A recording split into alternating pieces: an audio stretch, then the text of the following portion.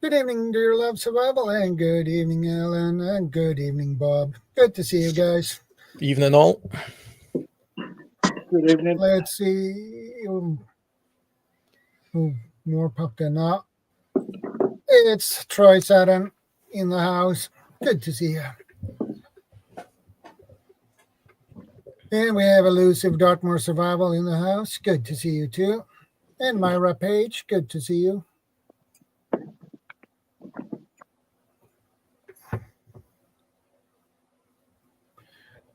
What does he says? Hey Shadow, just completed 18 miles on Dartmoor today. 45,700 steps video on my channel. Lovely. Yeah. Hey, Norfolk Motos, good to see you. And we have Ohio Valley Prepping in the house. Good to see you too. We wait a couple of more minutes and let people pop in.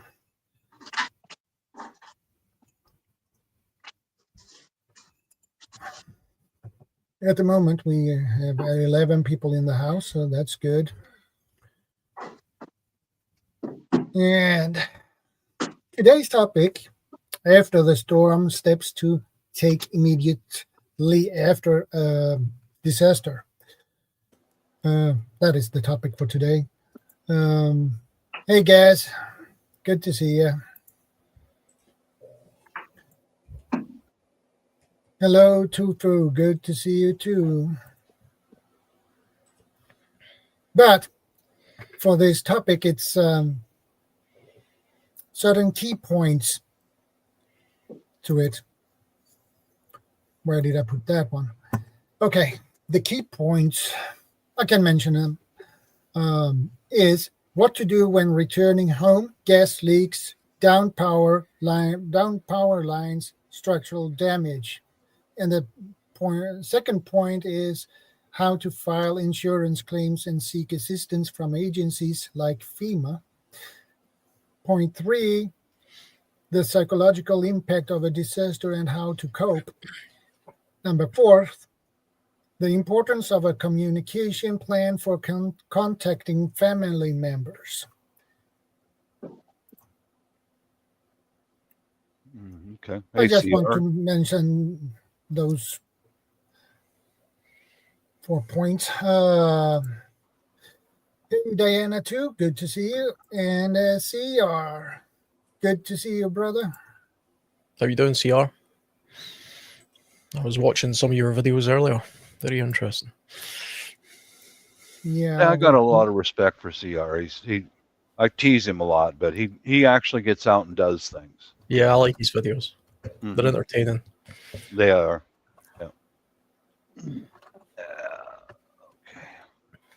Well, those are some good things to look into, Shadow, like how to contact your insurance company, etc. Yeah, it's good. Good thing. Sooner or later, you have to do it. After a long-term disaster, you need to. Yeah. But I think we deal with points in order. I think that would be the best thing.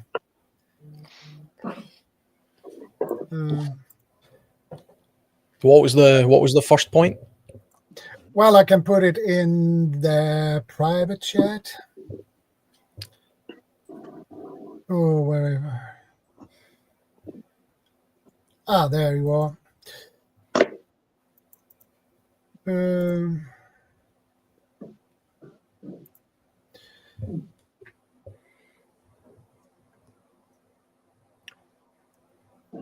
Yeah. So the first point is what to do when returning home. Gas leaks, down power lines, structural damage.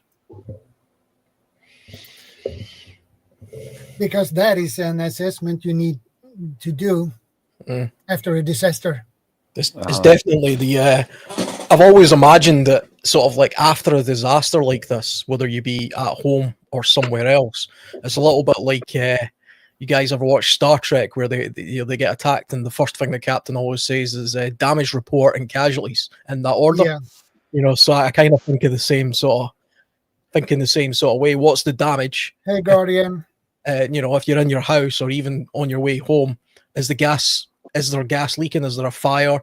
Is there flooding pouring from somewhere? Is the house next door on fire? Is there a tree down? And then very quickly, is anybody hurt? Does anybody need immediate medical attention in your vicinity? And then, next door neighbors, people on the street, that kind of stuff. I'd imagine it's probably always the case that if there's a disaster severe enough that it's some sort of emergency like this, then there's definitely going to be some damage somewhere. So just assume the worst straight away. Look out for strange smells and things. Chemical leaks, because it might not even be gas. I live quite close to a factory that has what is it? I think it has ammonia leaks sometimes, an ammonia leak alarm, which I think has got something to do with refrigeration. But if that pipeline was to burst for some reason, that could become a severe hazard as well. So look out for strange smells and things.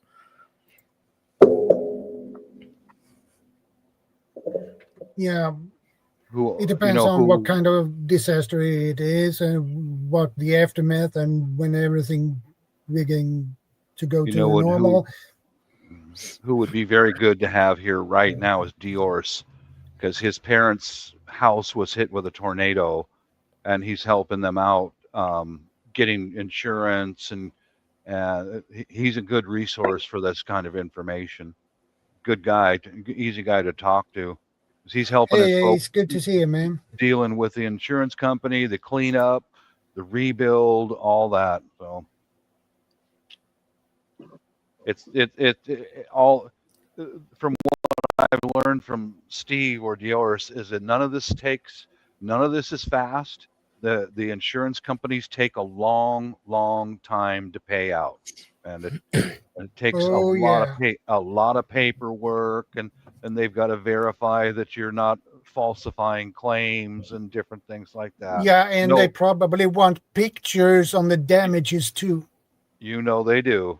And many of those insurance companies nowadays, here in the States anyway, Shadow, will actually send a representative out to verify, They always do that, especially if it's a major damage to your house or something. Yeah.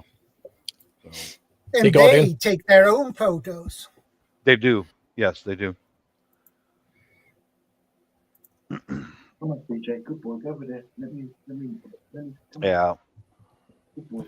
Then, and the complex part begins from there, because in order to get a rebuilding to begin, you've got to go through the county to get rebuild permits, on and on and on and on. It's not easy. They don't make it easy because there's levels of bureaucracy that you have to go through to get building permits. And so if your home is severely damaged, I don't know, for me, I just don't have the patience for that kind of nonsense. I'd probably be more likely to sell it at a loss. Yeah, exactly. Yeah. CR, lots of red tape, I think without getting way ahead of ourselves at the point of talking about rebuilding, right after the initial disaster, I would also say take a moment to think about what the potential hazards that you can't see are, because before you go running out and trying to assist people or see what's going on, because there's hazards that you might not be aware of. There could be electrical hazards, gas hazards which are about to explode, for example, chemicals that you can't smell and aren't detectable, but the pipes have been ruptured. The authorities that are in charge of those kind of things, like the electricity board, chemical companies, gas companies, all these kind of things, they'll be aware of the epicenters of where these things have happened, but they need time to get from where they're at to get to these places. So, if you've got a major gas leak in your street and but you can't smell it because maybe there's a breeze somewhere else, that doesn't necessarily mean it's okay to go out there because the gas board haven't showed up for an hour. They'll have their own problems to deal with, and it might be 2 or 3 hours before they can get to you. I know from studying flooding in Europe. I did that about a year ago as part of another project, and it was incredible how many people died from being electrocuted, because they assumed that when the power lines were down and nobody was going to them and they weren't making a noise or anything like you see in movies, they would be okay. And they weren't okay, because what was happening was there was some sort of system where they would be off, but then a power surge would go through them every now and again, and people were, moving them, and then out of nowhere they would be electrocuted. And that's something that can also happen as well. So take a good evaluation of your surroundings and what's going on, but be patient. If you're okay from a medical point of view and your house is still standing and your family, your immediate family and pets and things are okay, then I would take a little bit of time, maybe an hour or so, to think about what it is you're doing, and have like boots, masks, rubber gloves, those kind of things before you start before you venture out. Well, I can't comment on the electrical, but here's what my neighbors did. They had a gas leak. So my neighbor works for a nearby city for the water department. He knows how the city government works. So he called our local fire department. Fire department showed up, and then the fire department called the gas company. And there was a gas company repairman there in 30 minutes. Because when the fire department calls, that puts you on the highest priority. So that might be a little tip for you guys. If you have electrical wires that are down, call the fire department. Yeah, that is the best thing to do. They have to deal with it. They know what they're doing, at least. They do, because these guys have got all the resources that we don't have. I think it's probably a good idea to have a physical list as well of numbers that you can call, rather than just phoning 999 or 911 or I'm not sure what's the number in Sweden for the emergency service. 911? 112. 112. So rather than just relying on those numbers, have a phone number for the emergency gas board or the emergency electrical company or something like that, and then give them a try as well. You might get nowhere with them, but they might be the only, because the emergency services will be rung off the hook. People will be phoning constantly, and the switchboards may only have 2 or 3 people trying to triage the calls. So if you can phone the gas company directly and say, look, there's a big blue pipe right outside my house and it's spewing out gas, I suggest you come here immediately. Because you've been the first person to call them, that you might see some results that way. That's good thinking. Hey, Guardian, good to see you. Yeah, I suppose a lot of people will be trying to contact family, those close to them as well. I mean, before even things like gas, they'd be phoning up their family, I would think. Making sure everybody's okay. Where are they? Where are you? Are you okay? Yeah, certainly. Yeah, You've got to get make a note of what's actually happened. Whatever it is, what damage. Not only that, is anything going to happen possibly shortly after? You might not have. There might be something happening straight after as well. So, yeah, that's a good point. It could be like if it's an earthquake or something, then there could be aftershocks and tremors and things like that. Yeah, and like you said, to watch out. You might see, for example, you might come upon a scene. Someone's lying on the floor injured, but they're in a pool of water, and there's an electrical lead that's snapped, and it's sparking electric. You don't just go straight into the area. No.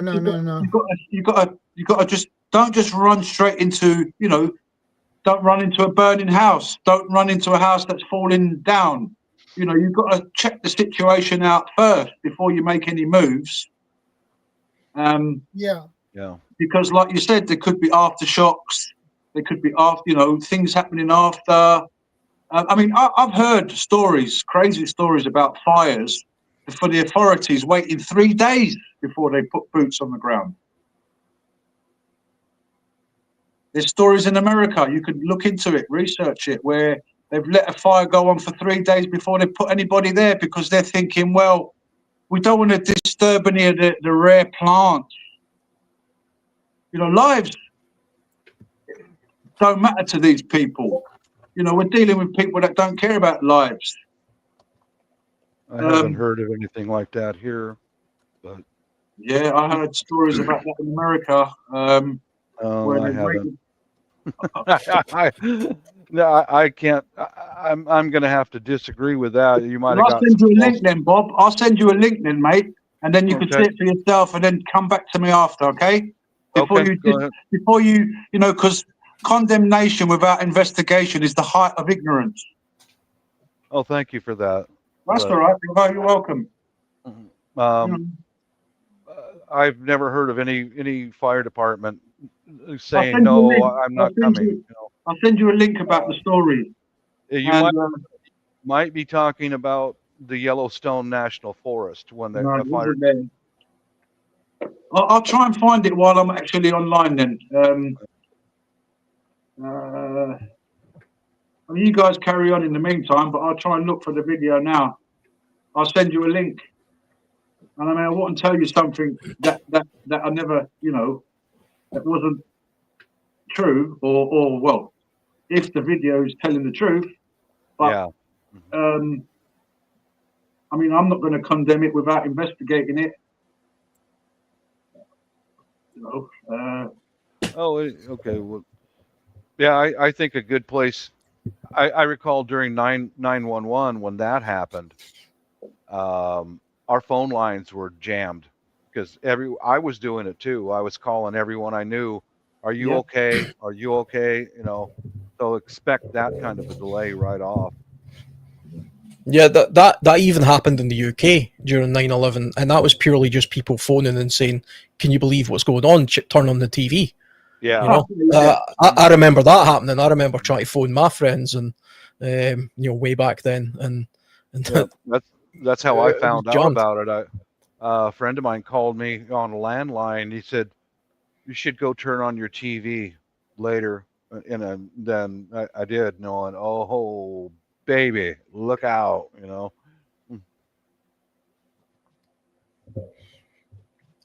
Yeah, I think Yeah, Ian. Hurricane Katrina was an example of when things can be over, when the authorities can be overwhelmed. You know, I don't know if it was intentional to begin with for a lot of those authorities, but it certainly was for some individuals within the emergency services to either not help or just go and do their own thing. There was lots of accounts of that taking place. Hurricane Katrina was a particular disaster where people really were just left to fend for themselves for a long time, partly because of the sheer scale of the disaster, but also just because it was so badly managed. It took 4 days for FEMA to get water to the Superdome or something, which is what amazing. happened. Katrina was an unusual situation because it's right there on the banks of Lake Pontchartrain, and The levees broke. Right. That's after the storm passed by. So people were sheltering in the Superdome and other places. And okay, the storm's gone, and a lot of people were lining up, getting ready to get out of there, and then the levee broke. And that's when it really went. That was a real devastation right there, because now you can't get out of the city, because so it took them a long time to rally up some buses and stuff like that to get people out, you know. Yeah, I mean, that's a prime example of what we were talking about, where don't assume the disaster's over. You know, Right. there could be further consequences. Yeah. I've also heard stories about people drowning in tunnels after major rainstorms because they believed that the worst of it was over, the rain was starting to go off, and they could walk or drive into tunnels. But as we all know, the rain may have stopped in that location, but it hasn't stopped elsewhere, and the riverbanks have burst, and the torrent of water has come down, and you get flash flooding, and then you get these sort of underground tunnels and stuff where the people are, and they get flooded out. I think that happened. Was it Portugal? I can't remember the exact place, but that happened several years ago, where a bunch of people in their cars drowned, believing that the worst of the storm was over. Mm-hmm. That's a big thing. I think a big mistake that a lot of people make is depending on the government to do anything. In my observation of government employees, a lot of them are mentally incompetent to even be able to do their primary job. And when And some not even people just that. sidewalk, they drop the ball, you know. And also Go ahead, overwhelmed. Guardian. That's another thing, Bob. They also get Yeah. overwhelmed quite quickly. They do. Yeah, I mean the thing to be said with emergency services as well is the local emergency services they have their own emergency as well. You know, They do. they have, if they live in a, say, an earthquake zone or something, they also have the impact of the earthquake zone. You know, the local fire station might have fell down. You know, it's like anything could have happened. You know, we've seen 9/11 again. We see fire crews rushing to try and assist that disaster because they didn't know that the buildings were going to collapse because it's never happened before. You know, that was a first time. Yeah. And I actually seen a picture just the other day, like a terrible picture where it's a fire engine or truck, as you would call it there, crossing a bridge in New York. And I can't remember the exact division of the fire department, but that truck and everybody on it died. You know, just a couple hours later because they were one of the first people to go into that building. They had no idea that was going on. But the emergency services will always do a risk assessment of their own before they go into places. And so they must have risk assessed that and decided, okay, we can see the fires up there. This is what we're going to do. They had no idea that building was going to collapse. And I imagine the authorities in New Orleans had no idea the levees were going to break. And I imagine in Japan, when the earthquake took place there and that tsunami took place, they probably had no idea that there was going to be a leak at the Fukushima nuclear power plant. That was a secondary danger that nobody could have foreseen. I imagine very few people prepared for that. Even people who lived next to a nuclear power plant, they probably never imagined that something like that could take place because of all of the safeguards that were in place. There was a huge wall. The water had never been that high before. They didn't think it would be breached. Yet it was breached. My mad respect for those operators who stayed in that power plant. They sacrificed their lives. They knew that they were going to die later on from radiation poisoning, but they stayed at their posts until they could safely turn it off. Man, my hat's off to those guys. They saved a lot of lives, you know. The very same thing happened in Chernobyl. A lot of people don't know that some of the people who worked on trying to control the severe leak at Chernobyl back in the day did so pretty much knowing that it was a suicide mission. Yeah. You know, and they just did that anyway. You know, and those were, I suppose, Ukrainian or Russian emergency service people or workers, you know, and heroes, really. You know, something like that could devastate more than just a country or a region. It can have lasting impact throughout the whole of history if it wasn't for what they did. Yeah, I think it's one of the most, you know, remarkable moments when people actually are willing to self-sacrifice themselves like that for the, you know, for how many families did they save? How many, like, specifically in a lot of scenarios like that, when things go completely upside down, it really comes down to people just also remaining calm, even before, you know, situations like that, and just being level-headed. I think a lot of the time panic ensues quite quickly, and depending on the kind of breakdown and depending on the actual event that's occurring, I think just being like, it's always just that whole having like a large amount of observance of what's happening as well. But yeah, just being extremely observant, highly alert, and also like just remaining calm. I think people get panicked very quickly, and if they have got like, well, certain people with enough training have actually learned to like not, you know, be completely overwhelmed by that. But I think for the most part, it's just important for people to watch what other people are doing, and in certain scenarios, you have to make that decision, bug in or bug out, right? And I think that's one of the big things when it comes down to knowing like what you really need to do in each scenario.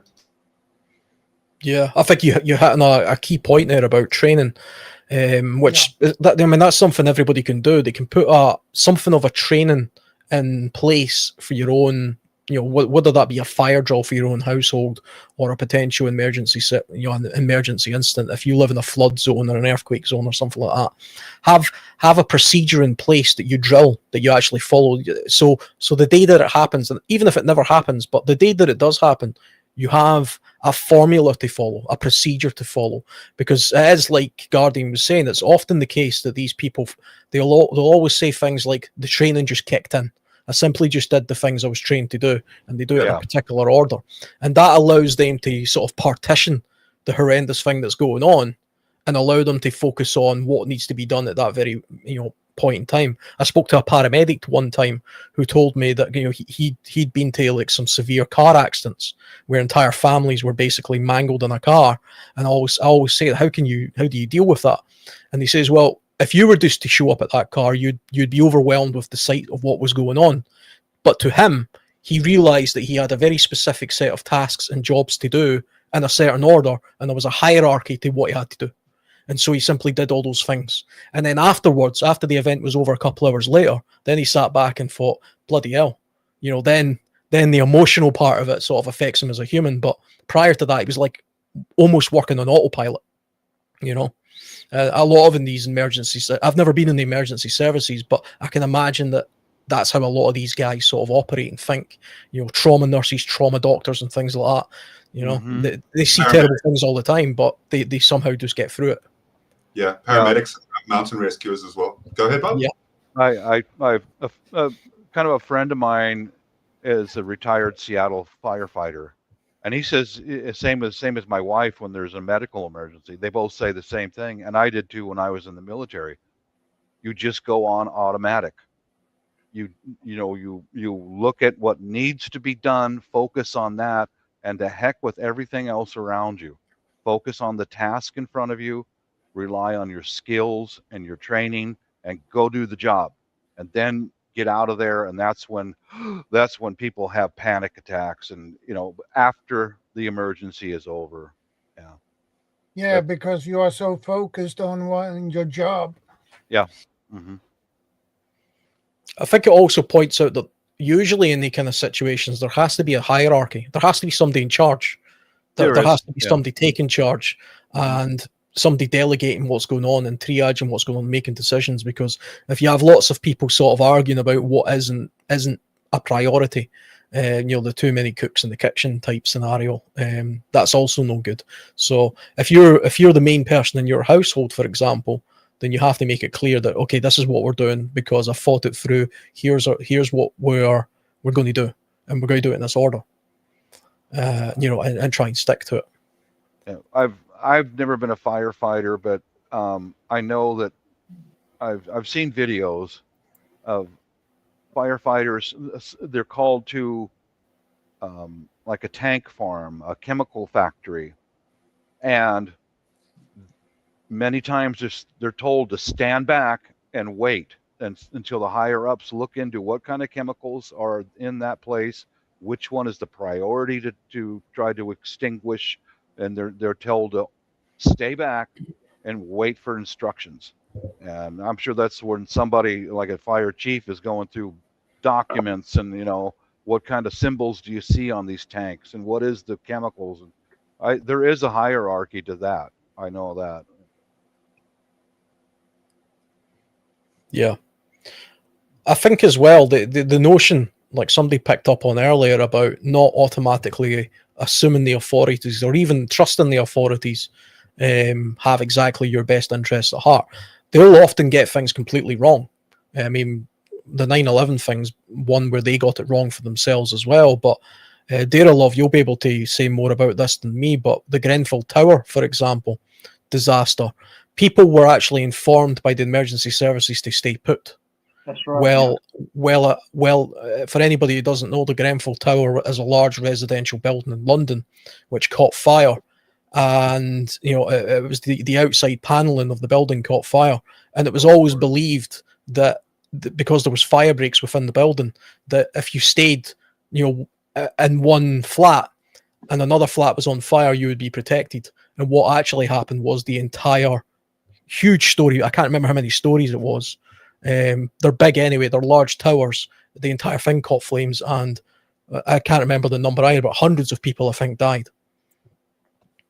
Yeah, it's a very sad story indeed. The buildings were designed initially to, yes, the people were told stay in your places, because when the buildings were designed, they were designed to, if there was a fire in another part of the building, you would be safe in your block, in your flat. But with the introduction of all this cladding, cheap cladding around the building, where the fire actually spread on the outside, and somehow the fire was getting in through balconies, through windows. But it was that cheap cladding around the outside, which when they investigated was lower grade material, flammable, cheap. I mean, someone even chased the guy down. I don't know if you remember that, Alan. They actually chased the guy down, and he was in a forest with his wife and children. And someone approached him and said, "You know that cheap cladding cost everybody their life." But it was passed by the council. You know, they never checked it properly. And yeah, it's very, very sad. Actually grew up not so far away from Grenfell Tower, just a few train stations up the road. I grew up in a place called White City, which was Grenfell Tower was near Ladbroke Grove. So we've got Ladbroke Grove, Latimer Road, and then White City. So 3 train stations away from where I grew up. It's very sad. Yeah, and the incredible thing is that cheap cladding that you're talking about is actually still on a lot of buildings in the UK. There's dozens of them in Scotland, for example, that have that identified dangerous cladding, but the council won't remove them because it's too expensive. I'm going to slide back into the original topic. I think, say if right here at my home, if we got hit with a major earthquake, which we're on the Pacific Rim of Fire, which is a possibility, an immediate decision is to be made. Do we stay here and shelter in place on our property, or do we leave? And I think there has to be a bond of trust, and now that's a decision among my family, my direct family. Do we stay or do we leave? Should I stay and guard the property while the family leaves? You know, you've got to have a bond of trust in your family, especially with, I'm going to say it, the alpha male has to have his wife and children have to have a bond of trust with that alpha male, you know. That's how it would come down to in my family anyway. I've got good judgment, a lot of experience, and you know, I think if if my house was torn up quite a bit, and then I'd put it to a vote. What do you guys think? Should I stay here and guard what's left, and you guys go stay in a hotel? You know, I don't know if my wife would go for that or not, but we'll see. But a bond of trust of your family, very important, no matter what happens. You know? I think also being able to know when to get out as well, and then when you do get out, making sure that your family is at least moderately. Wow, such an easy word. Failed it so hard. Moderately easy for people to also kind of like self-assess as well, and just to have like a certain amount of training within your family, because then for the most part, when you're capable of kind of just avoiding scenarios, I think people really start to experience panic within 2 to 3 days when the quote-unquote grid goes down, when people start to have lapses in the capability for them to get, just to be able to provide for themselves basic food, water as well. It's just that for the most part, I really unfortunately have a large amount of distrust in groups of people. And when people start grouping after 2 to 3 days, when resources are extremely limited, that's when it really is going to be best for you to at least just step out of the way of all of that, specifically in most scenarios, and be able to be observant from the outside. So where you're saying as well, Bob, I think that for the most part, in most SHTF scenarios as well, where people can start getting a bit rowdy, it absolutely would be best for yourself and your family. And I know that you know this too, to be able to be, just avoid that, to avoid that type of confrontation and combat, because we've seen it before when people start to get desperate, even on things such as Black Friday, when all the sales are happening and all that, and people start bombarding the doors and opening doors and they get trampled, and even some sports games where the same type of thing has happened. It's like, people are great as individuals, and I was having a conversation about this quite recently as well, where people are psychology. pretty great. Yeah, It's like exactly. yeah. Mhm. The group think. Yes. Yeah, Yeah, that's big one. that can be dangerous. Good point brought up. Yeah. Yeah, Got Yeah. you got to you got to trust your instincts and trust your family. You know, if your Yes. wife says, "Let's get out," let's do that. Let's, Yes. you got to have a good family bond of people, And quite often in so many different ways, not only in these scenarios, but being able to just listen to each other as well, and to be able to like come together in like a sound plan. When it comes down to a lot of things, I can't tell you the type of person that I am today compared to 12 years ago when I met my wife. And I don't mean to bring a long story into this, but I'm just saying, like, there are so many ways that if a person is willing to just have introspection within themselves, and also sometimes a partner can act like a mirror, where you're able to just kind of like learn and grow as a person, because you can BS a person for a couple of weeks, a couple of months, but when you're stuck like in a scenario, and I wouldn't say stuck, I'm actually very grateful for my being stuck. When you're in a scenario that you can't just dodge certain things, you can't just like evade and move to another group of friends, or you can't do anything like that. You really are faced with who you really are, and that person, and I hope that they are honest, as my missus is extremely honest, is she'll actually just be able to kind of guide you to be a better person and to be a better version of who you are. So I genuinely say that, like, in a lot of ways, you just need to be capable of listening to each other between, like, and as you say there, in a democracy style as well, be able to vote and just get their opinions on it. I think that's a great point, Bob. Yeah, I'm not sure, but I don't know. I'll just go back to that. Trust your gut and trust your family. And I recommend any of you guys, as preppers, do what I do. I take what I have already prepared and I do practice. I test and test and test and do it again. Like, I've got some metal pieces arriving today, some sheet metal, and I'm going to go and when I tested out very small pieces of wood that I've made here in my shop, they work better than larger pieces of wood in my paint can stove. So later today, I'm going to go assemble some modifications on the paint can stove, and then cook a meal on top of my paint can stove later today. Try again.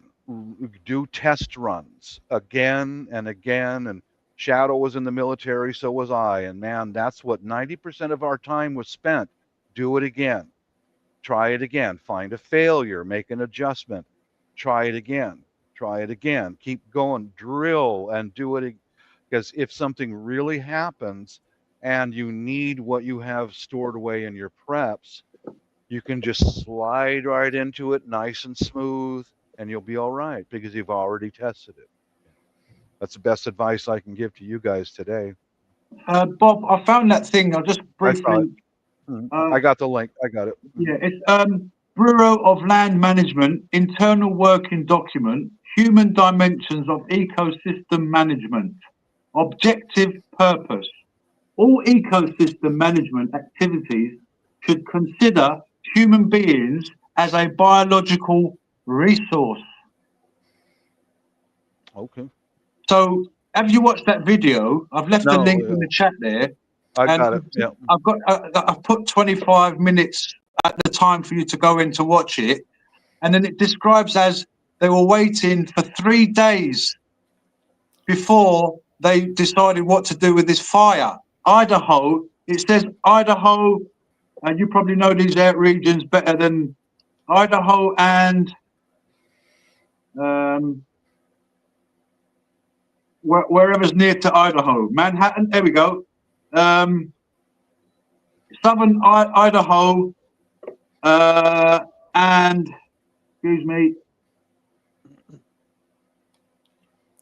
and Montana. Okay. Because they didn't want to destroy any of the ecosystem, like destroy any rare plants, they didn't allow humans to go in. I was like, huh? So you could see it there on that video, and it speaks about how. So we're saying we're going to depend on the government. If you can't depend on the government now, what makes people think they're going to depend on the government after a disaster? I mean, look how they're behaving now. We've just had a MP resign because a bit of fraud going on. You know, it's always happening. I mean, you can't depend on these people.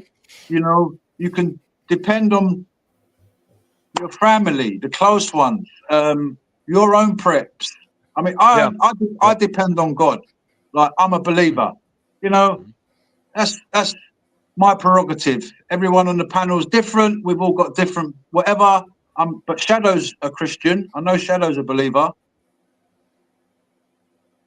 Yeah. I'm a believer. But yeah, so, you know, don't depend on none of these people, because they haven't got our best interest at heart. I mean, a lot of this stuff that's going on is man-made, unfortunately. Well, a lot of the wars. That's Sorry. why we all should be, or I do, put away food and water and tools and practice using it again and again and again, so I don't have to depend upon a government. And forgive me, Bob, I wasn't calling you ignorant. I wasn't. Yeah. I didn't mean to be rude or anything like that, you know? I get it, no problem. It's just that when someone says to me, no, that's not true. And no, I said, I can't believe it. Well, anyway. Well, there you got the video right there. Everybody in the chat can see this video. It actually is a very powerful video. And it does go along with what we're talking about, what happens after disasters. Because, you know, you might think, right, I'm going to go to a FEMA camp. But is things going to be better there? You know? They didn't, and someone mentioned Katerina earlier. They put them in a football stadium after the disaster or while it was all going on. And then you started hearing stories of people getting raped, robbed, people never had water.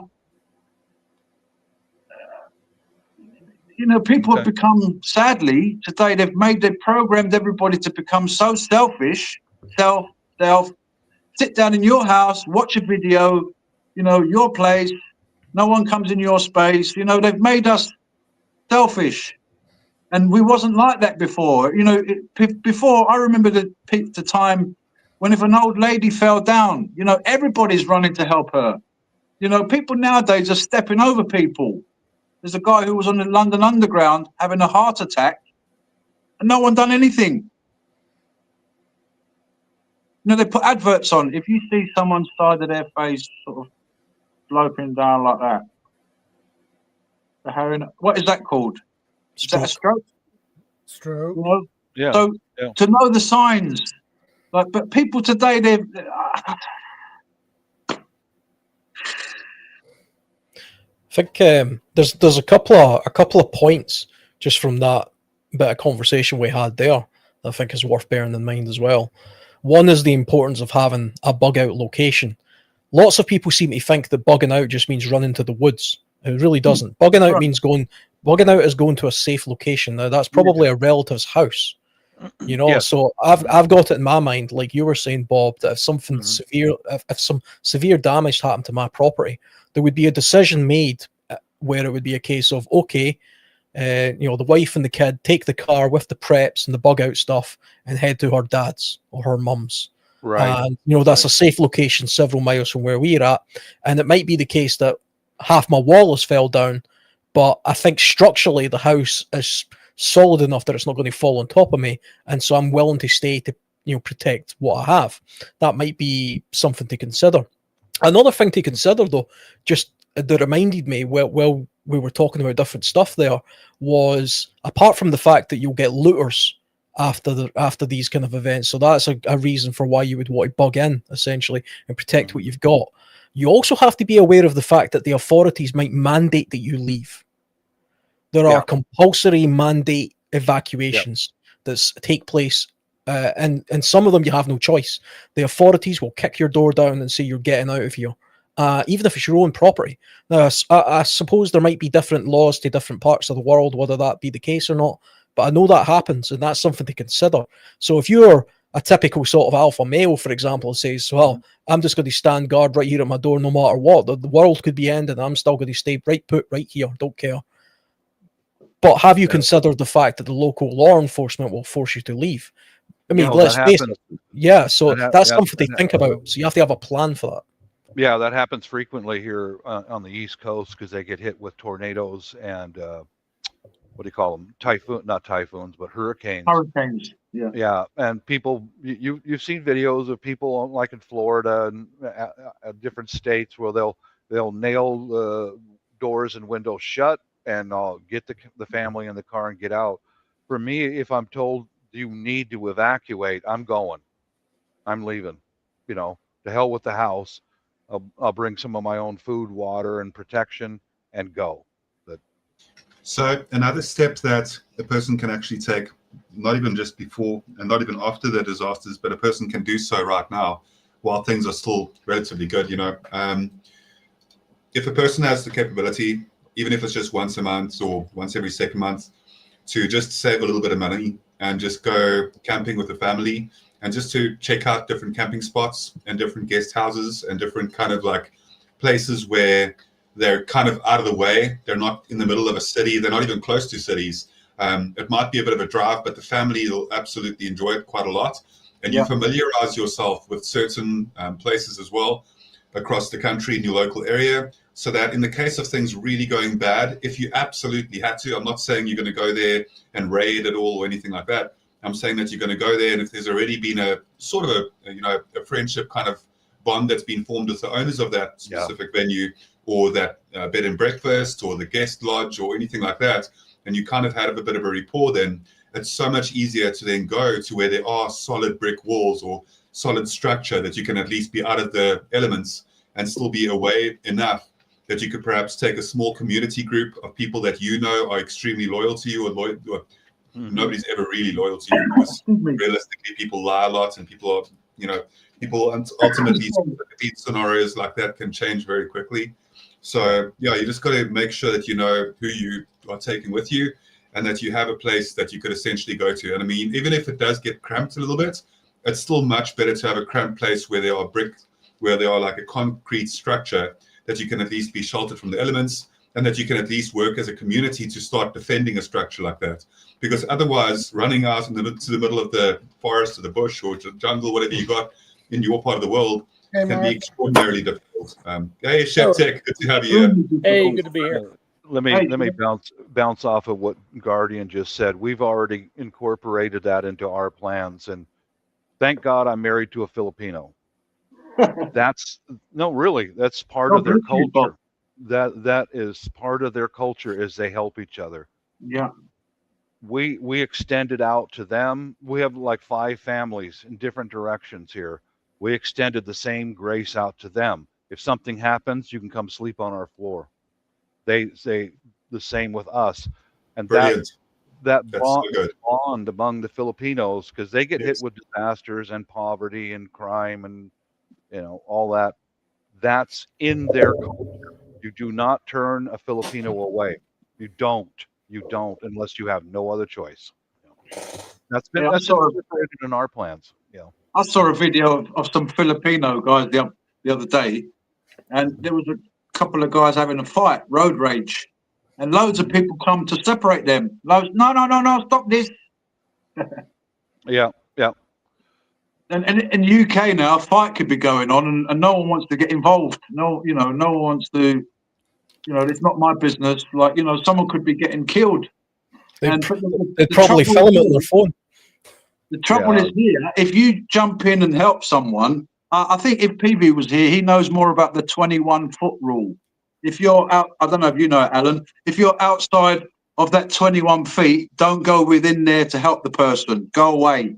Like, if you're within that space, then you can help. I don't know, it's a weird one, but PB knows more about that 21-foot rule.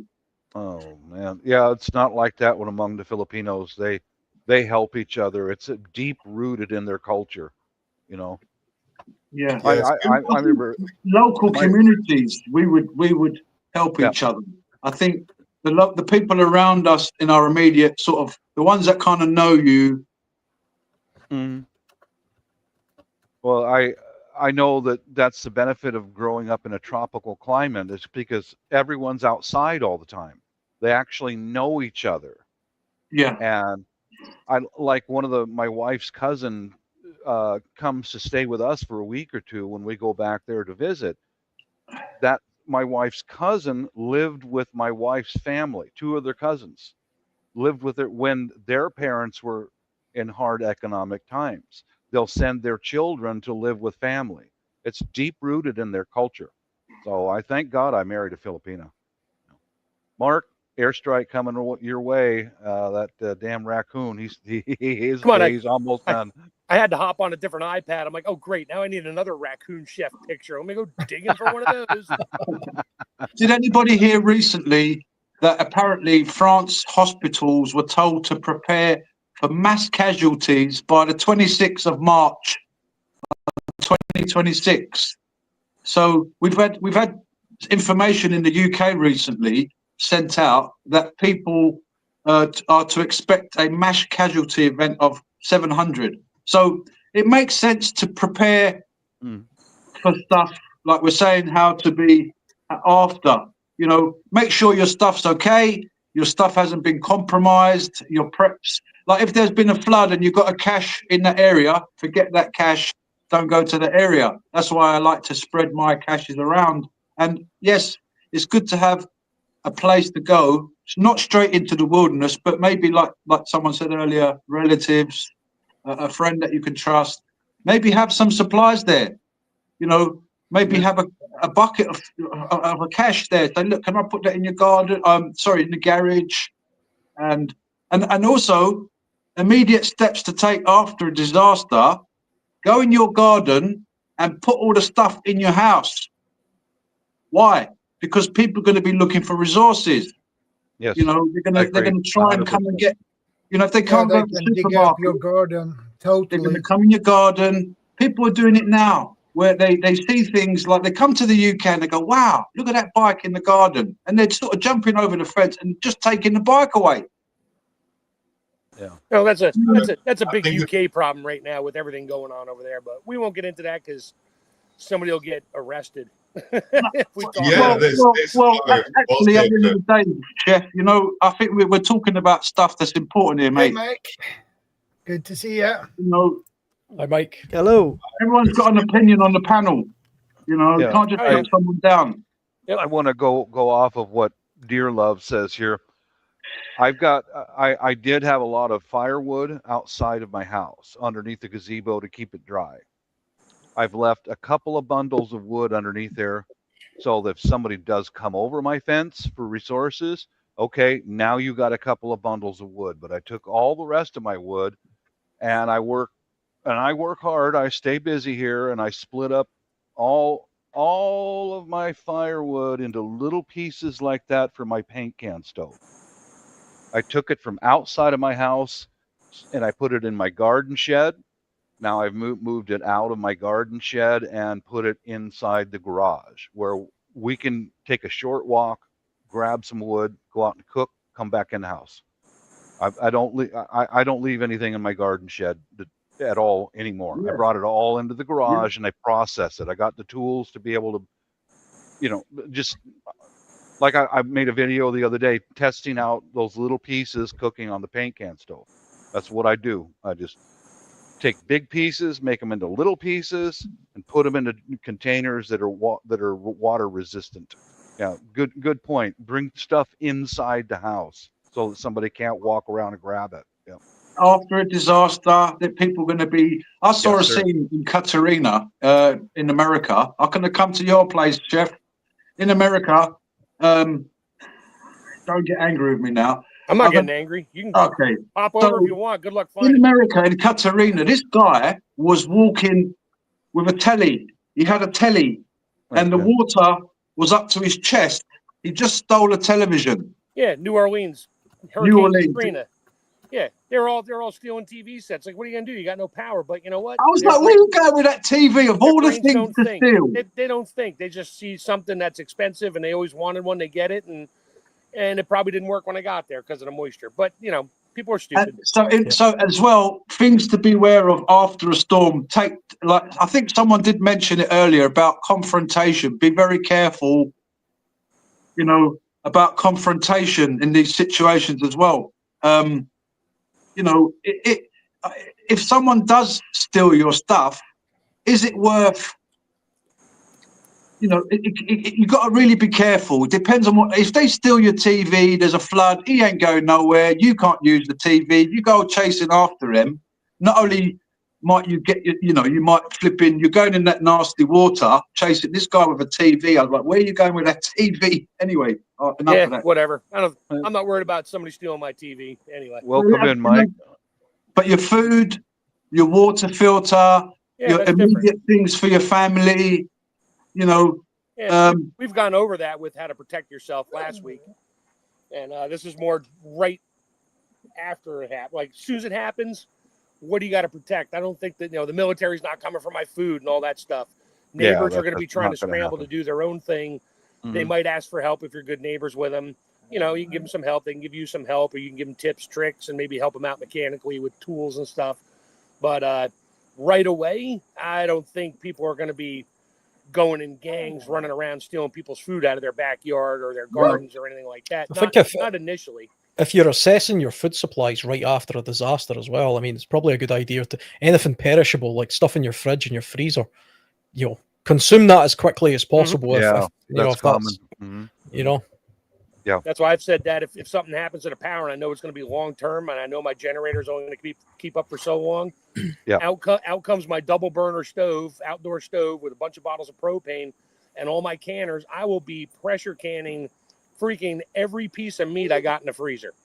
So it'll last me another 2-3 years. It may not taste the same, but it's still protein and meat and whatever, but I'll be preserving it then. Right now I like it in the freezer because it tastes better. That's a good plan, Chef. That's very smart. Mike's eating his supplies right now. Yeah, I was gonna say, I am sorry. how you feeling, Mike? I caught a couple of your videos there going, yeah, this is a whole lot harder than I thought. Did you make it the full distance, Mike? No. I haven't seen any updates. So the updates videos on the actual main videos on the channel rather than the shorts. I didn't make it the full distance. Originally it was 232 miles, but I did make it 171 miles to Scotland. So I made it over the border. If I'd have gone on like the main road, like the A6, or that goes right up the country, I'd have made it with time to spare, but it took me over some of the highest, 5,200 meters elevation in total I did, climbing with a trailer on my back. Lovely. So it was an accomplishment despite technically failing. I wouldn't really say that was much of a failure. When I was watching your videos, I learned two things. One, I couldn't do half of that, and the other one being, I'm never going to buy a trailer for a bike as a bug-out vehicle. No. Honestly, in thinking about it, sat here thinking about it. Yeah, trailer, no problem. Yeah, it can't add that much. Yeah, the weight's balanced. Soon as you put anything into practice, it's a whole different ball game. Going up an incline like this felt like somebody was pulling you backwards. If I'd had exactly the same weight spread about my person and about the bike itself, it'd have been easier. Yeah, could you have done it with less? I could have definitely done it with less. The first night camping, you saw me pumping up an airbed and having this luxury little campsite. It was like, no, that was stupid. That was an extra kilo of weight you didn't need to carry with you. Yep. But this is how we learn. Mike, you use the magic word. Practice. Yeah. So do it again. I'm only do it again. I'm looking forward to you doing it again next year. I want to watch your legs get waxed again. That was funny as hell. I wasn't that one. If it's grown back by next year. You'll get some grown back. The challenge for charity next year is going to be slightly different, but I want to do this cycle again either way, because I want to learn from what my mistakes and adapt the route, adapt the bike, adapt the type of luggage, and see if it's accomplishable. And, maybe not have as strict a timeline as I did. So it was a massive learning curve, and I would say you could sit there all day long theorizing how you're going to bug out. Unless you practice it, unless you do it, unless you feel that strain, Yep. Just because you did it 10, 20 years ago when you were young doesn't mean you can do it now. So That's definitely correct. test it. That'd be like And me in- walking to my cabin. It's Yeah. an hour away, or 55 minutes on the main highway. There are back roads I can get over there, but it's that if I took just back roads to get there, I'm looking at just drive time at the speed limits, probably 2.5 hours. And if I have to walk it, I'm looking at 2 to 3 days of walking. And I got Yeah. 2 huge mountains to go over. They're each, I think, the one, I'm in a valley. So the one just above my cabin, I think is 3,200 feet. And another one is about 2,600 feet. And there's no direct road. The roads twist and wind to get to the top. So you're not going straight up the mountain. You're walking these back roads that, instead of going a half a mile straight up the mountain, you're doing 7 miles back and forth, zigzagging your way up the mountains.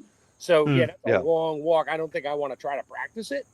I don't think I'm not worried about it. It's not like I keep stuff out there where I have to leave the house and go there. Now, is there enough there if something happens? Yeah. If I see it coming, get in the car, grab your shit, go. I mean, only if we're it's good for a generally month out there, Yeah, only if it's genuinely part of a plan should you be practicing it and stuff like that. But it is a massive reality check, especially if you're doing it on your own like I did. There's a mental aspect that you can't possibly train in any gym for. Mm-hmm. There is a mental aspect to it. And day one, I'm concentrating on cycling, filming, waving at passers-by. By day 2, I'm in my own head. By day 3, I was talking to sheep and goats. By day 4, I was talking to dead relatives. By day 5, you were introducing yourself to the sheep and goats. Just kidding. By day 5, they were answering back. That's right. But that's genuinely true. I was. None of these people were talking back to me or anything like that. But were any of these sheep married, Mike? Or, if you don't ask them, everything's okay. Different culture. Actually, someone made a point there in the chat. There, mistakes have a fully rubber tire that can't get even punctured. I mean, things like steps to immediately take. Is your car safe to drive? If there's been a disaster, maybe the tire shops are shut down, the garage is shut down. So do you have tools in your car? Making sure you've got it's not just food, water, but also like the gentleman said in the chat there, mistakes have a fully rubber tire. So have you got that spray, perhaps? Because if you do get a puncture and you're trapped and you're thinking, okay, like Bob said earlier, if someone tells me to leave, I've got to leave. I'm going to leave. So is my car, is it fueled up? Have I got enough fuel? And Mike learned the lesson here, didn't you?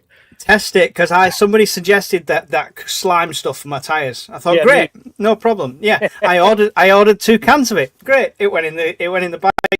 Not a problem. But now you're carrying weight around for something you might need. That's not the point. The point is, when I did get a puncture, guess what? The types of valves that are on my tires don't fit them cans. Oh no! Yeah. Practice. That's where you need to carry a spare tube or two, because they're even a tire. If a tire gets shredded, like the one was popping out on the trailer. If it was a disaster scenario, example, taking this step immediately after it was a storm or something like that, and I had to get up to the missus up in Scotland in that same sort of system, and I'd set off the way I had with the trailer. By day 2, I'd have dropped the trailer. I always carry cable ties. I always carry duct tape. So I'd have dropped the trailer and strapped up anything I could to the bike. By the time I got the puncture on day 5, I'd have dropped the bike, and I'd been carrying an on Shanks's pony the rest of the way. Obviously, because it's peace times and I didn't want to dump the 1,000-pound bike, I didn't. Mike, I'm going to ask for a translation. I speak colonial English. What is a bike, whatever pony? What is that? Shanks's pony just means on foot. Oh, okay. Yeah, I'm a colonial. I am sorry. Sorry. Yes, good idea. We always say it: drill, practice, make yourself uncomfortable. Get out there for the weekend. Take your tent. Is it gonna? People got tents. They never tested it. I got my bug out bag tent. Right? Have you tested it? Like Mike just said there. That's a beautiful example. Someone said in the chat, have a power bank. Okay, you got the power bank. Have you got the correct leads? Yeah. You know, But all of a sudden, oh, okay, I've got a power bank. Let's get. Oh no, I've got the wrong lead. and then you've got to juggle the decision between the weight of a power bank versus carrying it. Now then you do something like Bob would do. He would hook up a car alternator to the back wheel of the bicycle, but not being run while you're pedaling. But every time you went down a hill, he'd turn that sucker on, charge the batteries up all the way down the hill. I went into the antique store just before I set off. I was hoping to find. You used to be able to get bicycle lights that had a little had the generator. road. I still got one. Yep. I was looking for one. I couldn't find one. I wonder if they have those on Amazon. Let me just. I curiosity. found versions on Amazon, but they were either okay. overpriced or they were like underpriced. I think if you're going to buy something like a tent, don't try to go cheap. You know, like someone says there, a Temu tent. You know, it's all right, darling. I've got a Temu tent. You know, you say to your wife, your kid, let's get in the children, let's get in the Temu tent, and it lasts 5 minutes. Yeah, and a mosquito flying at 0.2 kilometers per hour blows a hole in the side of it. Yeah. Oh yeah. Yeah, I highly recommend a tent that it costs over at least cost around $200. Yes. So, minimum. Minimum. I admit, Get a good I tent will for put it out there. The tent I got was a cheap one from Decathlon, but it was really good. And the only reason I got it is because I was going to get the more expensive one. I went into the store, I picked it up, and the weight of it, I was like, no. And then I picked up this little one. I thought, yeah, that'll do. It's better than a bivy bag. That'll do. And yeah, but to be honest, on the rethink, I'll probably have a tarp and a bivy. Yeah, Shadow just did he did a review on his tent going camping. It's terrible. It doesn't go back in a bag. None of them do. None of them ever do. I still have 2 tents from when I was a boy. I'm talking 35 years ago. They're Eureka self-standing tents. I mean, the poles are separate, but it was great because when I could stake it to the ground, it had the fly on. It was very strong. It wasn't a lightweight, but when I was done camping for like a day, 2, 3 nights, I could literally unstake it from the ground, pick the whole tent up by the crossbar. It would still stay as a tent and shake all the dirt out of it. And then fold it up and put it back in its bag. It all fit in the bags. Or I could set the fly up just by itself, which we did many times on hiking trips. Didn't have to set the tent up. I just put the poles together, throw the fly over, and we could sit underneath and eat lunch in the rain. I will bet my bottom dollar that the reason for that is somebody thought, if we take an inch of material off this bag, we'll save 0.3 pence. If we take another inch of material off this bag, we'll save another 0.3 pence per unit. They're saving the pence, but they're also saying, look, we just saved 17 grams. Yeah. And because some of these long-term hikers are all about, they weigh everything in grams to carry because they know what they got, they know what they need, they know what they can carry, and how fast the food is going to go, even though it's freeze dry. I mean, I used to get into that a little bit. I'm like, that's just too much math for me. I'll take what I want, and if it's too heavy, I'll lose stuff on the way, pick it up on the way back, and yeah. Well, I've decided if this is ever a scenario, I'm just going to have to scavenge 5-star hotel rooms en route all the way. That's At least you can work on your bicycle in an air-conditioned environment. I've got one of these. This is a Ferrino light tent. And it cost me £170. And it's 1.7 kilos. Nice. And Yeah. Have you ever set it up and slept in it? Yes. It's brand new. I've tested it once. And I bought a cheaper it's still brand new, but I've tested it once. And it was what I do is I combine a tent with a tarp. So I've got 2. So I did buy a cheaper one. I did a video of it years ago. I had a tent that I bought from Sports Direct, which is it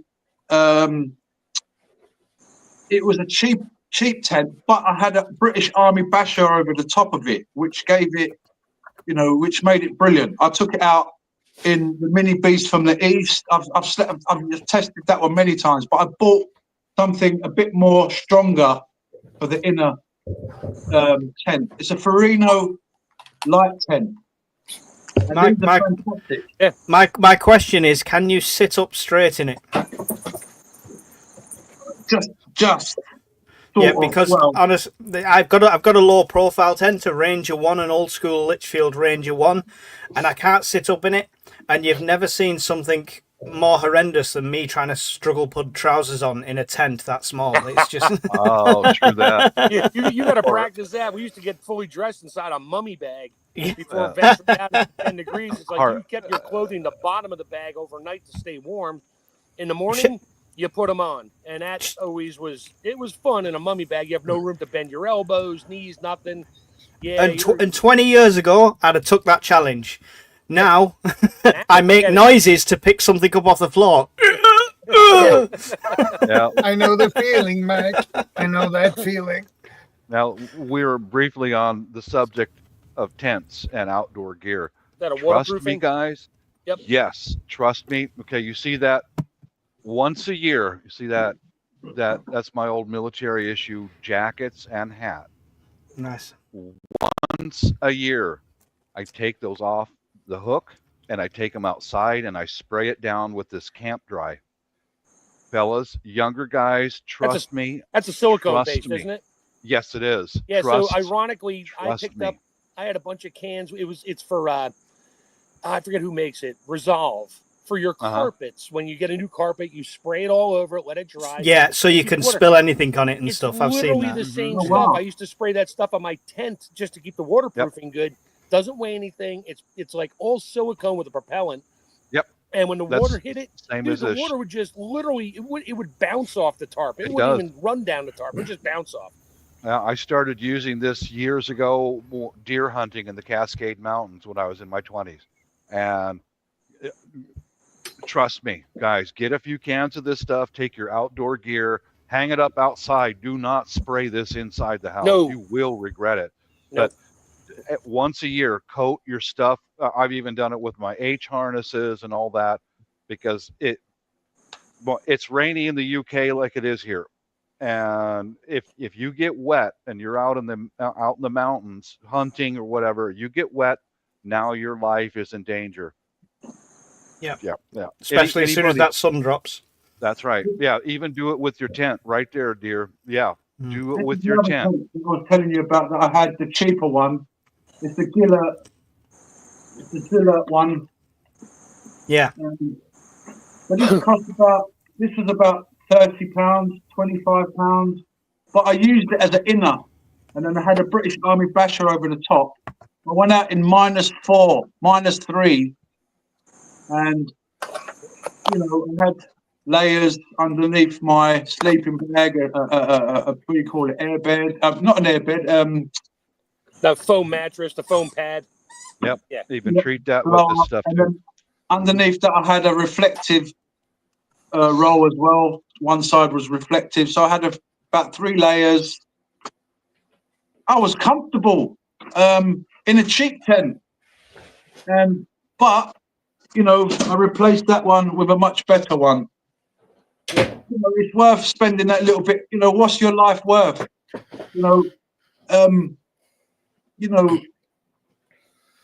People go to a pub and spend £100 on a weekend.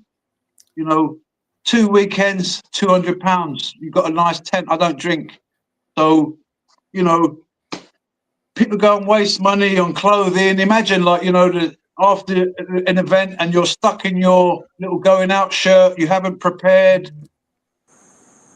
And then even things like this, is great because steps to take after. We were always talking about before.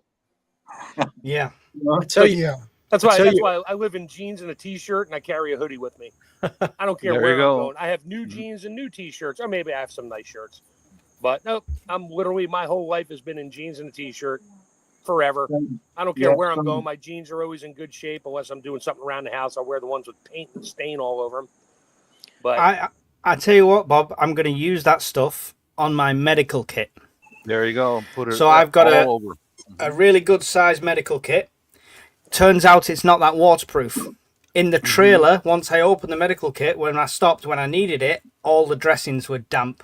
Oh, the whole thing. So lots of it needs replacing. But I thought, because it was a canvas medical kit with a really sturdy zip, and I thought splash proof. It didn't get dumped anywhere. That was just up waterproof spray. your zippers.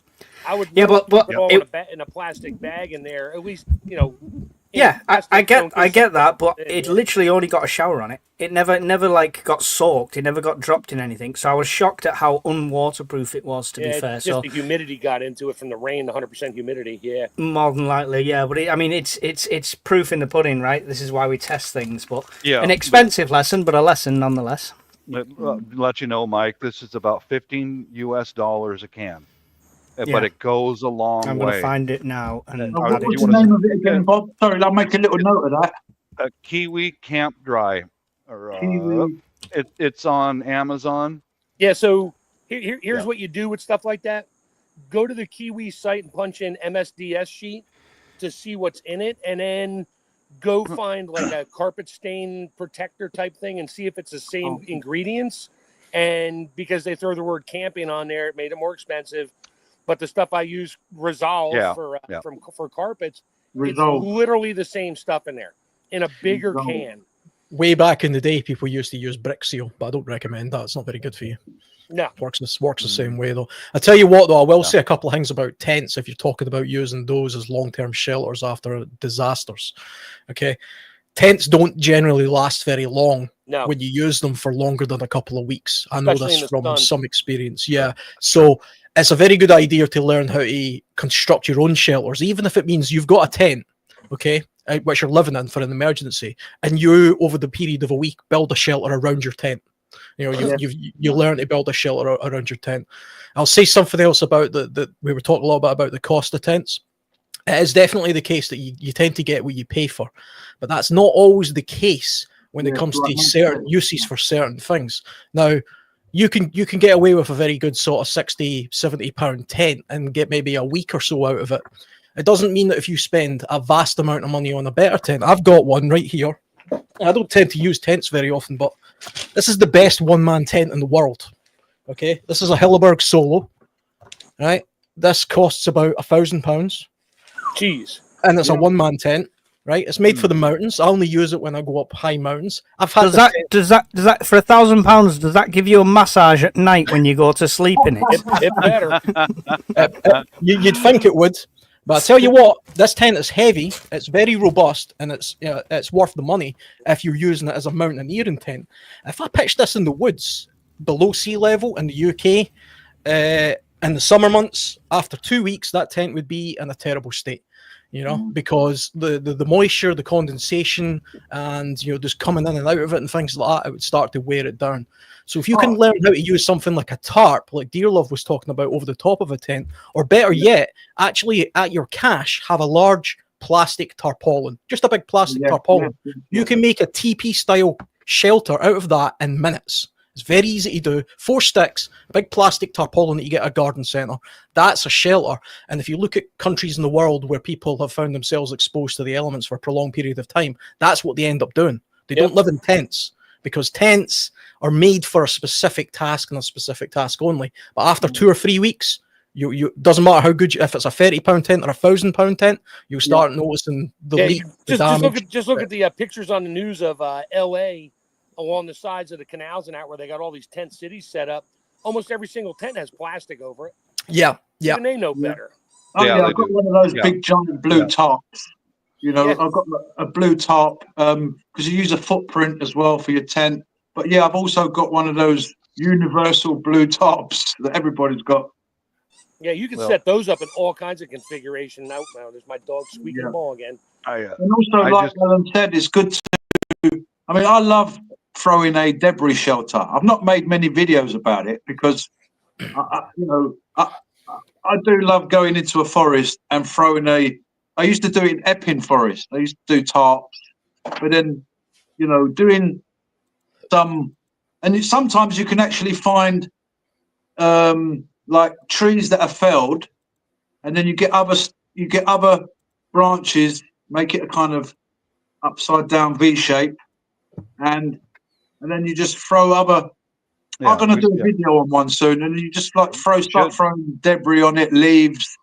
but once you obviously you start putting the sticks that way, and then you put a few that way, and then you start filling up the holes with anything like debris, like leaves. I posted a link in the side chat. I've just looked at it. Did it? I would go camping with that hot Korean chick any day. Oh, one of them ones. Oh, She'd have to lose the fluffy dog for me. Doesn't your wife get jealous, Bob?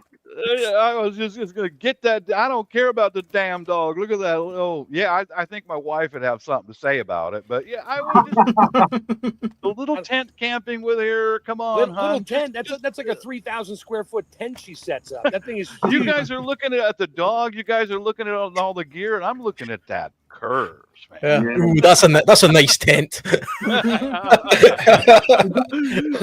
we go back to the 3-bedroom house topic again? Yeah. After the disaster, Bob's gonna go tent with that chick. Yep. That's on topic. There you go.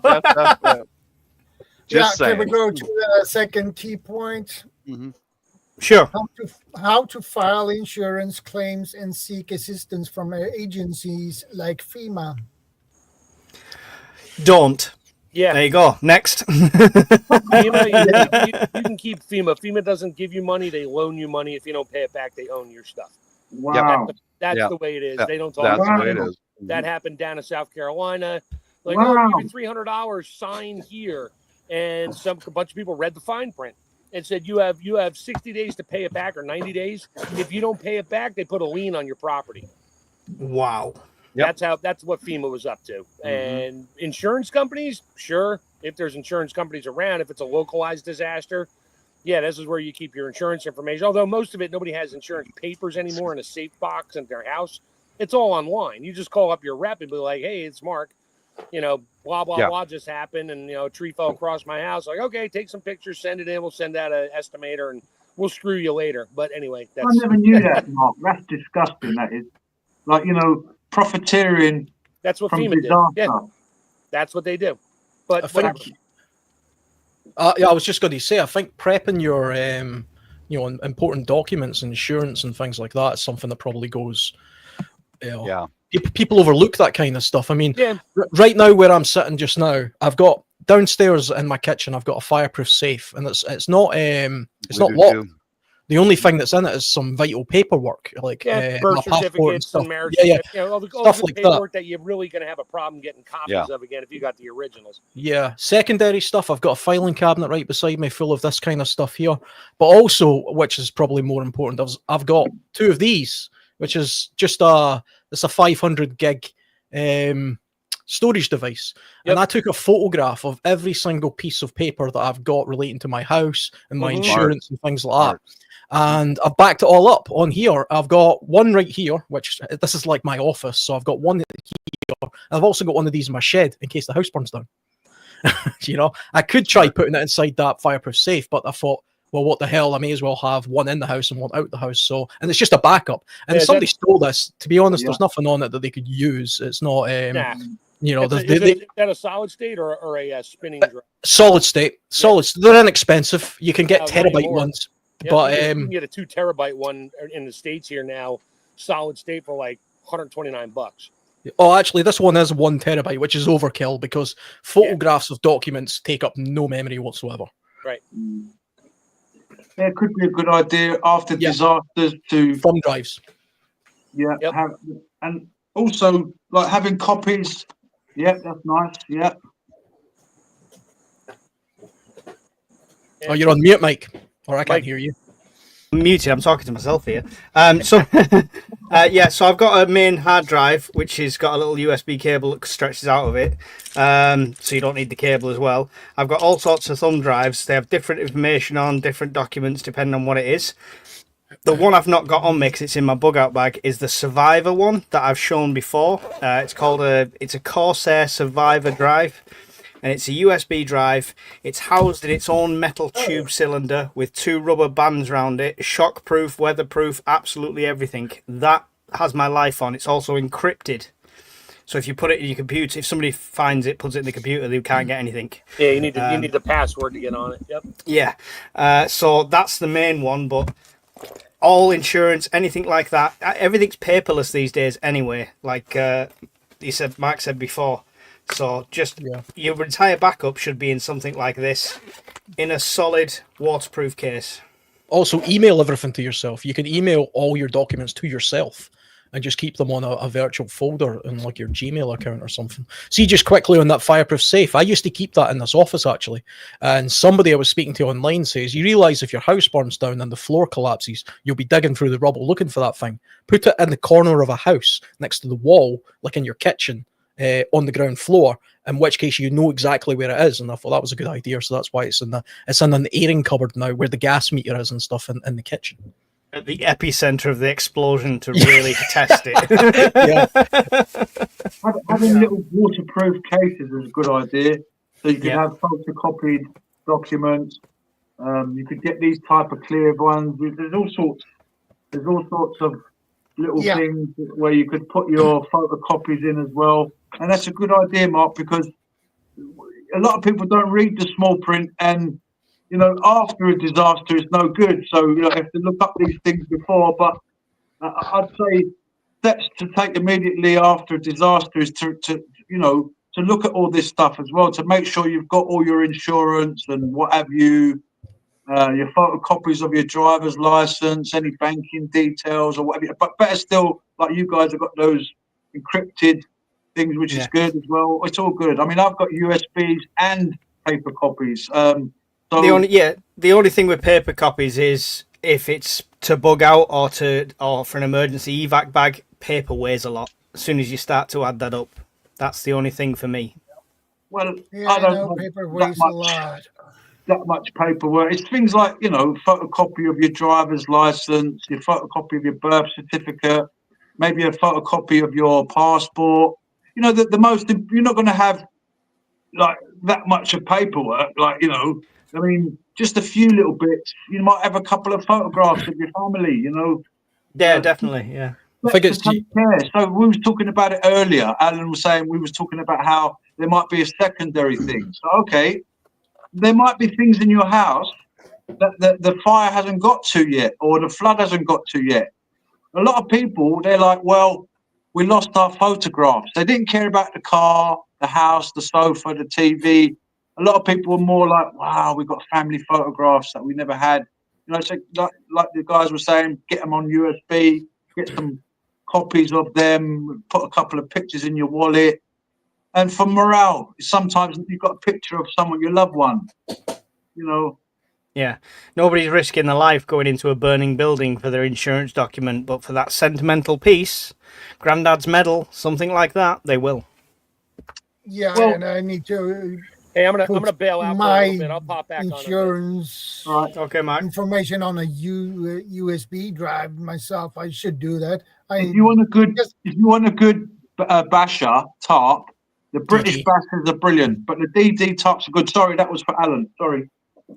No, I was just going to say the same actually. DD Tarps is quite good. That's a Edinburgh-based tarp company actually. But the British Army Bashers, I did a video on that recently actually. They're my go-to. They're one of my favourite tarps. Very robust.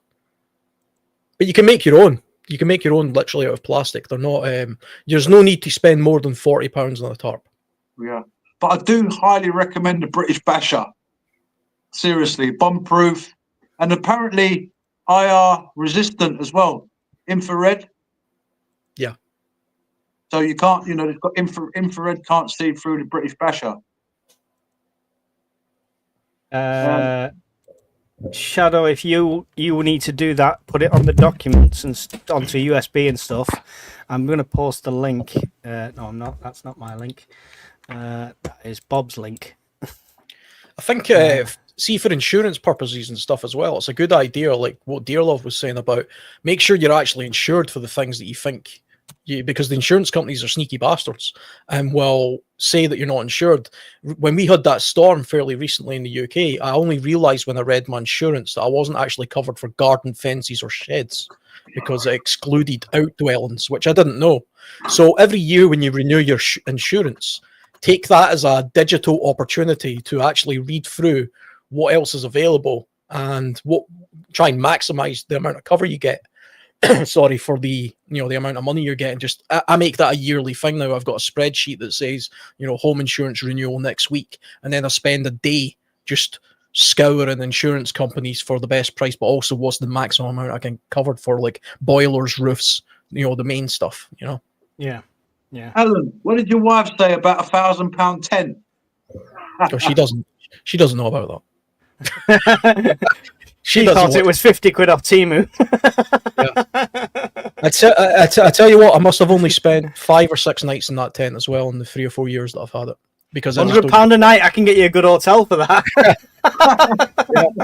I don't use tents very often. I haven't used tents for years, apart from family camping trips. But if you're going to pitch a tent on top of a mountain in the winter, you need a tent like that. Don't go taking a Temu tent. No, you can't muck about in the winter in the mountains. I mean, you see some of these guys do videos, and they're in the tent, and you can't hear them speaking, and the tent's all sort of folding in, and they're going, "I'm really having a bad night," and they've got like a really good tent, and the wind is blowing the thing around. I mean, they stick their head out, and it's. Yeah. Funnily enough, talking about tarps as well, the company that make that tent, Hilleberg, also make tarps if money's no object, because their tarps are also expensive, but they are the best. Yeah, the Hilleberg tarp is amazing, absolutely amazing. Triple silicon sealed, and it uses their own special material, which is genuinely indestructible, unless you burn it or something. Shadow, I posted the link to that stealth drive on the chat. You might have to search it in your country, sort of thing, but that's the one that I would highly recommend. And if you ever need any help actually encrypting it, just hit me up and I'll help you with that. That would be awesome. Okay, I'm back. All right. Well, they deliver to Sweden, so that's good. Yeah, there's all different sizes. I've only got, you don't need, unless you're going to put movies on it and stuff like that, you can get a terabyte one, which should be great, but I've only got the 32 gigabyte one, and I've got more than enough space for everything I need on it. Yeah, I've got a 5 terabyte. I've got a massive one. Well, it's not massive, but it's got loads of stuff on it, and it's got loads of space on it, and it's not all about size, Daryl. It's not all about size. It's don't panic after a disaster. What's happened? Is there any? See, maybe you could look for information, like we're saying, like Alan said. There could be, like we said earlier, could be a secondary volcano, eruption, or so. Where am I? Respond, don't react.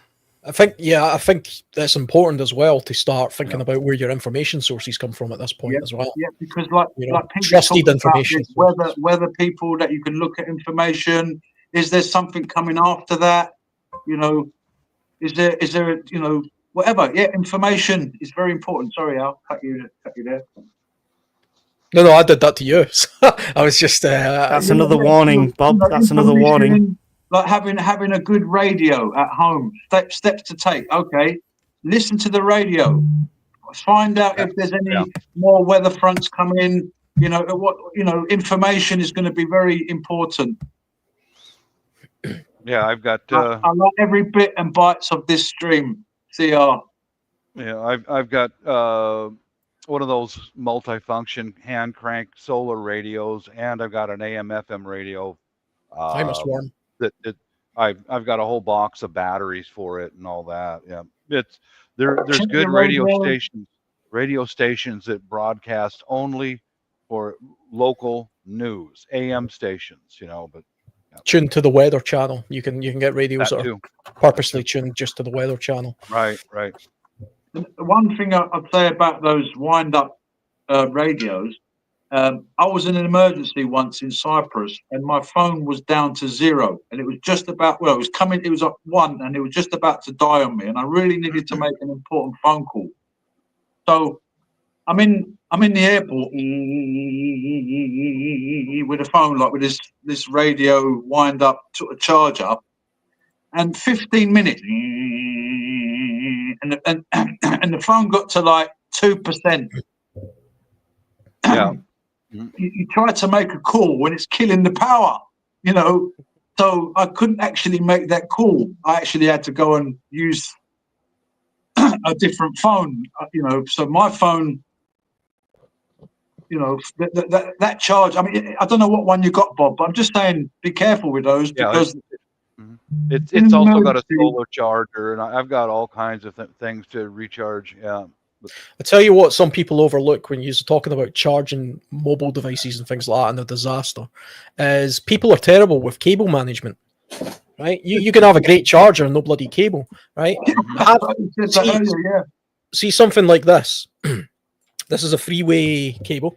It's three different types of cable. You know, for iPhone, Android, USB, etc. All works off one thing. But this means if you just had that in your pockets, it weighs nothing. You know, if you found yourself in a community center or something, and you were all charging up phones, you can charge up an iPhone and an Android phone and maybe another device just off this one little cable, and you don't have to carry a bundle of stuff with you then. And you know, you might obviously, I have an Android phone, I don't have an iPhone, but somebody there might have, and so it's just something to provide a little bit of assistance. I carry. Just a side note on that cable. Sorry, Daryl. Side note on that cable. I've used it in that method before when I was on my cycle. It makes the charge time longer the more devices you attach. It is splitting the charge. Yeah, maybe do it one at a time or something. But at least it's different. Connect rather than carrying 3 cables. I've got one cable, which just has it's good. Well, I just got my. This is my paint can stove, the official pot for my paint can stove, because paint can cooking does put soot all over the dishes, and I have a very strict wife. You know, don't you dare put, you know, no more of using my kitchen equipment out there on that camp stove. So, yes, the ultimate prepping advice: happy wife, happy life. Don't piss her off. You need her, you know. The Nokia 3210 doesn't require charging. It's nuclear powered. Yes. Disaster as well. Maybe it's a good idea to. Are you hydrated? You know, maybe have a drink, water, have a meal. You know, to build up your strength could be a good idea. I don't know. I mean, depending on what's going to come after, maybe it might be a good idea while you're assessing. Have something to eat. Get hydrated. Sometimes people are in shock. They don't eat. They don't drink. You know, if you've got to leave your location, did you have a drink when you left? You know, did you eat? Have you got the energy? You know, have you got the strength to go 5K with your emergency stuff, whether it's a bag.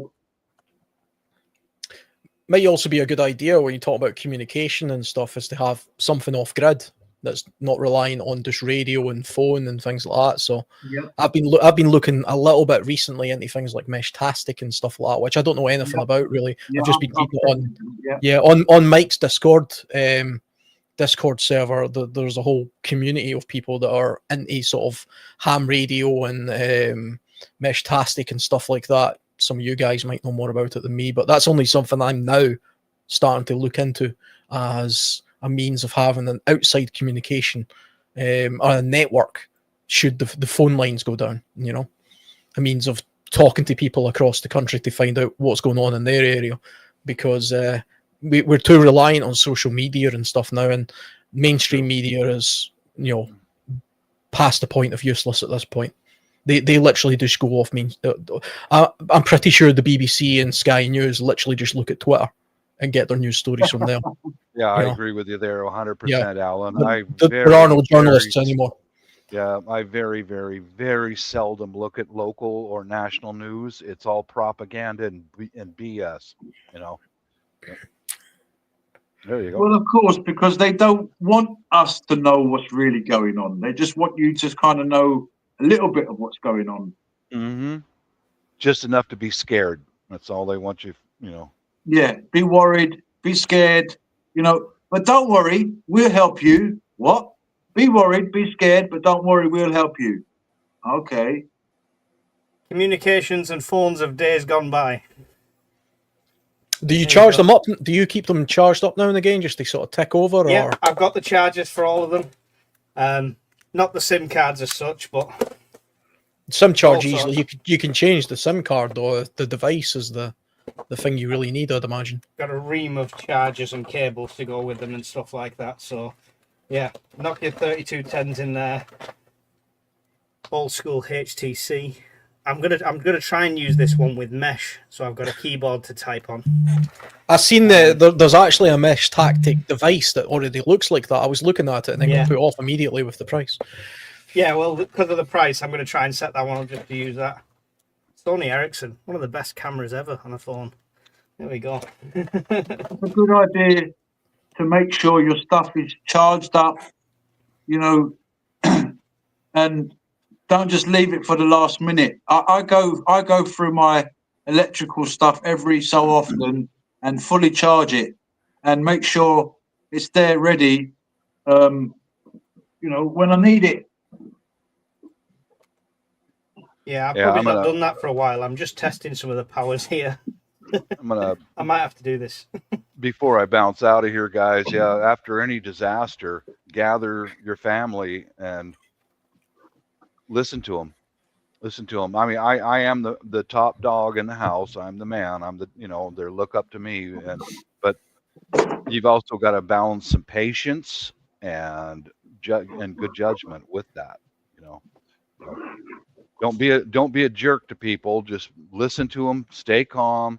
Because if you panic, then the rest of your family is going to panic. You've got one of these.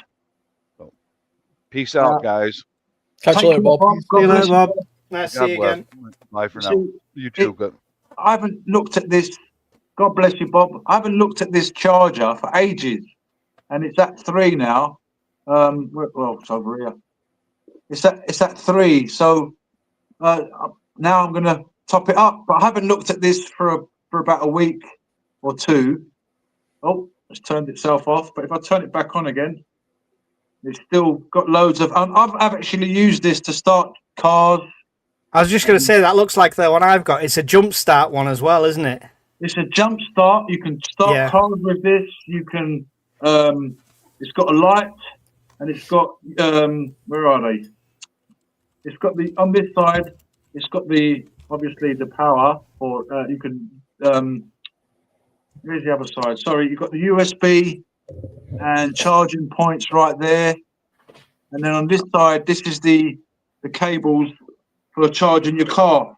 So you've got the pack with it, and that comes with a jump start. It comes with one of those cigarette lighter connectors, and you can make it out in there. The cigarette lighter connectors? Yeah. 9 volt. Cigarette lighter connector. And this basically can charge up my phone loads of times, this charger, and it starts the car up as well. So in an emergency, try to make sure before that your stuff is charged up. Just get into routines. As preppers, we get into routines, rotating food, water, what have you, other bits, testing our tents, testing our gear, and making sure you're topped up. You don't want to go, oh, there's a big emergency, and you've got there's a big emergency, and you've got a quarter tank of fuel. You haven't sort of prepared. Yeah. Yeah, I was just looking for my one as you were showing that, and it's actually on sale. I paid £43 for it. It's $23.99.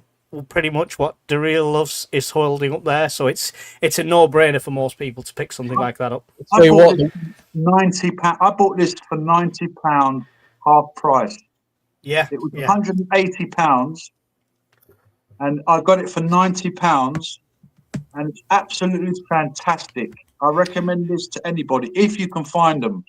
Yeah, the one I've got, which is also a car jump starter, etc., I got from Lidl for £34, and it's Yeah. fantastic. I think the prices have come down massively because they've had lots of reproduction on them now. Yeah, it's really good. Get yourself a charger. You can charge your phone. You can charge your car. You can get your car started. You can help somebody else in the situation. You can charge up multiple phones. What's the next key point, Shadow? Yep. Sorry. Next key point is the psychological impact of a disaster and how to cope. Oh, that plays well. Well, after a disaster, when the disaster is going on, well, you will go basically on autopilot. Basically, but when everything is over and you begin to relax, yeah, it will hit you like a sledgehammer. The sudden realization of things that have changed and things that are beyond your control can easily pull you down into that doom and gloom and despair. And I think Dareel's touched on it quite a few times. Being mentally and spiritually prepared is probably more important than any item we'll hold up in front of you now. And it's not something you can show. It's something you can acquire over time. I think panic and fear also leads to a lot of mistakes, especially in these kind of situations. So if you try to maintain a level of routine, that can go a long way to sort of keep it, especially if you've got young kids. So you still have a dinner time, you still have a bedtime, you still have these things in place to a normalization of what's going on, even if something abnormal is going on around about you. People in the Second World War used to swear by that as a notion. It doesn't matter if the Germans are bombing, we're still having our supper. Do you know what I mean? They had that mindset purely because, especially over a long period of time, like 4 or 5 years of a conflict, you have to have a normal family routine in order just to, function properly. Because you can't always be on edge. You can't be the hypersensitive prepper or survivalist because you go bloody mental after a while. You would lose your mind. You have to get into a more coherent routine, Yeah. Yeah, and don't completely shelter them from it as such, but you explain things in more logical terms, I suppose, is the best way to say it. My son asked me about China today. He asked me if China was going to bomb us. Wow. How old is your son, Alan? He's 8 years old. Wow. This is what I mean. It's something in the schools. My kids are the same at the moment. I don't know where he got it from. He says he doesn't know where he heard it. I think he might have heard it on YouTube because he watches lots of YouTube. But I think it was the parade thing. I think he's seen that and said, "Are they about to bomb us?" type thing. And I had to reassure him that was highly unlikely. The Russians are the ones you need to watch. I never said that. But I was surprised. They pick it up young. They know what's going on. It's scary because my kids have come out of school saying a few things, and I mentioned it in a fireside that we did the other day, a live we did the other day, that he was upset to the point of he was worried about World War III, and he was 7. Wow. And it was because of what they'd said in school. Wow. And I literally took him into the prep room, which he'd never been in. He just thought it was Dad's room, and showed him everything and said, "Don't worry, if anything happens, we're covered, we're all right," and stuff like that, and explained it to him, and he slept soundly that night. So it was good in that way. But what are they teaching them? Yeah, nothing good. I remember the first time ever being afraid of nuclear war, and that was from Terminator, watching Terminator as a kid. Wow. But that was also, when you're a kid, you take things like, I literally believed it was a single bomb that wiped out the whole world, and there was a man with a button, which isn't entirely true, but not far off. Not far off. It's almost like they're conditioning people. It's almost like they're telling people what they're going to do before they do it.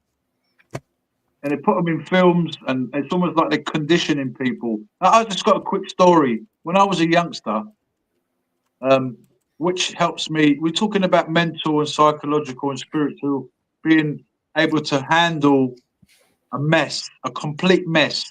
And I've got a little bit of experience in the sense of when I was little, my mum and dad divorced. I'm going to tell you, I don't want to, it's not a sob story, but we had to literally run out of the house because the stepfather, my mum was scared. And it's almost like we had to bug out as children. You know, we had to leave that area and go and sleep at someone else's house. So I went through a lot of, and this never happened once. It happened quite a few times. Police coming to the house. I'm not going to give everyone a sob story about my life, but it made me stronger. But anyway, I went through experiences as a child that no children should be going through.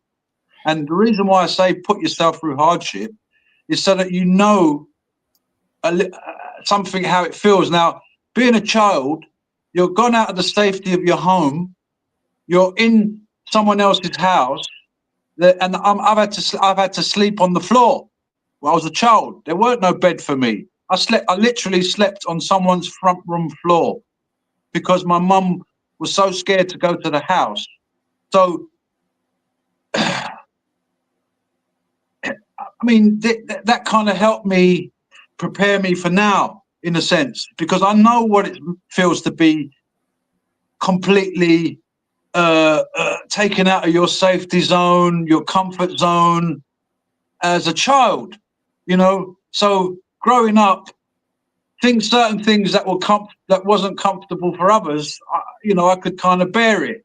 So that's why I say to people, get yourself uncomfortable, you know, go and have no electricity for 2 nights, you know, practice this stuff.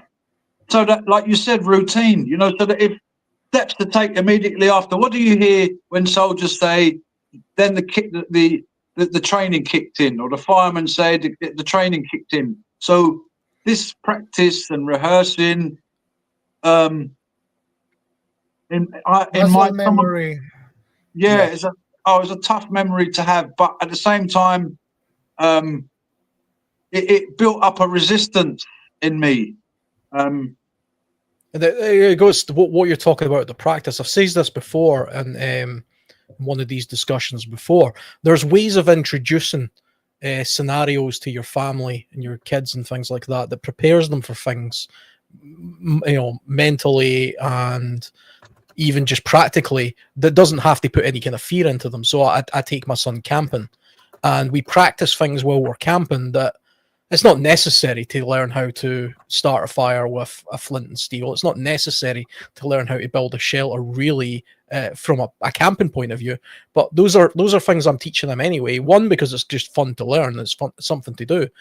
But over a period of years, if he were to ever find himself in a situation where he found himself in a place like, you know, the wilderness, he would know how to do those skills. You know, and it's not because I drummed into him from an early age that, you know, the world might end or something, and you might find yourself out in the woods building a shelter, because that would just provide an unnecessary level of concern, you know, that especially children don't need to be hearing stuff like that, you know. So I mean, I grew up learning how to camp and fish and hunt, and it wasn't because my father was interested in prepping or survival. It was just because he was an outdoorsman. But when I got to be a teenager, I realized, hey, if something ever did go down, I actually have the tools in my head and, you know, psychologically, to be able to just wander off into the woods and survive for a little while. Whereas other people at my age who had never done that before, the prospect of even being in a dark place in the rain would be unbearable to them. You know, so that would give me a little bit of an advantage should, you know, some terrible event happen and I found myself in that situation. And so I do the same sort of thing with my, you know, my family as well. To me, a yearly camping trip is also a bug out exercise. That's a bug out drill, you know. But it's also just a camping trip, you know. So you can have it both ways. You could also have an incentive with your children. Okay, we're going to go camping, and today you're going to cook the sausages on the campfire. You know, and if you cook the sausages correctly, there's going to be a little prize for you, or a little incentive. I mean, as when we were little, I'm sure you guys have heard of the Cub Scouts. I mean, you'd even get a badge when you cook some sausages. You know, I've got the badge for the sausages. My son's in the Cubs. You know, I joined him up to the Cubs. He was in the Beavers, and now he's in the Cubs. Because when he gets a bit older, he might or may not want to be in like the scouts and stuff because it's not cool or whatever. But it gives him a foundation of here's how you work with other people. And when he goes camping, he gets to do things that he doesn't normally get to do. So the very first thing I say to him is like, you're building the fire, you're starting the fire. And he's never even seen a light. He's never tried a lighter before. Me and his mother don't smoke, so he's never even seen one before. But you get to do these things for the first time when you're out in the woods, and it's interesting and scary for them. But that's how they learn. And it doesn't have. We're focusing on kids, but this can also be adults as well. If you've got a partner who's never been camping in her life or whatever, introduce her this way. Let's go for a camping trip for a night or two. It's fun to do anyway, and what you're doing is you're conditioning them to be a little bit more prepared. It's good for morale as well because it takes away the fear element of it. The being displaced from your house is probably one of the most terrifying things that could happen to you in an emergency, in some sort of disaster. And if you find yourself living in a shelter or living in the woodlands or whatever. So having most of your fear taken away because you know that you have the tools to be able to do this takes away the anxiety, and then you can focus on the other stuff, which is the actual emergency itself. To me, the emergency is not being in the woods. That's just what I do. The emergency is the emergency. But to a person who's never done that, they've got emergency after emergency after emergency, if you see what I'm saying. Yeah, Mad Chick put there, being temporarily displaced is like being forced to bug out. Now, I bugged out when I was a child. Like she said, that's probably why Mad Chick said that, because I had to bug out as a child, But the thing is, I never had nothing. I never had anything. And I was like this little guy. I was like a little child, but I was actually quite mature because of this stuff we were going through. And I never had anybody there to help me, because my mum was in her own world, with the stepfather. My dad was all remarried. So as a child, temporarily displaced, I got nothing. I never had anything, didn't have another jacket. And to be honest, I never told anybody this story. So I'm trusting you guys, all right? When I was little, sometimes just between us and the internet. I used to wet the bed when I was a little boy, tiny. But that was from fear, maybe, from fear of what's going on in the house with the stepfather. Anyway, so I did actually wee on my my mum's friend's floor, But yeah, I was uncomfortable. I never had nothing there, So yes, it was like a bugging out. So from a child, and nobody wants to see anybody in a situation like that. But I'm heavily relating to you there, Daryl, because I went through very similar things, and I think now that's why I'm different to like my partner and stuff. I can sleep anywhere now. Like if we had to leave now and sleep on somebody's couch, somebody's floor, in a tent. Oh, luxury. It's like it wouldn't bother me one bit now. Whereas a lot of people are very home orientated. Oh, I can't sleep if I'm not in my own bed and stuff like that. So as much as you wouldn't wish that upon anyone, I think it does harden you to them situations in a way. I watched this video the other day of the Dogon tribe in Africa, Mali, and they're literally at night where they're sort of keeping an eye on the jihadis that they're having the trouble with. They're sleeping literally on the rocks at night, and they've got the gun in their arm, and they're just laying on the rocks at night. That's it. Like, no cover. That's it. Yeah, needs musts. And these are hardened people. I mean, us lot here in some people, they're like, oh gosh, I haven't got silk sheets. My mattress is not thick enough. Like, I haven't got a water bottle, electric blanket. The princess and the pea. Yeah.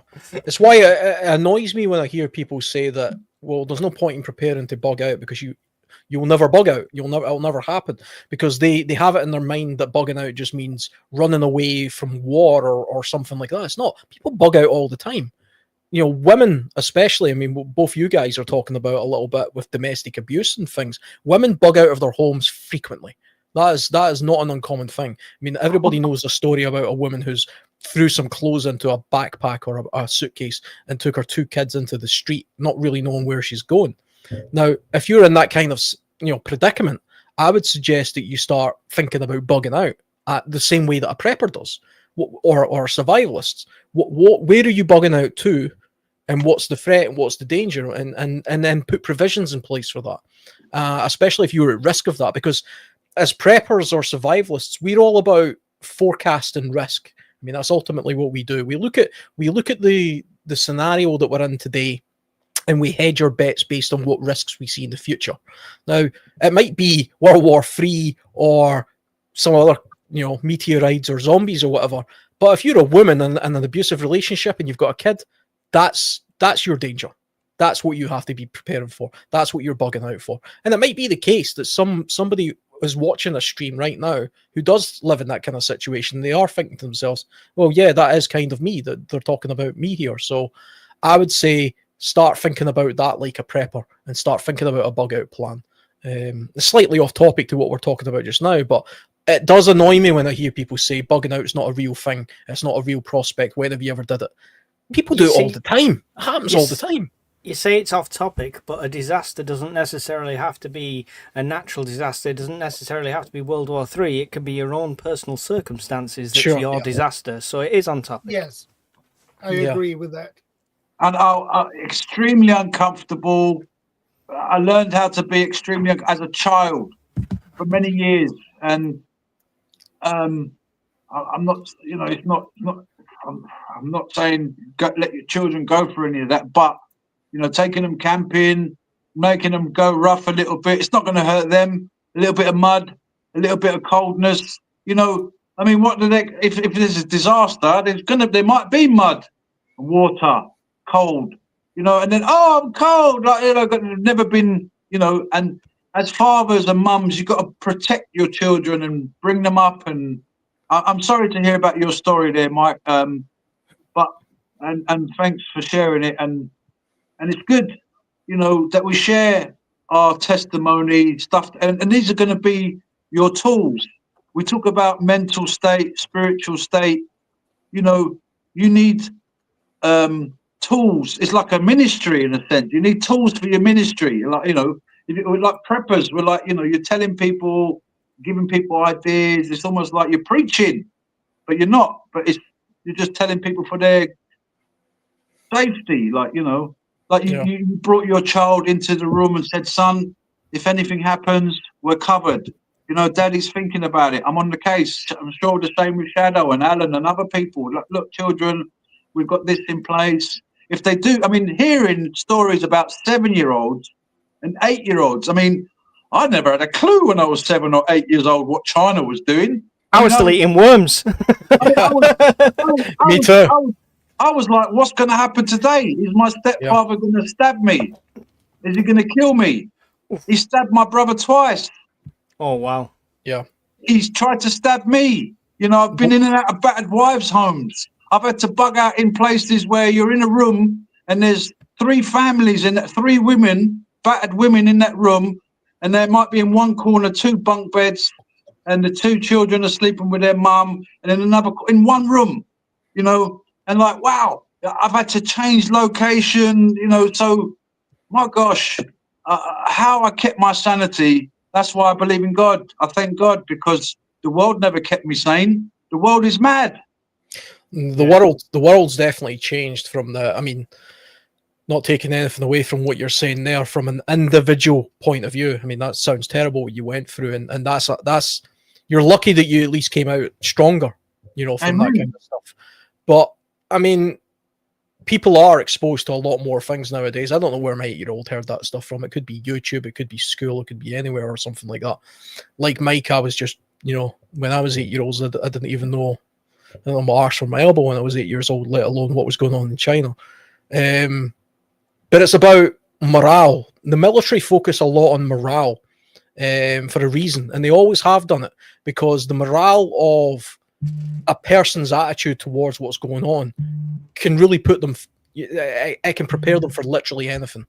Absolute mortal death could be staring them in the face, but if they've got high morale and high spirit, they'll face it and they'll go through it. And then, I just watched a video today from a guy. I can't remember the YouTube channel name, but it's all about the Redcoats. He's a historian about the Redcoats, and he was talking about the Battle of Balaclava. Look that up if you guys don't know anything about it. But basically, a huge line of Scottish soldiers, Redcoats, just stood facing, you know, a huge army of horses running towards them. And you know, they stood there. They thought they were going to die. That was the first time they'd ever like used this particular rifle. I won't bore you with it too much, but what they had was a charismatic leader that installed morale to them to say, "Look, you might die right now. You might die in the next 20 minutes, but you'll be bloody heroes. And this is what we do. This is what we stand for. This is what we believe in. We're going to do it, and we're here, and we're going to fight through it." And they won that battle, by the way, without practically any casualties whatsoever because of a new technique. But Yeah. morale goes a long way, and if you are the person after a disaster that's running the household, like Bob says, you have to be, even if you're afraid, even if you know, if you genuinely know the circumstances are a little bit more dire than they appear to be, or even if you just don't know, you have to put on that facade of it doesn't matter, we're going to get through it. This is, you know, and sort of cheer everybody up, get a bit of a group morale going, encourage other people around you to sort of fight their way through it. Because the old saying goes in survival, which I think was also coined in the movie The Edge, which is fantastic if you've ever seen it. It's got Anthony Hopkins and a bear in it. You know, most people don't die in the wilderness because they starve or they dehydrate. They die of shame. And what that means is they die because they sit down and they think all hope is lost. I can't do anything. I don't know what I'm doing, and they die. yeah, But the literally. survivors means fight they through. lose their hope. Yeah, they lose all their hope. It doesn't matter where you I'm get a the hope from. survivor. I'm what you call a survivor. So is Mike. It doesn't matter where you get it from. It doesn't matter if you get it from religion, or you get it from a charismatic leader, or you get it from your own mind, you know, your own ability. But you have to dig into it, and you have to find it, and then, you know, that'll power you through. You reminded me when you mentioned Balaclava. It's probably a more relatable one that people have heard of Rorke's Drift, to a very, very similar sort of situation at Rorke's Drift with troops. And the military morale is a massive thing, but it's also discipline and routine. Discipline and routine. There's a reason we still march like we do, while the Chinese troops march like they do, and stuff like that. And Yep. it's there's a lot to be said for it. And I think instilling that after a disaster as well, as much as you don't want to scare any kids or any family or anyone who's come round and sheltered at your house, to have them in a routine and to have discipline within that routine is going to make everyone's life easier and give them purpose.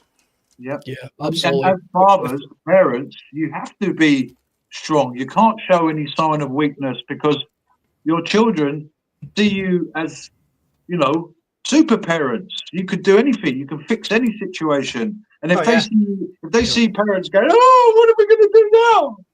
You know, the children are going to freak. And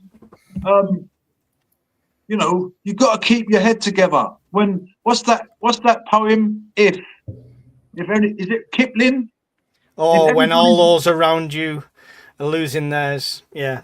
I know which heads. one you mean. Yeah, losing their heads. Yeah. Yeah, I can't remember the whole thing, but I know Everyone exactly what around you you mean. losing their heads. You know, you've got to keep yourself together. And I'm thankful for those experiences. Now, as I've grown up, and I'm 57 in November, not that I celebrate birthdays. I don't want any birthday present. I don't want nothing. Anyway, you know, so I'm sort of thinking, I never knew today I'd be sitting here talking about this subject, and I never knew that what I went through would be relevant. I just, you know, I never knew it would even help anybody else talking about my stuff. But obviously, you know, we're talking about survivalists, surviving, prepping, blah blah blah. I mean, I survived, you know, through that. So being uncomfortable, you know, I remember actually hiding in an adventure playground at night time, at dark, and my mum's looking at our flat. I'm thinking, what are we doing out here? We've got a flat over there, but my mum's too scared to take us to home because the stepfather's there. And we're in an adventure playground in the dark at night time, you know, cold. So what are we doing here? And then my mum's trying to figure out where we're going to go. You know, so as parents, you've got to be strong, and you got to seem to have a plan, even if you haven't got a plan. If that makes sense, I don't know, Yeah. but I'm thinking, if you haven't got a plan, what are you going to, like you just said, sit down and die? What was that film? I made a note. The Edge with The Anthony Edge. Hopkins. Anthony Hawkins. If you've never seen The Edge, you'll enjoy it. No, It's Anthony Hopkins. You're right. Yeah. Hopkins, Yeah. right. Alec Baldwin's in it as well. Alec Baldwin, I might have seen it. Yeah, so look, put yourself through hardships. Turn the electric off for a day. Go hungry. See what it feels like. Everybody gets pampered in this society. So pampered. I did a video where I didn't eat for 5 days. That was Brilliant. interesting. Yep. Yeah, you could definitely push the limits. I mean, there's a survival myth that I hear all the time that you can't survive more than 3 days without water. I'll tell you right now, you can survive about 7 or 8 days. I've personally survived 5 on a dry fast, so I know you can. Well, I mean, I think I think the reason they say that is so people have a ballpark idea, right? Yeah. Well, if you started giving them real numbers, that'd all be. But if you say 3 minutes without air, 3 seconds, I mean, people can hold their breath for longer than 3 minutes if they need to as well. It's a very nice sort of rule of 3. It's easy to say, 3 minutes of this, 3 minutes of that, etc. But it's really just a demonstration of you can generally do more than you think you can do. So don't be too tethered to the idea that, damn, if I don't have a drink of water in the next 3 days, I'm going to drop dead. That's not true, especially if you've got the mental well-being to sort of push your way through this. But I mean, this goes back to looking at our subject. You have to know what your own mental capabilities are, the same way you need to know what your own physical capabilities are. Like Mike was talking earlier, what you can do when you were 20 is not the same as what you can do when you were 40. And the only way you can figure this out is by being honest with yourself and bloody going out and doing it. And that's the same with the mental stuff as well. Now, it doesn't matter what tool you use to sort of get your mental focus and your morale focus, whether it be from religion or something else. I'm very into meditation and mindfulness, so that's a tool I use for certain things.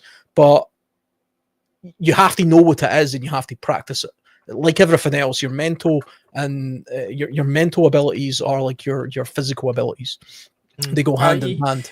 They're exactly the same as well. You can definitely argue that what you call meditation and mindfulness is what I might call prayer.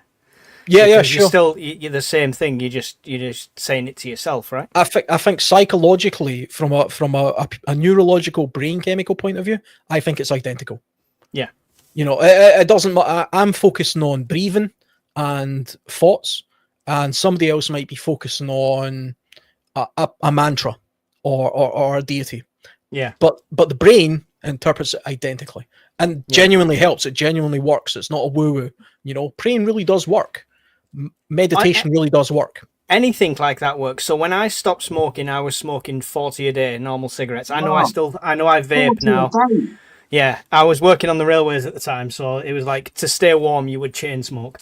But wow, I went from that to none overnight. I read a book. It was called Alan Carr's Easy Way to Quit Smoking, and somebody bought it me. Yeah, somebody bought it me as a Secret Santa gift, and I was raging. I thought, you preachy masters and all this. Is blah, that blah, blah. the comedian Alan Carr? No, it's not. It's not the comedian Alan Carr. No, that's a strange one. It's really good, and he picks up key points that people already know as smokers, but tend to not acknowledge. And people who smoke because they're stressed is one of the key things I want to pull out to relate to what you're saying. When you go out for a cigarette for 5 minutes because the kids are stressing you out, or for 10 minutes because the kids are stressing you out, time how long that takes. Next time the kids are stressing you out, go outside and just stand there and breathe for that same amount of time. The cigarette didn't stop the stress. The break from the situation stopped the stress. Nicotine actually makes you more stressed. Just throwing that out there. Yeah, even if you feel that it calms you down, it doesn't. So. Yeah, and I only vape now because I had a slippery slope during lockdown, so we won't go into that. I've definitely heard it said that a lot of I've never smoked, by the way, so I don't really know. I've heard it described as kind of being hungry when you need, that kind of smoking addiction. But I've heard it said that people who say, I have a cigarette because I'm stressed out, and like, no, the stress you're feeling is from the absence of the nicotine that you're addicted to. If you didn't have that, you wouldn't have that in the first place. But then all people feel stress. It just depends on how you deal with it, afterwards.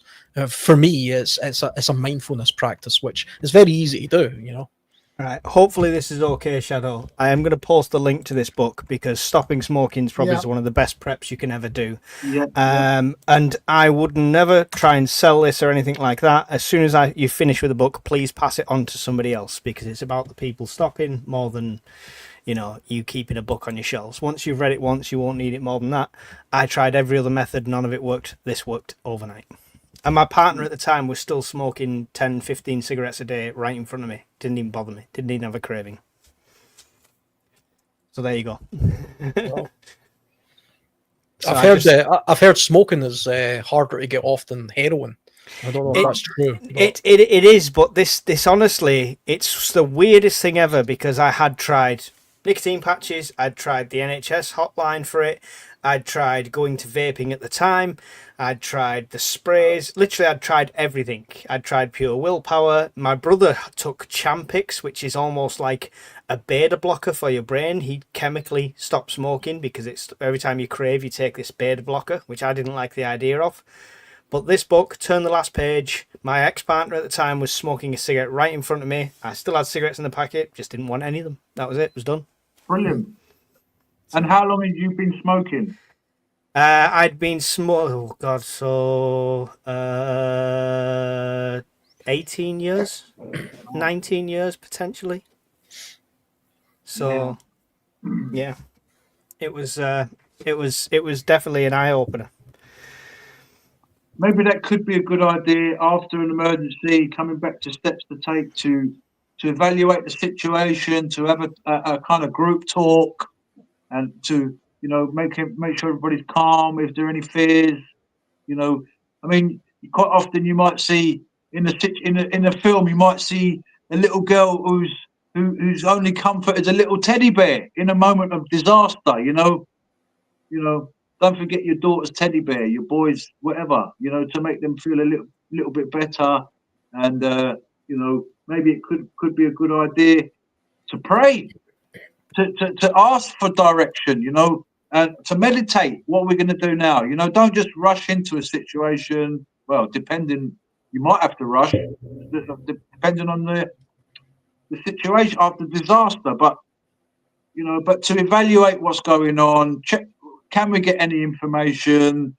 Have we contacted the people that we're supposed to contact, family-wise, children, whatever? You might be at work, you might be separated from your wife, your children, after, and you're trying to meet up or trying to get back home or what have you.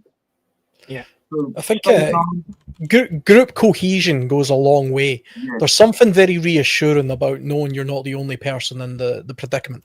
There's something instantly reassuring when you've got other people around you that are similar to you and they're in the same predicament, when you're looking around like your neighbors or whatever, and you're thinking, right, here's a situation, what do we do about it? And then you can start delegating tasks off. So I'm kind of imagining like an earthquake or something, or a hurricane where your whole street, your whole neighborhood is affected. It might be a case of, well, who's got the most intact building? And then all the kids in that street sort of put them over there. And then there's one or two people taking turns in caring. There's a few of the men try to work out what to do from a security point of view. Let's get a perimeter sorted out. Let's put some stands in place. Let's get a little bit of a plan in place for doing a watch maybe. Okay, you go out and see if you can get some resources. Maybe the couple of us will go and see if we can see what's going on up the hill, and start working then as a community. This would probably happen within maybe hours after an event like that, after a major storm or an earthquake or something like that. And there would be, at least when you're a groups always think better together because there's more people thinking, and you feel safer when you're in a group, always. That's purely primeval, that. And that's why as humans we tend to group together. If you're sitting in your house, surrounded by your preps, and the world is going to hell outside, you'll feel a lot more isolated and a lot more fearful than you need to be if there's other people around about you that could perhaps assist you in some way. 100%. And as much as we'd all like to have a group of preppers as our mag, no matter what the situation is, if it's a major disaster, your immediate mag are going to be your neighbours, the people Yeah. around you. Whether you like them, whether he never brought back that barbecue scrubber that he borrowed or anything like that, doesn't matter at that point. They are going to be your allies. Yeah. So very important to, and actually people like that who can actually start saying to people, right, let's try this, try that. It's going to be like gold, because most people generally, they how it feels like to be a prepper. We all know, we've all been laughed at, we've all been mocked, and yet prepping was a way of life. These people that are laughing at us, they're so disconnected from everything. It's ridiculous. It's disasters and stuff going on all around the world. It ain't going to affect me. I'm going to go McDonald's. I'm going to go and get my Gucci bag. Yeah, I'm going to go get my latest moccasin shoes. I'm going to get my $1,000 million Jordan, trainers. They're the people that you always see on the news after a disaster going, "Oh, I thought it had never happened to me." Yeah. Yeah. I mean, it's like they're waiting for something to come to them. And they say things like, well, if anything happens, we'll come round your house. I mean, okay, there are people in my community that I've told certain people, not you've got to be careful who you're bringing in your house, because you could be bringing demons in your house through the person. You might bring someone in your house that might want to rape your partner. Take your stuff. You got to assess, look at the community now before a disaster happens.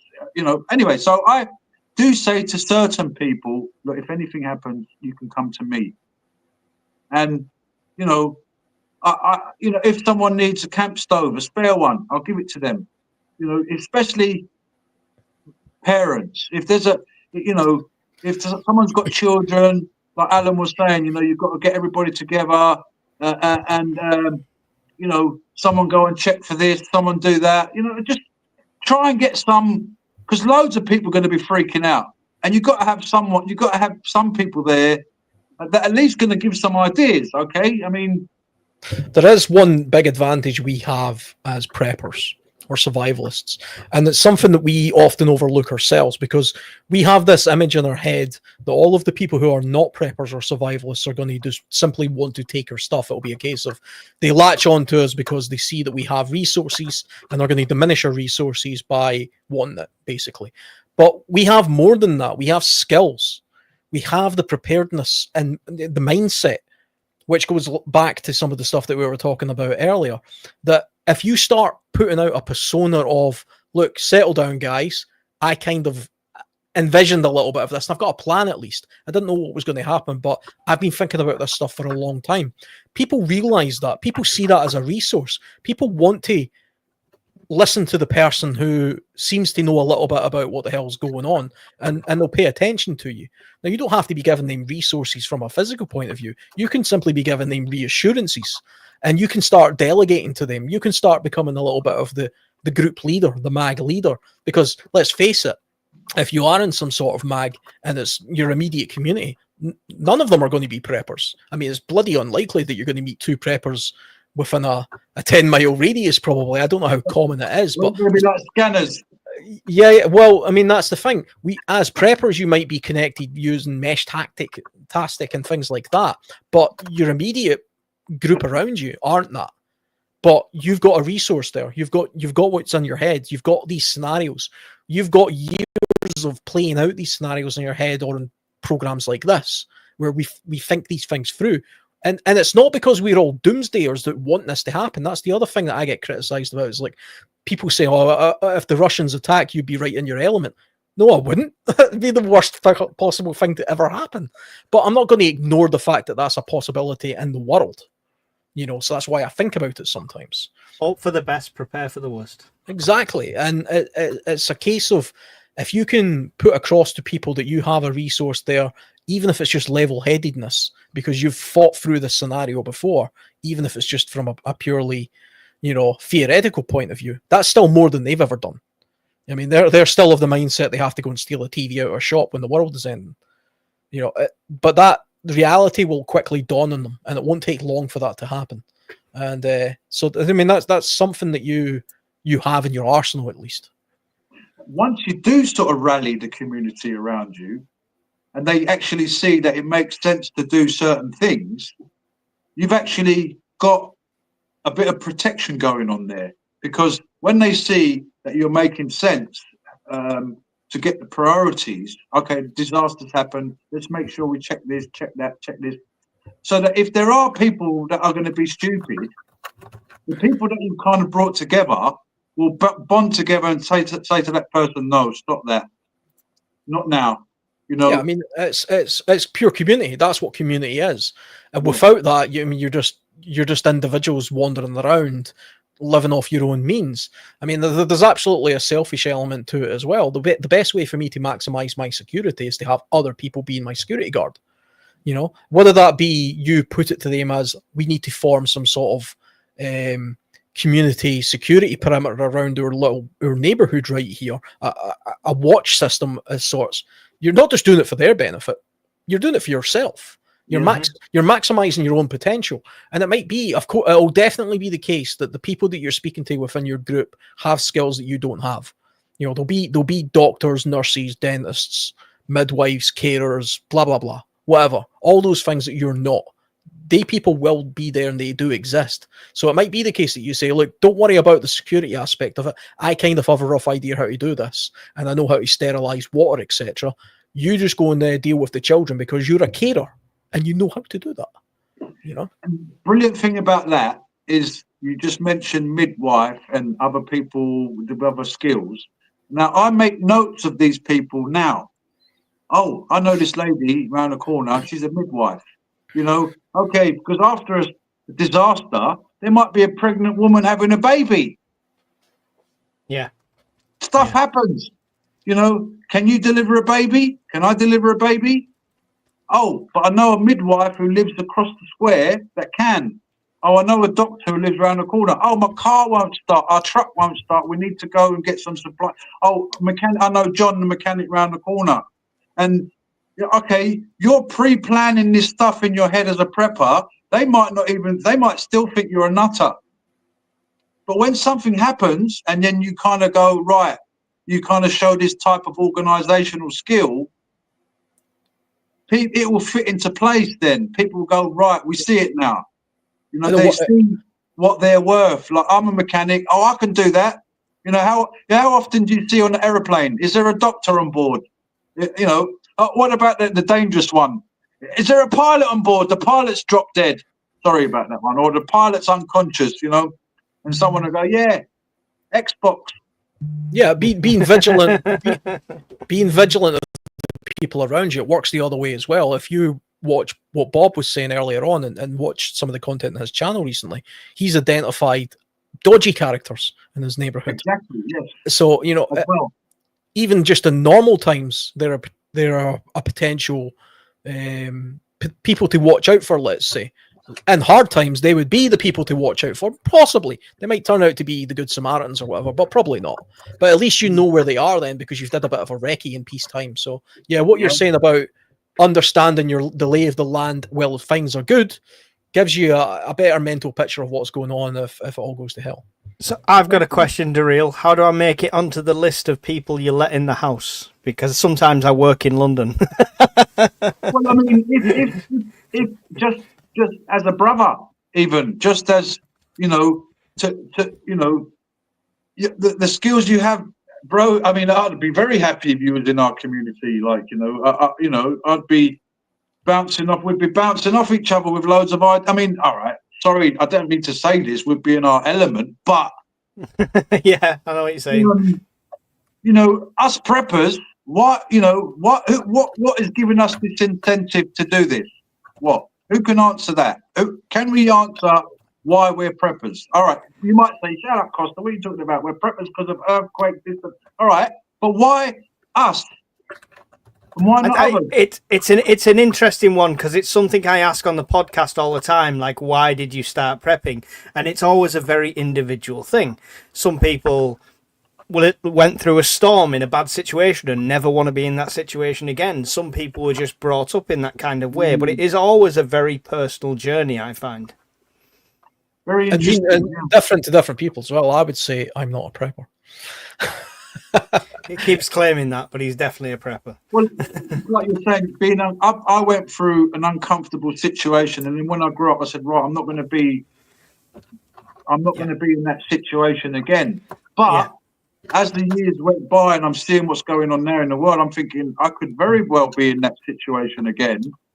Yeah, but it's having those skills. It's having the memory as well. Even what the mental for me, the mental is more important than everything else. Mental, spiritual, your head. Even the Mother Earth Garden Club there. Sorry, I missed that name. Talking about being a nurse, but also I'm assuming into gardening and stuff. Those are the kind of vital resources that individuals have. Yeah, so. I mean, these are the things that make civilization. These are the things that make even the smallest community. And being able to, the thing about being a prepper is, or even a survivalist or whatever, I tend to find part of the skill of that is about identifying the resource. It's about identifying the use of the person. Yeah. The person might think they don't have much of a use, and like, oh, I'm bloody useless. I don't have any sort of, prepping skills or anything like that. And it's like, what do you do for a living? Oh, you're a gardener. Well, that's kind of useful, or it could be anything. It could be a sewage plant worker. They probably have some decent knowledge then of, In the post-apocalyptic community, there will be a role for everyone. If you've not got a skill or a qualification, you can carry wood. You can do something. You can sit there and saw. You just said about a sewage worker, right? So they might have experience diving. There might be a flood. And you might have to send someone down to do something in the water. Maybe you're in a building, and it's flooded up to the second floor, and you might have to go down and retrieve something. And that diver he might not have all his gear, but he's an experienced diver. Yeah, it could be anything. I mean, like Mike says, if you're able, someone put in the chat. Sorry, someone put in the chat there that they're an RN nurse. Of course, you're going to be helpful in the situation. Mm-hmm. Sorry, Al. Yeah, I mean, I was just also saying that, I mean, even if you're just a young person and you haven't got any skills whatsoever, if you're able-bodied, then yeah, you're carrying wood, you're doing stuff, you're being delegated jobs, you're being given tasks.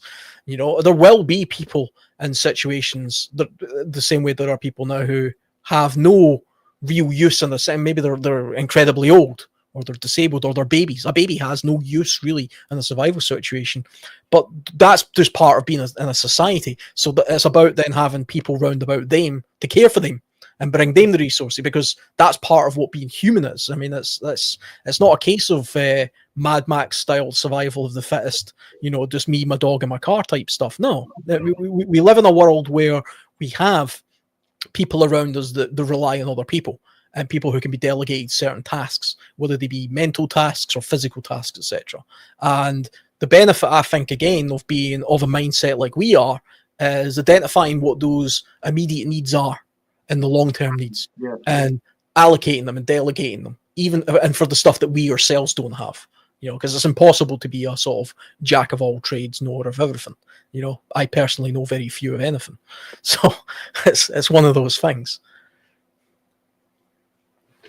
Yeah, when I was a child, going through what I was going through, I had this voice in my head, and it was just, everything's going to be all right. Everything's going to be all right. And reassuring people is going to be very important. That like you said, Alan, with your children, Mike's children, you've got to be able to reassure them, that little voice, it's going to be all right, son. It's going to be all right. And this voice in my head, whether it was God, whether it was me thinking about myself, I don't know. Maybe it was me comfort. I know it was God. And for me, it's not about religion. Straight away when someone talks about God, automatically people go, "Oh, you're religious." Actually, Jesus hated religion. He picked out the leaders in the church and said, "You people are of your father, the devil, who was a liar and a murderer from the beginning." So Jesus had a go at these so-called spiritual leaders who were actually fake. Now, God is love, and love helped me through, in the sense of, there are certain people that you meet in your life that help you as well, to understand, like someone put in the comments there. I've had to battle depression. I had to battle anxiety. I had to battle PTSD, and God has helped me come through that. But it's not the religious things, like, doing religious ritual that help. No, we don't, it's nothing to do with that. I mean, pure and undefiled religion is to visit widows and orphans in their hour of need.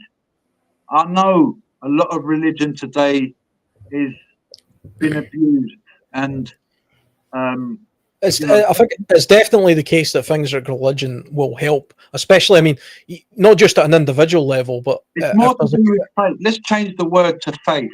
Having faith is different from having a religion.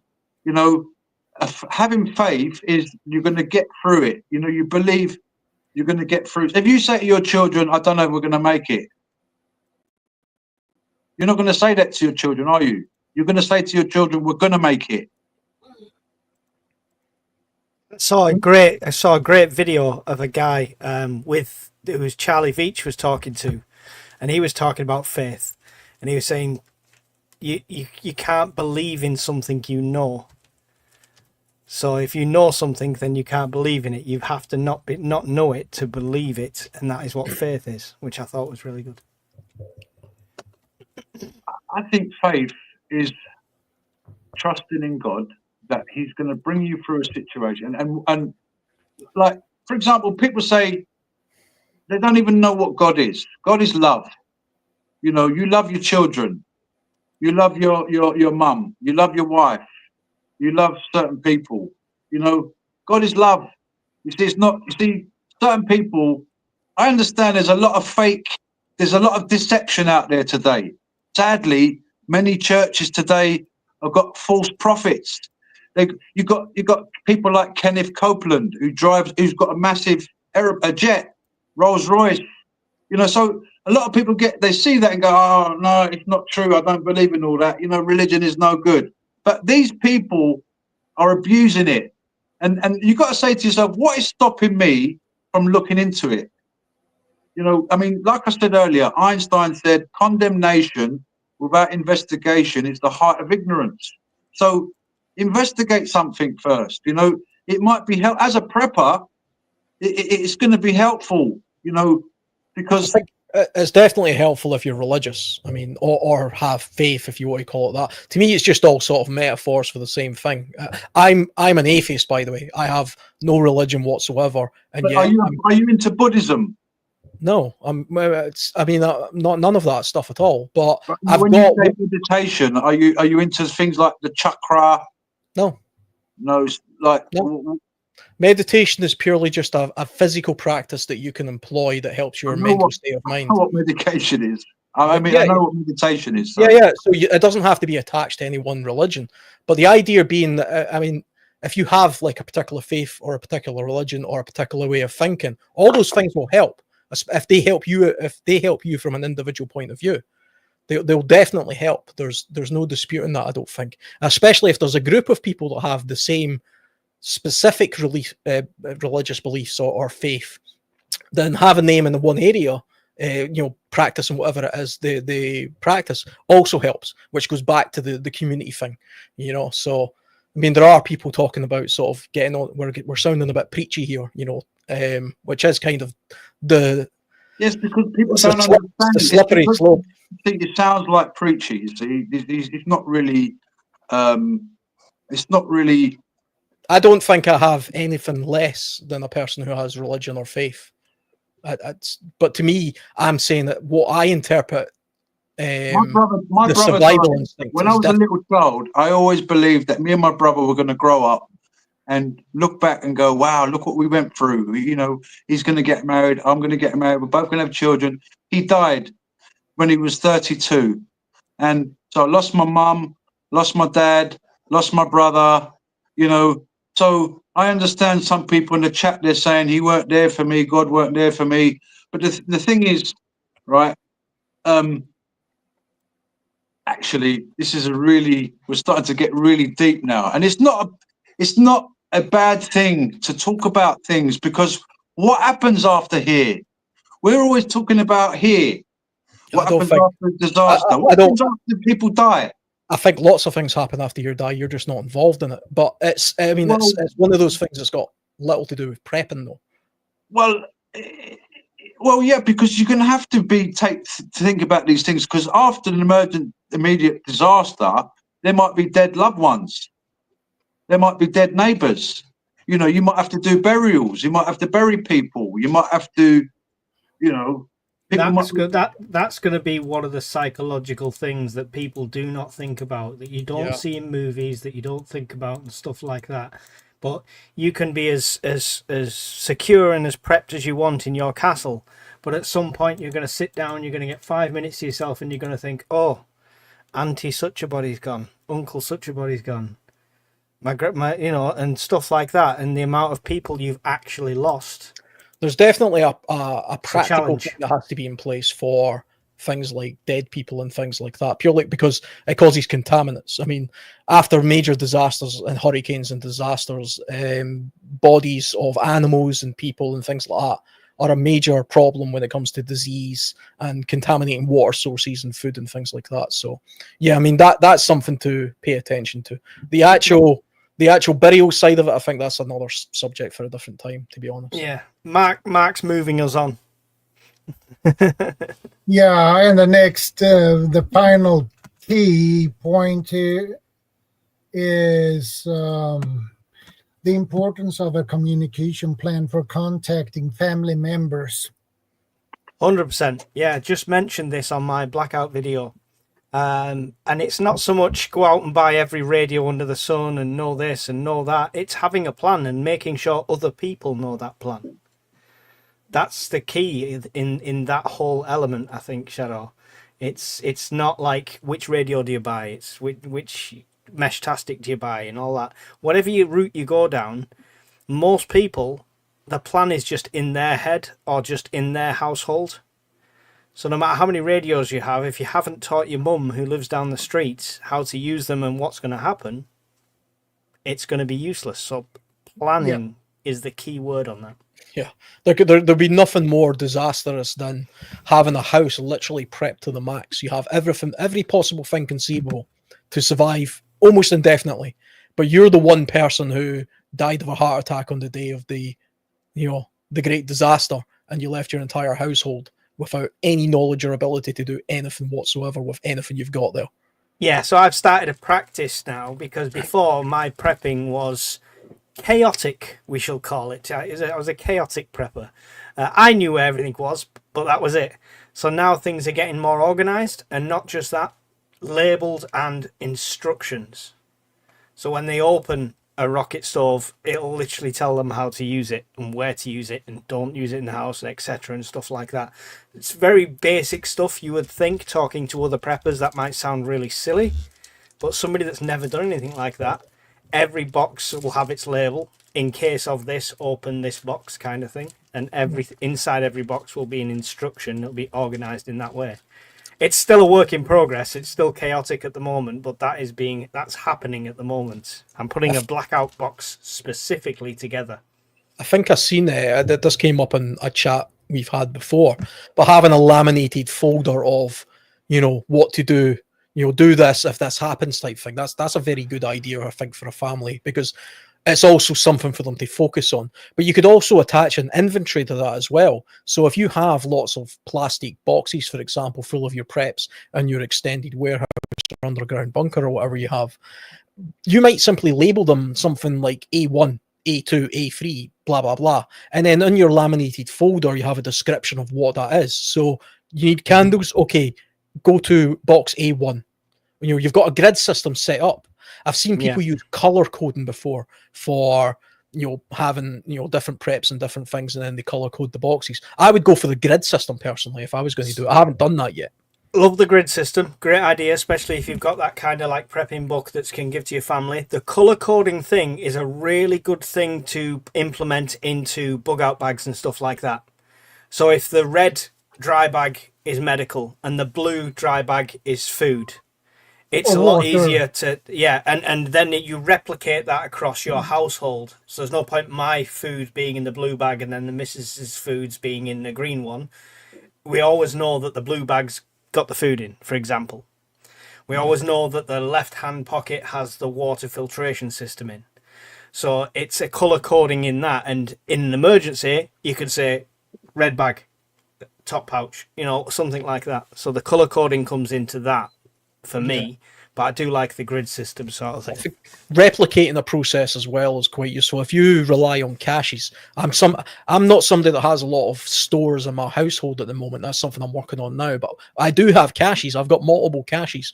And the thing about my caches is they're packed in such a way that they're all identical, but they're also packed in the order of, if you've literally opened the lid, the first thing you need is the first thing that's at the top. And then you sort of work your way down it, and that's all of the preps that you need to sustain yourself in a specific area for a specific amount of time. Bug out bags and things like that, you can adapt a bag so that it's a summer orientated bag and a winter orientated bag. But like Mike was saying, they're packed identically. The military do this a lot when they pack their Bergens, that they pack them in such a way that everybody's first aid kit's in the same pouch. Because they don't need to be rumbling around some badly packed sort of bag to look for something. They know where the dry kit is. The dry kit's in the pouch on the left, the medical kit's in the pouch on the right, the ammo's in the pouch, whatever it is. But everybody in your household has a similar sort of system. So having a single bug out bag is useless if you're in a family anyway. Everybody has to have a bug out bag. And everybody's bag should be more or less packed identically with identical provisions, because everybody needs identical stuff. Now, it might be that obviously if you've got a very young child, he's not going to be able to carry all of the stuff you've got, so it's supplemented in that way. But, if you've got a wife, there's no reason your wife's bag should be any different whatsoever from your bag. Bar maybe the one thing I can think of is in the toiletries department, there might be sanitary products. That's the only thing I can think of off the top of my head that should be different from her bag to my bag. They should be identical. Yeah, the other thing with that as well is, sorry, I know it's not communication, Shadow, but the other thing with that is a learning curve as well. So if you've got different equipment in each bag, each thing has a learning curve with it, no matter what it is. Different type of stove, different type of setup, different type of shelter. If you've all got the same one of them as well, it's a lot easier to teach and to practice. And if something happened to you, God forbid, and something happened to your wife's bag, she knows she can just grab your bag and it's exactly the same, and off she goes. Yeah. From a comms point of view, it might be the case of making sure everybody's on the correct channel if you're using walkie-talkies just to communicate with each other. If you're the very basic stages of a walkie-talkie and you've gave your wife one, make sure you're on channel 3, and she, and so is she, and she knows you've written on the back on a sticky label, channel 3, to talk. Because it's amazing how many people would be walking around pressing channel 4 thinking this thing's not working, it's broke, because they don't know what channel anybody's on or frequency. You dial that up based on your knowledge and expertise and what kind of communication device you have. But at the very basic level, I imagine a walkie-talkie is the most basic thing you can have. But if it's got 30 channels, what's the chances of your wife guessing what channel it is out of the 30 at the exact moment you're trying to speak to her? Zero. Yeah. But this is the communications plan that needs to be in place. There is no communication plan you can set up or start after the disaster. It has to be done before. Yeah. The plan has to be done before. After, you're opening the Faraday box and getting them out. You're taking the radios out of dry storage. You looking at what time you said you would listen on a certain channel for, etc. But the plan itself has to be before, and it's one of those things that I think a lot of preppers will say, yeah, it's a great idea, but they've never implemented it. They've not actually gone round to the family members, the non-prepping family members who think we're all a bit doolally. They've not gone round to them saying, I'm going to broadcast on this channel Thursday at 12 every week, every day, every Thursday if something happens or something like that. They've not given them that plan. Now, one way of communicating this, if you're willing to do this, is so I've started gifting preps as like Christmas and birthdays and stuff like that. You know, when everyone opens a first aid kit, they don't look really excited, but it does come in handy. If you're prepping for family, make them a very simple bug out bag. Okay, that's all they need if you want them to get to your location. Make them a bug out bag. Inside that, at the top, should be sort of like the book, but a slimmed down version, a laminated sheet of read this if it hits the fan. Yeah? Or, you know, like it's kind of the only break in case of emergency glass, that kind of thing. And that will tell them exactly what to do and when to do it. Because if the disaster struck, they're more likely to read it and take it in. If you're telling them next week while they're mid-watching the football game, they're going to be like, yeah, okay, nutty Uncle John, you can go away. So it's about having that plan in place, even if it means a way of communicating it after the fact. Yeah, definitely. I kind of got a vision there of you being that weird uncle that, like, the kids are like, "Oh yeah, a magnesium block and a book about first aid. Thanks, Uncle Mike." Like, honestly, it will come in handy one day. Trust me. Well, we went up to see her family and have Christmas with them last year, and they were all there. And I said, "You all need to open your presents at the same time." And they're all looking at me funny, and they all opened them because they were all a medical, like, individual pouch for medical kit. IFK kit. Yeah, I made them up myself. It wasn't like I bought pre-made. I literally bought the scissors for each of them and stuff like that, all set up exactly the same way. And they're all like a bit, and then it was used. One of them went and did a marathon thing, and they took the medical kit with them, and one of them's got them in the car, and I'm just like, it's working. It's slight, but it's working. Yeah. Oh, we've lost the reel. Yeah. Yeah, I think even like we were talking about the laminated folder earlier. If you have like laminated flashcards that can accompany something, that would be useful as well. Like if I gave a radio to my sister, for example, and says, like, here's an emergency, it might go down, but you've got a little card cable tied to it that says channel 3, 10 o'clock every night, turn it on.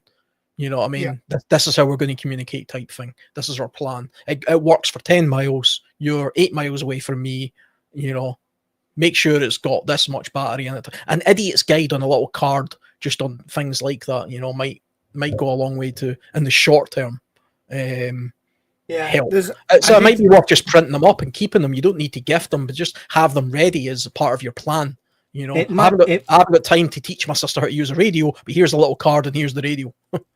It might be the extreme of that, but I've got a military friend who is a prepper. He'll never refer to himself as a prepper, but is a prepper. And they have a system which is like almost like a coding system. So it's a cheat sheet book that they've all got. And if he sends a text message saying red squirrel, they look at that and there's a message in there saying what's happening and what the plan is. So it's kind of a coding system as well. Yeah. So you can actually talk about the military coding system. That is a good idea, actually. Yeah, there's an old book you can get called a BACO book. It's an old British Army. It's called British Army Tactical Code, is what it stands for. And that's how they used to have.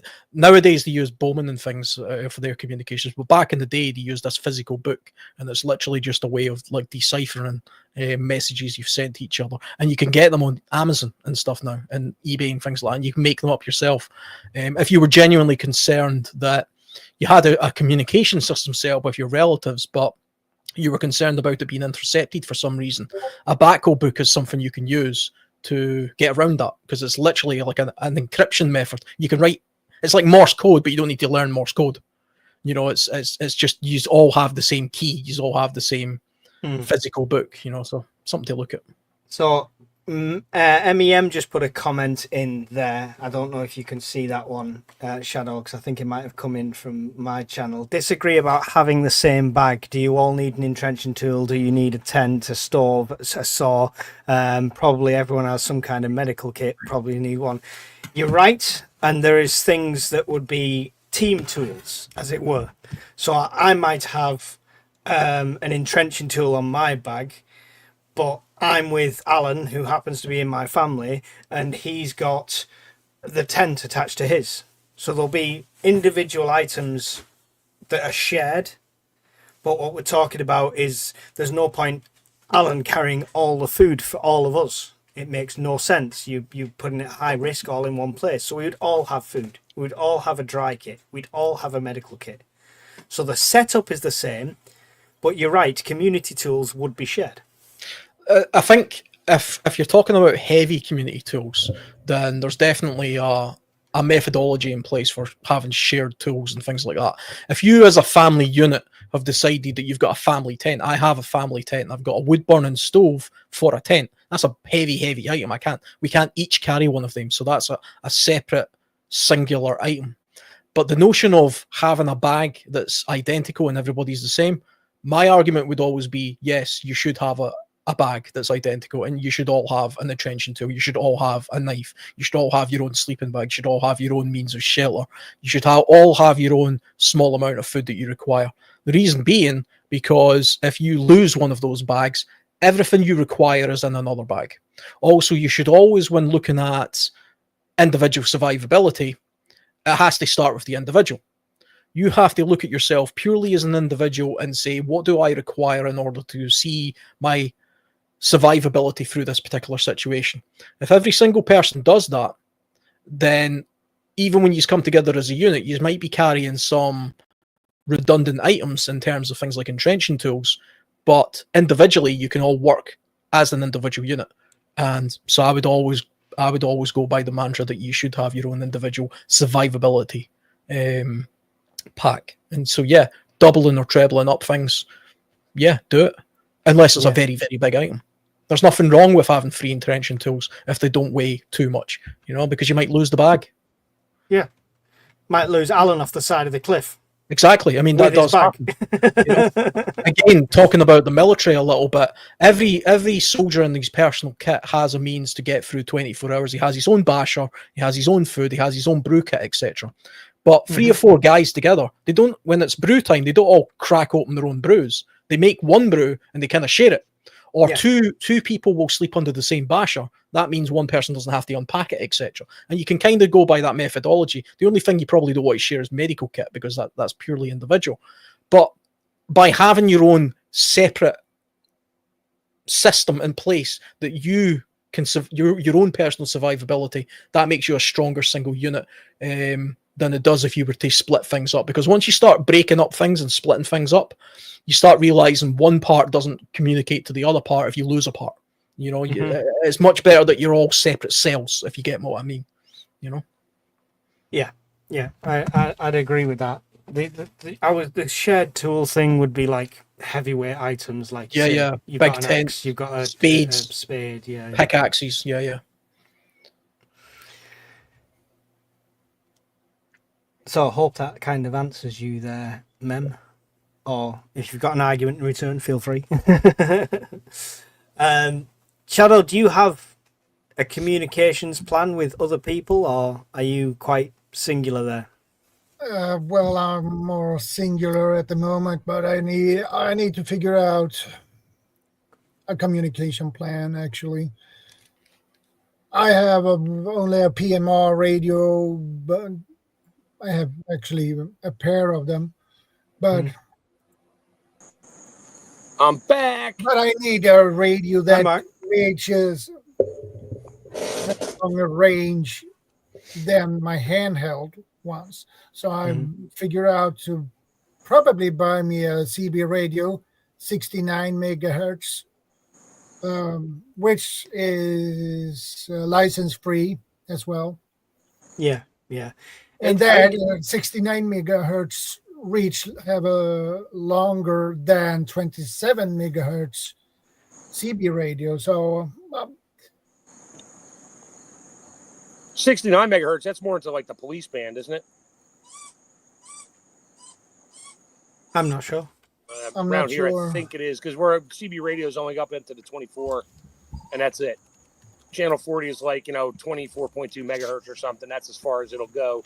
That's the citizens band. That's the free, no license needed. Anything above that kind of gets sketchy around here. It depends. It depends. CB's kind of. I don't know if you're going to say the same. Sorry, Alan. CB's kind of. I was just going to say it's dying off a little bit. Yeah. It's kind of an archaic thing around here, which could be a blessing in disguise if you are using it as a group of preppers. Maybe it's less congested, as it were. But there's obviously high frequency radio, which you need a license in the UK to broadcast on. But it's one of those things. Do you go for the license to practice, or do you wait till it hits the fan because nobody's going to come and check your license if it's hit the fan? But it's no matter what tools you use, it's making sure that other people have the same thing, right? Yeah, you've also got to remember as well, like, is it really that useful to be able to speak to somebody in Australia when shit's hitting the fan?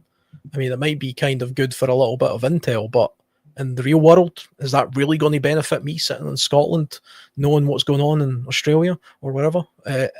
It's a more localized communications probably of more use. I would have thought. I mean, smoke signals, semaphore. Yeah. I mean, your direct family members around about you and other people that are like us. I mean, if we were all hooked up in some way in our own country, or even abroad, that would be a useful thing to get a bit of a network that way. But I'm kind of new to the communication part of it as well. I don't have any preps for comms at the moment outside mobile phones, etc. That's why I'm looking at the mesh tactic stuff just now. But even that, I'm hearing there's other systems out there that might be different or better. Yeah. We're looking into that as a group at the moment. I'll follow the group. This is one of these cases where being part of a group is a good idea, because there's people who pay more attention to a particular subject and they're more knowledgeable about it and they're more expert about it. And I will have the faith to simply say these people have looked more into it and I'll follow them. It makes more sense to follow the group than it does to be the outlier anyway. So all you guys are using mesh tactical, I'm going old school CB and speaking to who, you know. Yeah. I think the truck drivers still use CB radios in the US, Chef Tech. That was always a big thing in the US. Truck drivers. They never did that. I don't think they did that in the UK. If they did, it was a very long time ago. Wouldn't even be legal now, actually, to have a handheld device in a truck. No, it'd have to be hands-free somehow. Nah, like in America, CB radios, no, they're not. They can't pass a law saying a CB radio must be hand-free, period. But nobody uses it. Nobody's using that stuff around here anymore, which, like Mike said, is good because there's hardly anybody listening. So if you got friends that, you know, are within range of your radio, your base, or your car, and you can tell them, look, if crap happens, turn your CB on, turn it to channel 37, you know, some oddball channel.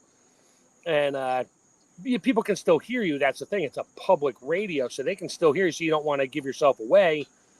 I'd be like, hey, Mike, remember that place we talked about last week where we'd meet up? Yeah, let's meet there in about 4 hours. Nobody has a clue. Yeah. And that's even without any predetermined code words and stuff like that.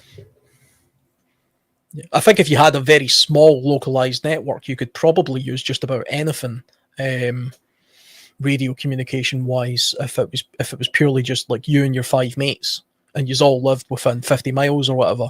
It's probably quite easy to think of a system that way that you can put together and communicate that way. That's off grid, I would imagine. And it's having redundancy as well. So we've got a plan as a network, and it involves things like Meshtastic, but it's also got the radio bands, different times, different zones, when to listen in, things like that. So it's redundancy upon redundancy as well. And CB is even part of that as well, because I'm looking at getting that myself. Because I'm curious the fact that it is not used as much, if it could be, that could be a benefit. I think it would be, because literally if you and your mates have, I love using the word mates, sorry, it's not an American thing, it's your guys. But you and your friends already have it set up where it's like, okay, you know, you all get together, you all start chatting with each other at a certain time, and but you say, okay, every day at 6 p.m. Turn your radio on in case somebody needs help, or at 6 a.m. and 6 p.m., you know, like every 12 hours. something like that. So you could turn it on and I could broadcast and say, hey, I broke my leg. Does anybody have, splints and some medicine kits or whatever? And somebody could pop on and say, yeah, I do. I'll meet you in the usual spot in about 3-4 hours. And then you leave it at that. People, unless they got, and the government, even if they're listening, they don't care. They're not going to try to triangulate your position and find this guy with a broken leg because he has a CB radio. No, nobody cares. Yeah.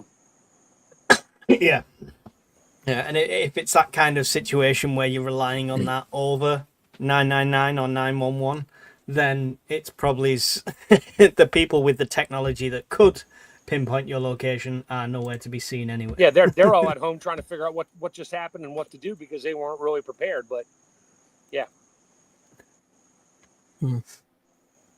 Yeah. Glad I got back on. I was listening in I had to drive down and go to Walmart, my favorite, not so favorite place to go to get some jars. I was out of a specific size jar and I was angry. Went there, I'm listening in. I'm like, that's why I kept throwing comments, and I'm doing 70 miles an hour throwing comments on there going, yeah, it's time to move on to the next topic because I couldn't be on there to, let's just say, squash a particular situation that might have happened verbally.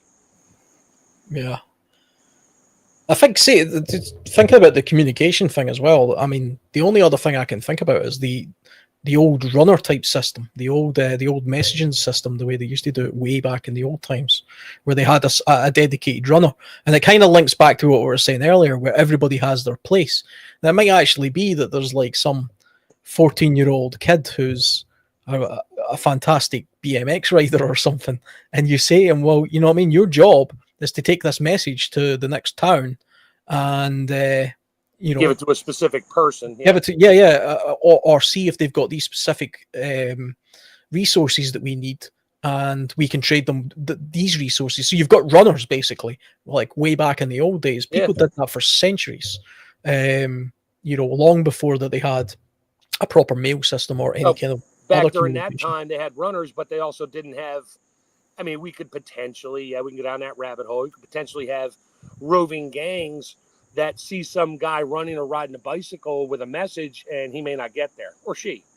That was always the risk back in the day, though, as well. Runners in the World War I trenches often had to put their head above the parapet as they went from trench to trench. Yep. Sometimes they didn't make it. It's part of the job. Yeah. It's all sorts of ingenious methods for hiding the messages as well. I don't know how far back it goes, but I remember hearing a thing. It was way back in deep history of sort of like kings and queens and knights and all that kind of stuff. But they would have a message written on a particular kind of paper that if it touched vinegar, it would dissolve. And the paper was inside a glass tube that was surrounded by vinegar. Right. And if you opened the container the wrong way, the glass tube broke. And it wetted and it would dissolve type thing. Yeah, it was like a military type thing. Yeah. This message will self-destruct in 5 seconds. Yeah, and that's something. I'm sure that's like 12th or 11th century or something. That was like way back. So not something we can get on Amazon then, no? Possibly not. Temu probably yes. You know what I mean? But Amazon no. I'm sure there's certain inks and things that with a mild acid like vinegar would just ruin the ink and you wouldn't be able to read it. So, yeah, I mean, people talk about learning Morse code and stuff like that as a thing. So if we talk about communications and signaling, if you've got line of sight, there's a way you can signal, obviously, with Morse code. Now, Morse code can be learned, can be intercepted, can be read because it's a fixed code. Take a leaf out of something like the American Civil War, and they had the Signals Corps in the American Civil War, and it was a very basic form of semaphore. It was a singular flag. Now, the singular flag was 1, 2, and 0 or 3. I can't remember going forward towards them. And it all came down to the translation. So before anything started, they would all have a certain page number, and it would be this page. So 1, 2, 1, 3, that would be a certain letter. Then 3 was like the space in between. So it would change. There's a name for that code. That's a cool code where you pick a book. Yeah. Everybody has the same book, and your code is just like, 27 to 15, which is page 27, second paragraph, 15th word. Or either the whole word or a letter, stuff like that. Yeah, that's been around for a long time, but that code is hard to break unless you're AI. and you know which book it is. It could be any book. Yeah, But- and it can be just something you've already arranged. Right. So if you've already got a predefined code sheet, so Alan knows that this is the one we're on.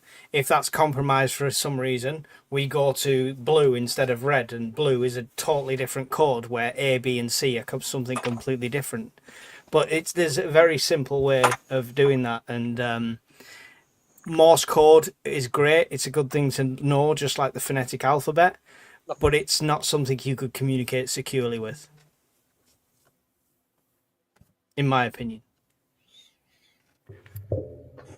No, probably not. I mean, it might be worth having sort of somewhere in your digital preps or your books a methodology for knowing how Morse code at least works. So if you got into the absolute dire sort of situation of being occupied, for example, you probably could crack out some Morse code to communicate between, you know, your resistance forces or whatever. I imagine that Morse code is so old that a lot of like the Russians probably don't even know how to do it anymore. Like their normal standard troops. I mean, it's not I don't think they use that in the British military anymore. I think that was defunct a long time ago. So the old ways are sometimes the best ways.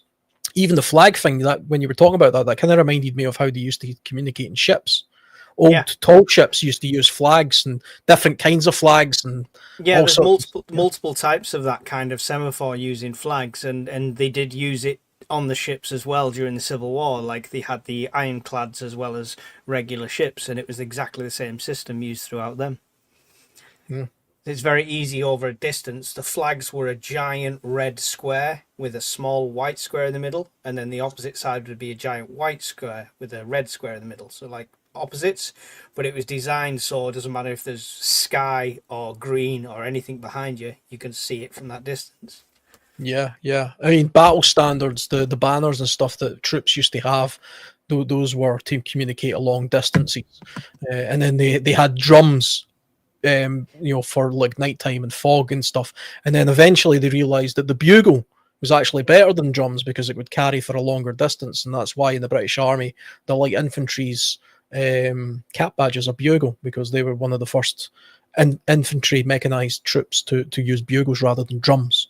I know that from a random history thing that I read once. That went over again to kind of that same sort of period, that 1800s kind of period, because they'd use it for a charge would be a certain tune, a retreat would be a certain tune, stuff like that. So you hear the certain retreat tune, you know to stop running towards the enemy, turn around and leg it. But it's a nightmare to try and play. Has anyone tried a bugle? I've never even seen one before. I kind of know what they look like, but I've never seen one in real life. My stepdad's got one in his cabinet, in his history. He's got a whole museum practically in his house of American Civil War stuff. He's got a bugle in there, a brass one. A bugle is like a trumpet without the 3 finger keys on it. Yeah. You play it just by the whatever you want to call the sound you make when you go out of your lips. So the tighter your lips, the higher the pitch. The lower your lips, the lower the pitch. You only get like 7 or 8 tones out of it. But a trumpet you have more, and French horn, all that stuff. You always have the 3 finger keys, but a bugle has no finger keys. There you go. Just for Alan, I've shared it. If Shadow can put it on. There you go. The one on the right there is the bugle. Yeah. So that's what it is. Yeah, the longer the pipe, the lower the tone. Yeah, the best thing about that, it's not related to the signals or something. We took an American Civil War group over to the graves over for World War II to Eeps and stuff like that, and one of them was called John Filer. He was a buglist, and he played taps at the graveyard, and you could have heard a pin drop in a full of tourist graveyard over there because he played taps on this bugle. Unreal. Random, I know, but yeah, it's pretty cool though. It was a goosebumps moment for sure. Yeah, I love all that kind of stuff. I think if you're at a point after a scenario where we're relying on bugles and Morse code, something really, really serious has taken place. I'm definitely digging out my general's uniform and saber. Yeah, there's actually an old fire tower close to where I live, in the town that I live. It's obviously an old ruin now, but that's even way back in the days where there was towers, concrete towers on all the high points, and you would light a fire and then, like a beacon, and then the next person would light one and so on. You still see them. I mean, I just did Yeah, that there's cycle one here. across. There's one here. You actually see them in the middle of nowhere still sometimes as well. I did that cycle across like the Forest of Boland and stuff like that. And on a few of the peaks, you can still see the baskets on the towers. Yeah, I mean, it's one of the really cool things about living in the UK is just maybe a 20-minute walk from where I'm sitting right now. I can go to a ruin of a building that is nearly 1,300 years old, and all sorts of stuff happened there over time, I'd imagine. And there's older stuff as well. There's Roman age things and stuff here as well. Yeah, some good bug out locations are based around these things. One of my bug out locations is a castle on an island, and I kid you not. There you go. That's the ideal. What about smoke signals? Smoke signals were like the early Morse code, supposedly. Yeah, but have you ever tried it? No, yeah, I have, but it doesn't work. I imagine smoke signals would work in a place like the prairies in America, where you had these vast landscapes and relatively clear skies. As long as you don't have any wind blowing. No breeze. Has to be perfect blowing, conditions. your smoke signal turns into a somebody scribbled on paper with a magic marker. I don't think you would see a smoke signal in the UK. It's so bloody cloudy here and dull. Well, maybe if you make the smoke black. Yeah.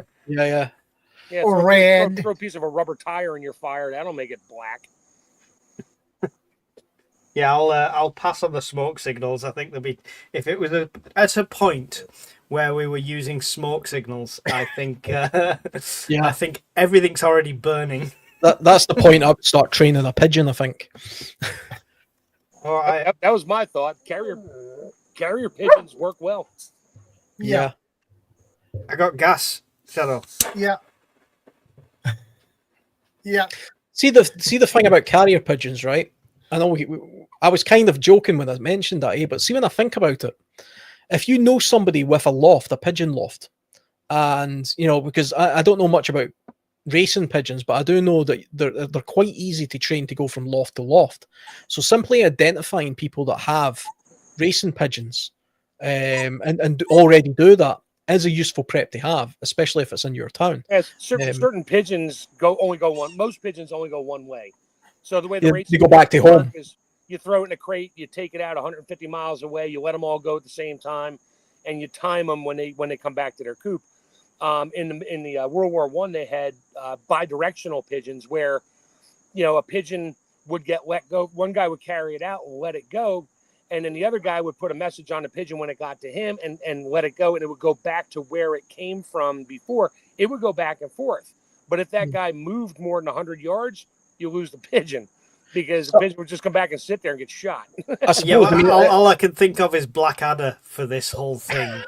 And I don't know if you guys have seen Blackadder over there, but you shot Speckled Jim. I have seen Blackadder the whole. He shot Speckled Jim. Show. But I suppose, if you knew somebody with a pigeon loft here, and the pigeon would always return to that loft, and you were, like I said, you had identified that 14-year-old with the BMX, you also give him a pigeon, and a little message, and send them to the next town and release the pigeon when you get there and let us know what the crack is. You train a pigeon to ride a BMX.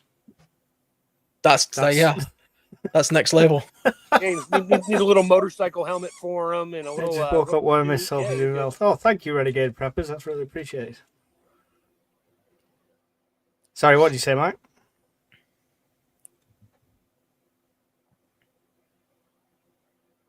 Oh, he's disappeared. Still there. I thought we were all froze then for a second. Everyone kind of stood exactly. Yeah, my raccoon never moves. I just keep hitting the mute button because my dog is squeaking his ball and pissing me off. I can't think of any other communication methods, to be honest. I've exhausted my knowledge and communications. It is my weakest. My weakest thing. My prep for communication is I've got a Scottish wife. You can hear her from about 7 streets away, so it's fine. Well, that's good. So you didn't have to ride your bike all the way up there. She could have just leaned out the window and screamed at you. You would have heard her, right? Yeah, that's it. Or at least when I got halfway. You can actually pull up an image of Avril. That's how renowned she was. Granddaughter looks exactly like her too. Oh, little guy that knows a lot about pigeons. All right, okay. Yeah. Pay attention to people that know a lot about pigeons, but stay away from people that have pigs. Well, interestingly, talk about the homing pigeons. Cats are quite good at that as well. We could have homing cats. Homing I'm just trying to keep it going, guys. Come on, give me a break.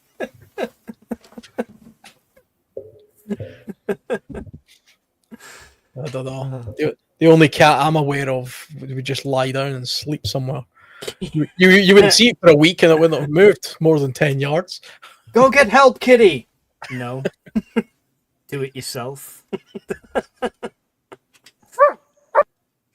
I'm absolutely in pursuit of finding somewhere to loft these for doing messages back and forth.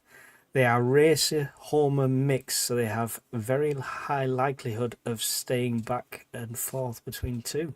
Interesting. Okay, that's interesting. That's really cool. They definitely do exist. I mean, there's an allotment nearby where I live, and there is somebody there with a pigeon loft. What's the range on pigeon? Literally hundreds of miles. Really? Yeah.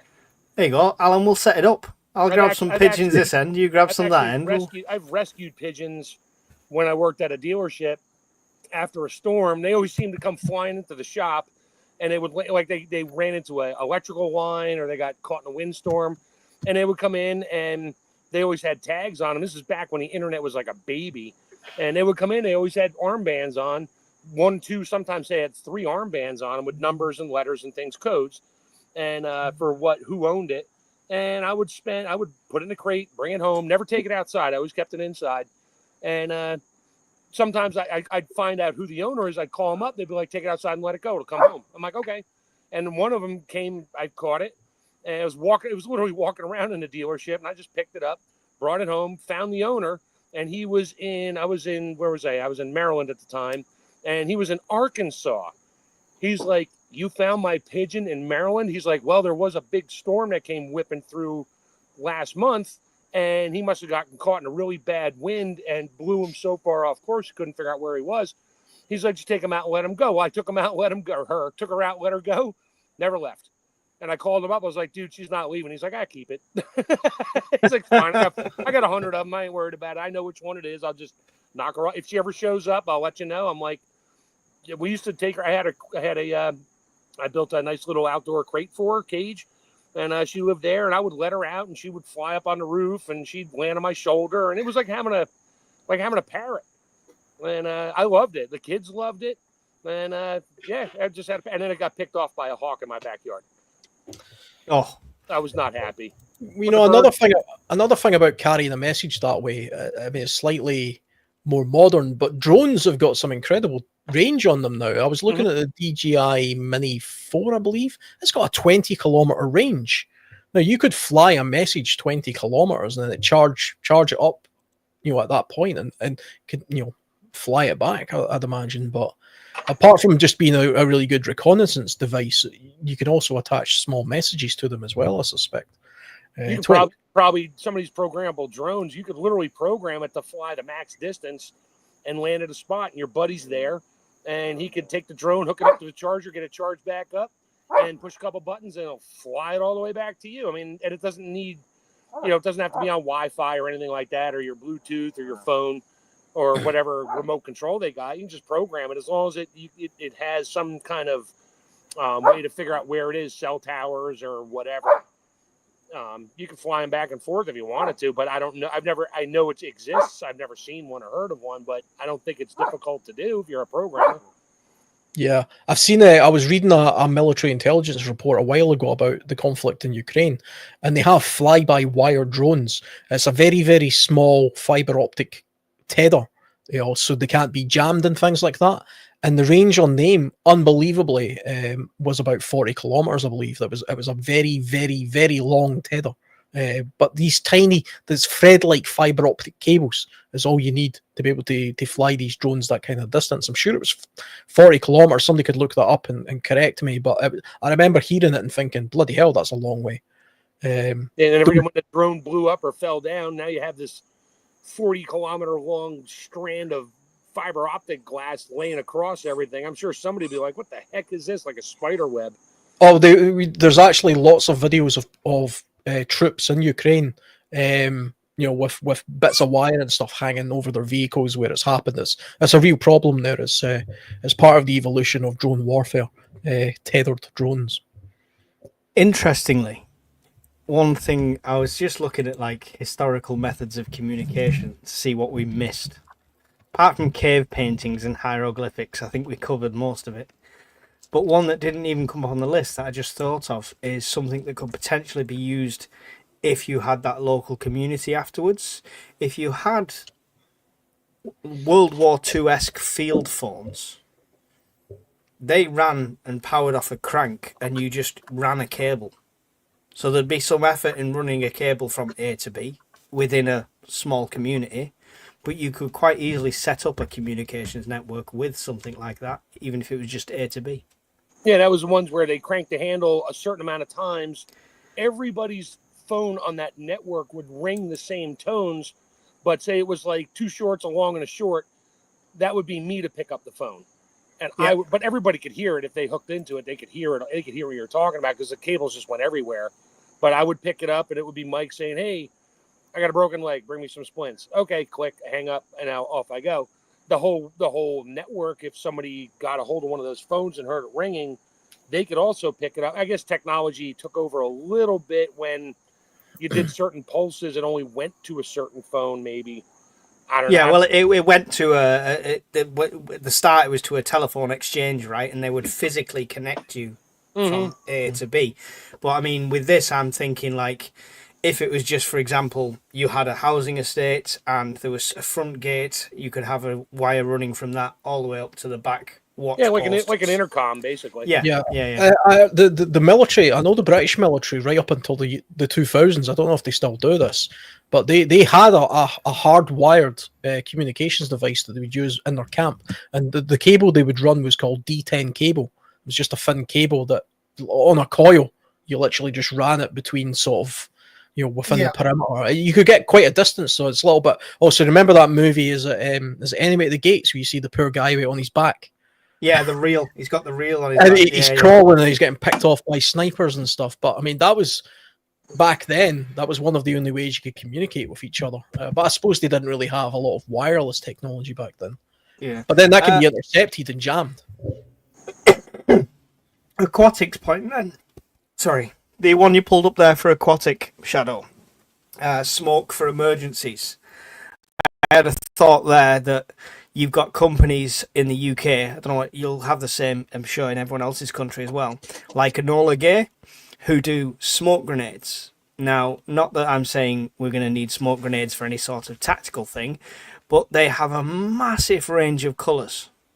So if you predetermined that purple meant this, red meant this, green meant this, stuff like that, then yeah, smoke for emergencies could be a really good tool if it was a predefined list of this is the situation. You could do the same. You have blue, green, yellow, white. Yeah. You could do the same with sea dye. You know that sea dye packs, where when you drop in, you open up this pack of sea dye, it turns, green. Whatever color the war, it turns it bright green, and it just stays. And I have a fun story about that in a minute. But if you had sea dye and you had, say, a bunch of communities living along a stream, a river, and as long as you're the one up top, because everybody below you, if I'm two below Mike and I let some sea dye into the stream, Mike's not going to know it. But Yeah. I could if I live at the top of the stream, I could throw a pack of red sea dye in there, and it would take a while to get to the bottom one, and Alan would see it being the last one on the stream for our community. He would see it, and that would mean, okay, we all need to get together at such and such a location at a certain time. You just have to go out and look at the stream every day and see what color it is. Is it normal? Great, we're good. Is it purple? Oh shit! Mark just got messed up at his things, and he threw a purple dye bag, so whoever just got him might be on their way south on the stream. Alan, the stream's running yellow. What's the emergency? Nothing. I think Mark's dehydrated. That's right. Diabetes kicked in. The ants are all going down to the stream to take a drink now. It's funny that you mentioned the sea dye there, because I was thinking about that just as you mentioned that, because it's non-toxic, that stuff, and it lasts a very long time. Yep. The only reason it came to my mind is because several years ago I used to work for a drainage company, actually, where we cleared out drains and things, and we used a tiny little amount of this stuff, this green stuff, and you put it down like toilets, and they flush it, and then you open the drains on the roads, and you can see where the water was coming from for certain places, things like that. And it's a good way of, that's how they identify leaks and things like that. That's why sometimes you see it in rivers. All of a sudden you see red dye flowing into the stream. Yeah. Shouldn't be. You got a leak in your pipe. So about 20 years ago, my wife worked for a big company down in near DC, and one of the guys there was ex-military, and he was not military, Navy, and he had like 100. He somehow got out like all these sea dyes. So what he did, we had a big snowstorm come in. He literally opened up a pack of this stuff and sprinkled it around the parking lot where they all worked. And by the end of like a week, because the temperature never really went up, but people were tracking this stuff up to 100 miles away. You'd be driving along the road, you look in the side where the plows went through, and you just see bright green in the snow and splatters everywhere. It's like, holy crap, this stuff lasts forever and goes everywhere. But it was funny because it was all around my neighborhood. You can almost track where people went at that point. But whole bag, and a bag of sea dye is good for like what, 10,000 gallons of water to turn it bright green.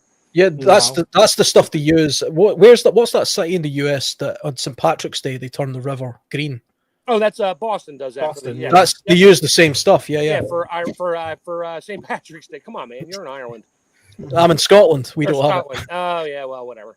I tell you what, they sell. It's only cultural appropriation if you lift your skirt, your kilt up, and you're actually wearing underpants. Then it's cultural appropriation.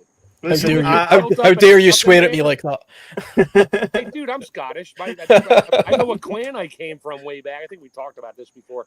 Yeah. But I know what clan. My mom did the whole research on it, and we came from the Cameron clan way back, like 300 years ago. Yeah, it's funny because that's on my mother's side. I'm also from the Cameron clan, which is there you go. We are brothers. See that? There you yep. Does that mean you can get a green card, Alan? Don't think they don't have a clan card. Yeah. To be honest, looking at all of the things that are going on in the US at the moment, I'll pass on the green card. Yeah, that's right. I'll pass on the clan card, being what that really means in the United States. Sorry, it occurred to me. None of you guys occurred to, but me, I was just like, "Yeah, what the hell did I just say? Yeah, I got a clan card. Oh no, I didn't." That's now on the internet forever. Yep. As he smokes his old pack of Marlboro with the keg. Yeah, right. Hold on, where's my hat? Where's my hat? Hat or hood? All right, so I missed about an hour and a half of everything. Did we hit all the topics and stuff? We're just sort of freelancing now. We hit them and beyond. That was the last topic, wasn't it? Or was there more? That was the last key point.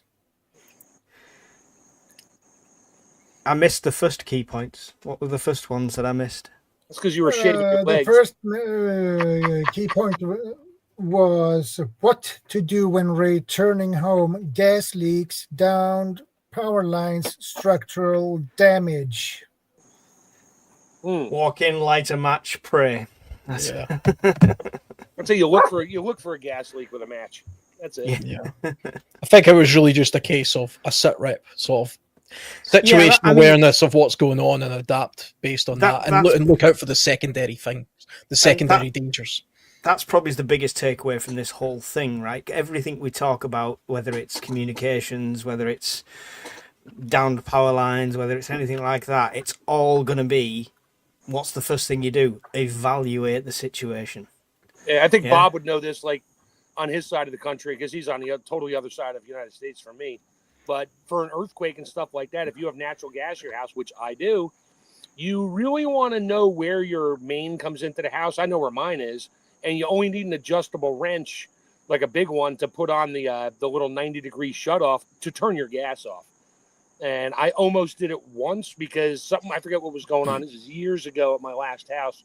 Something was going on with the gas, like the pressure, something about a pressure spike or whatever. And it was literally blowing people's stoves up because too much pressure came through, and you turn your stove on, way too much gas came out, and you were having flames going up like, 14 inches or, whatever it is in centimeters on your stove, like a foot and a half, instead of like the usual blue flame. It was just blowing out. Wow. And I wasn't involved in my district, so I didn't need to go out, but I knew where my gas was, and I always keep a big adjustable wrench nearby for that. Same with your power. Where's your breaker? Where's your main? Can you get to it? Yeah. Water You as got to well. shut your breaker Yeah, off. Where's water. your water main? I know where my water main is. Unfortunately for me, it's behind a shelf unit in my basement, and yeah, that's going to get rearranged here soon, because if I have a water leak, I'm gonna have to rip this shelf off the wall or just knock it over so I can reach in there and shut the main off. Mine's hidden in a wall. You've also, a lot of the UK is on water meters now, where they charge you according to how much water you use. Oh yeah, so do we. Yeah. But there's also, as well as the stopcock for like your house, the water main for your house, there is usually one not far away. You can see the little access points, which are quite easy to remove. And yeah, there is my access point is in a metal cover out in my yard. And yeah, it's just a screw. I mean, it's not a special key. It's a 5-pointed screw. You can use vice grips to get it off. I've done it. Yeah. But it's 5 feet down because of the frost line. But they've usually got a stop valve at that point as well. Yeah, but you can't reach it because it is down 5 feet through a 6-inch tube.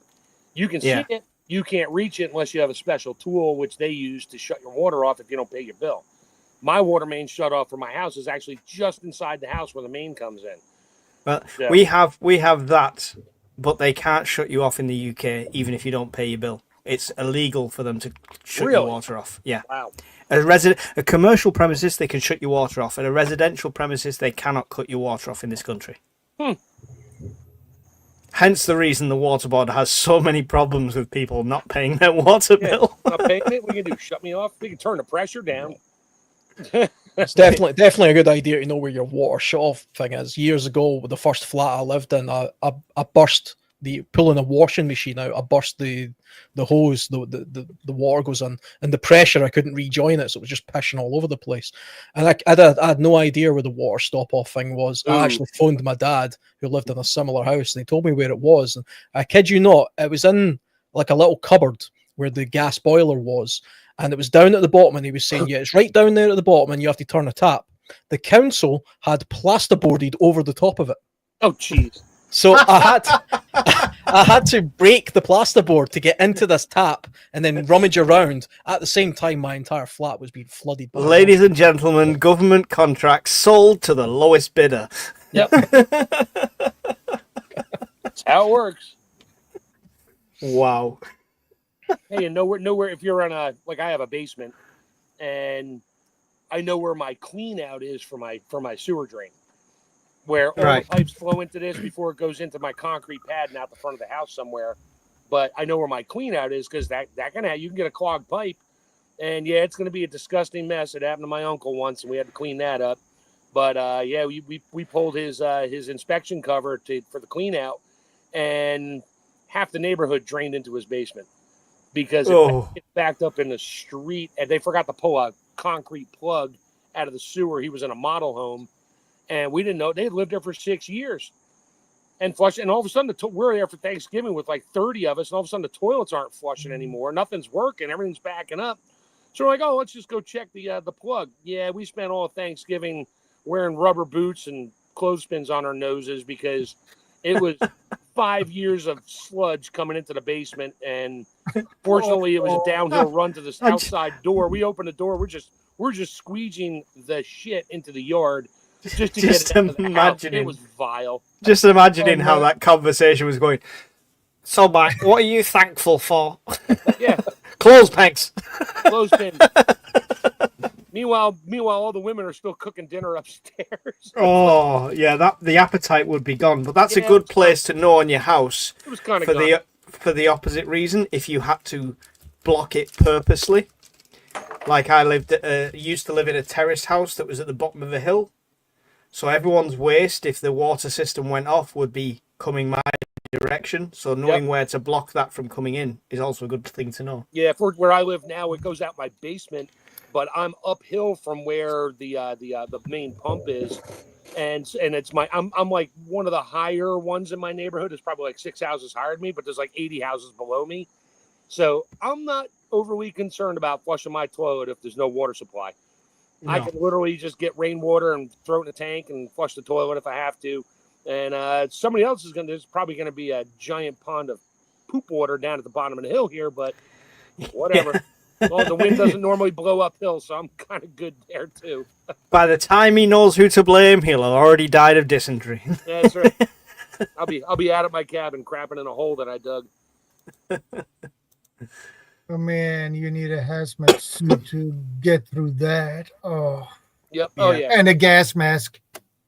Yeah, it was not a pleasant Thanksgiving. Yeah, there was really not. We were thankful that we all survived, I think. The story will live on forever, though. That's gross. What? Yeah, it is what it is. Crap happens.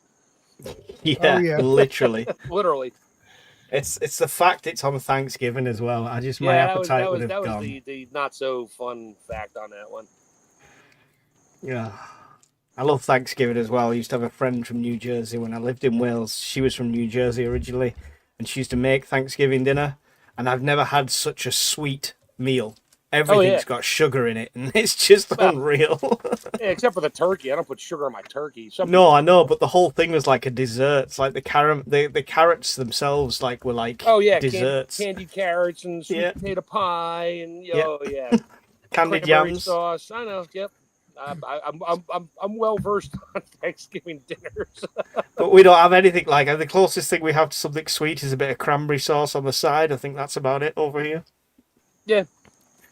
What, you don't have corned beef and cabbage on St. Patrick's Day? Just kidding.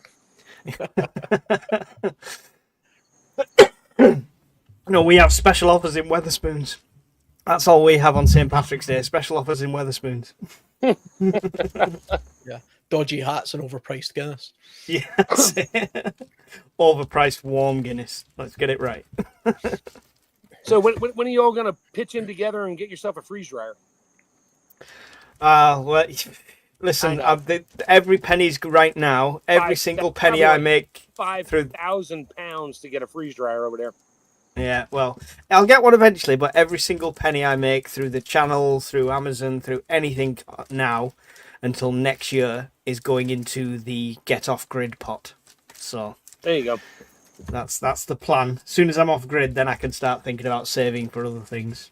Well, if you're off grid with no electric, you don't want a freeze dryer because you need electricity to run it. Oh no, I'll have electric. I've already seconded Hawkins and Scottish Prepper 73 to come in and install all my solar and stuff. So it's all planned out. That's good. Sounds like a plan. We make a cranberry relish for our turkey. Man, I put that stuff on everything. Yep. I make for leftovers. Everybody always talks about Thanksgiving leftovers. I make Thanksgiving burritos as leftovers. Oh, don't. I shred the turkey up. I cook turkey. I throw that in there. I throw a little bit of stuffing in there, a little bit of mashed potatoes, a little bit of cranberry sauce spread on it. I throw pretty much corn, peas, whatever we got. It's a leftover turkey dinner burrito. Now roll it up, throw it in a frying pan, and just cook it. Get it until it's brown on all sides. And he's making me hungry now. Yeah, honestly, I've been to the States several times, and I was younger, and my memory of each one, I remember little bits and bats. But my biggest memory from every trip is the food. It's always been the food.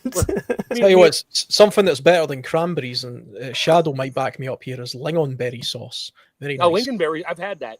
Yeah, it's not as. It's similar. It's very similar, but it's not quite as Are we talking? You're talking IKEA meatballs, the jam. Yeah. you've got I at the think side, you can get it from there. I think. As Yeah, well. that's what Like they- lingonberries. Those berries actually grow in Scotland, but we call them cowberries here. They call them Yeah. lingonberries. Yeah, they're in not. They're, Sweden. see, cranberries are very, very, very tart. You need a lot of sugar to get past it. What was it the other day?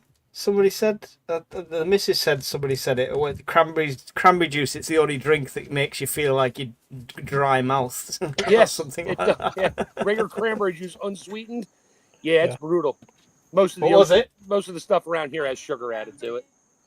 Yeah, we have cranberry juice here. That was it. It was, why does cranberry juice taste like it doesn't want to be wet? Yeah, that's it. I think it's actually quite hydrating as well. I think it's It I'm is. sure- There's just a lot of natural sugars in there. Yeah. And a lot of vitamins and stuff like that. If you get the good stuff. Try prune juice. That'll give you a perspective on weird taste and dry drinks.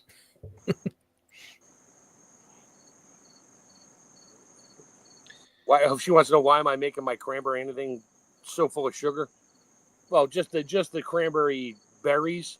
Yeah, you can cook them. You can add a little orange zest to it, and that they're just real Welcome tart. back, CB. I throw a little bit of I throw a little sugar in there just to ease up on the pucker factor when you eat them.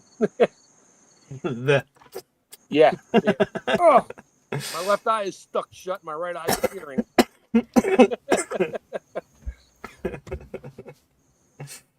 Oh. Yeah, you're right. You're right, Aquatic. Yeah. Yeah.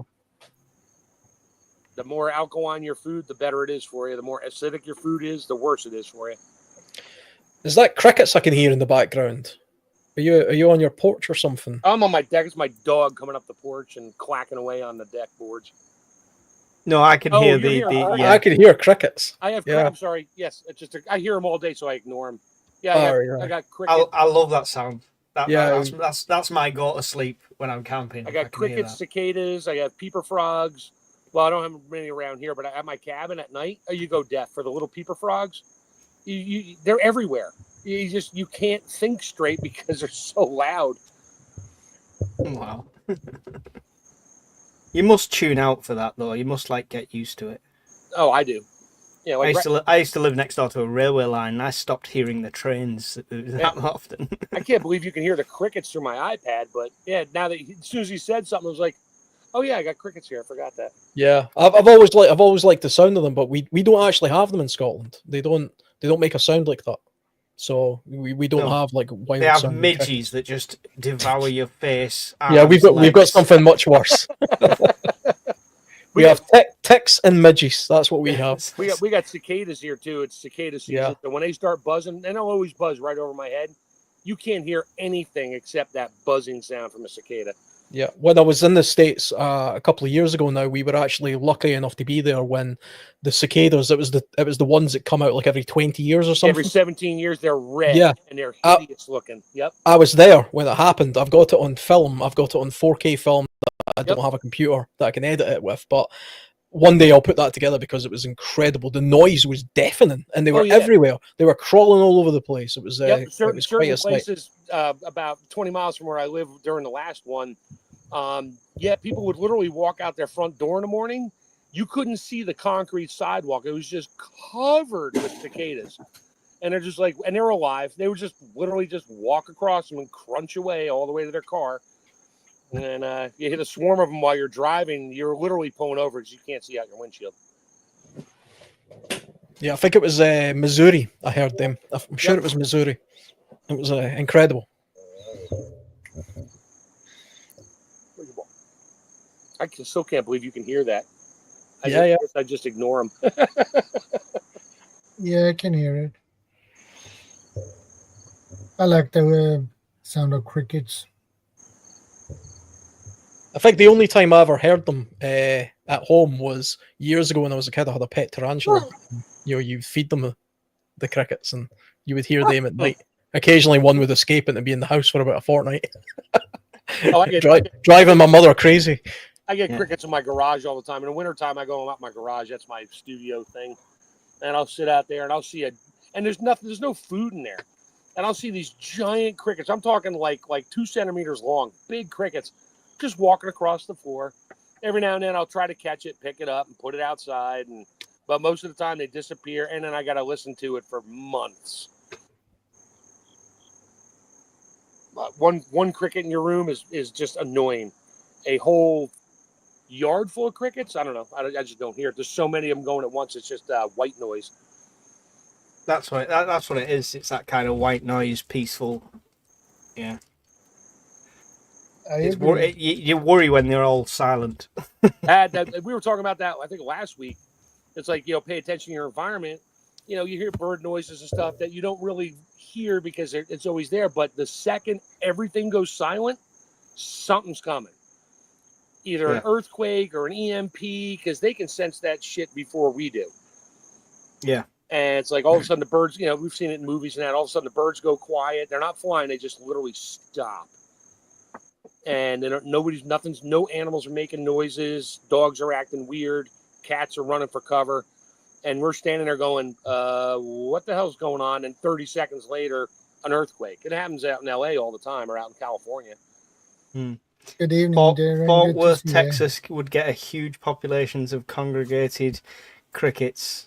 The stores would use snow shovels to get them away from the buildings. That's mad. I've been to Fort Worth. Yeah, that's cool. I like crickets. Yeah, there's definitely something to be said about getting used to the wildlife in your area, and then noticing the differences when they start acting different. It's one of the best things I like about wild camping when I'm on my own is because you're on your own, you're not talking to anybody, you can be very, very quiet, and the wildlife isn't always aware that you're there, and you can just sit and you can watch and listen, and it's incredible the things you see and hear when you're sitting in a woodland by yourself in a place where people don't normally go. The biggest national park in the UK isn't far from where I live, a place called the Cairngorms in Scotland, and I was camping there a while ago, just sitting, and I purposely go to a place where not even hikers would go, and you'll see badgers and you'll see shrews and stuff acting in different ways, and it's quite something to see. It's the same reason our people watch around here. I'm gonna have to jump off, gentlemen. It's no problem. 11. And I know it's nearly midnight for Shadow, so it's been a pleasure. I will catch you all later. Anybody watching on my side, because I'm streaming it to mine, if you want to carry on watching, please go over to Shadow Scout Swede's side. I'll share it on the community page as I go. So thanks, guys. Catch you later, Mike. See you later. Thanks for stopping by, Mike. Always a pleasure to have you. Thank you.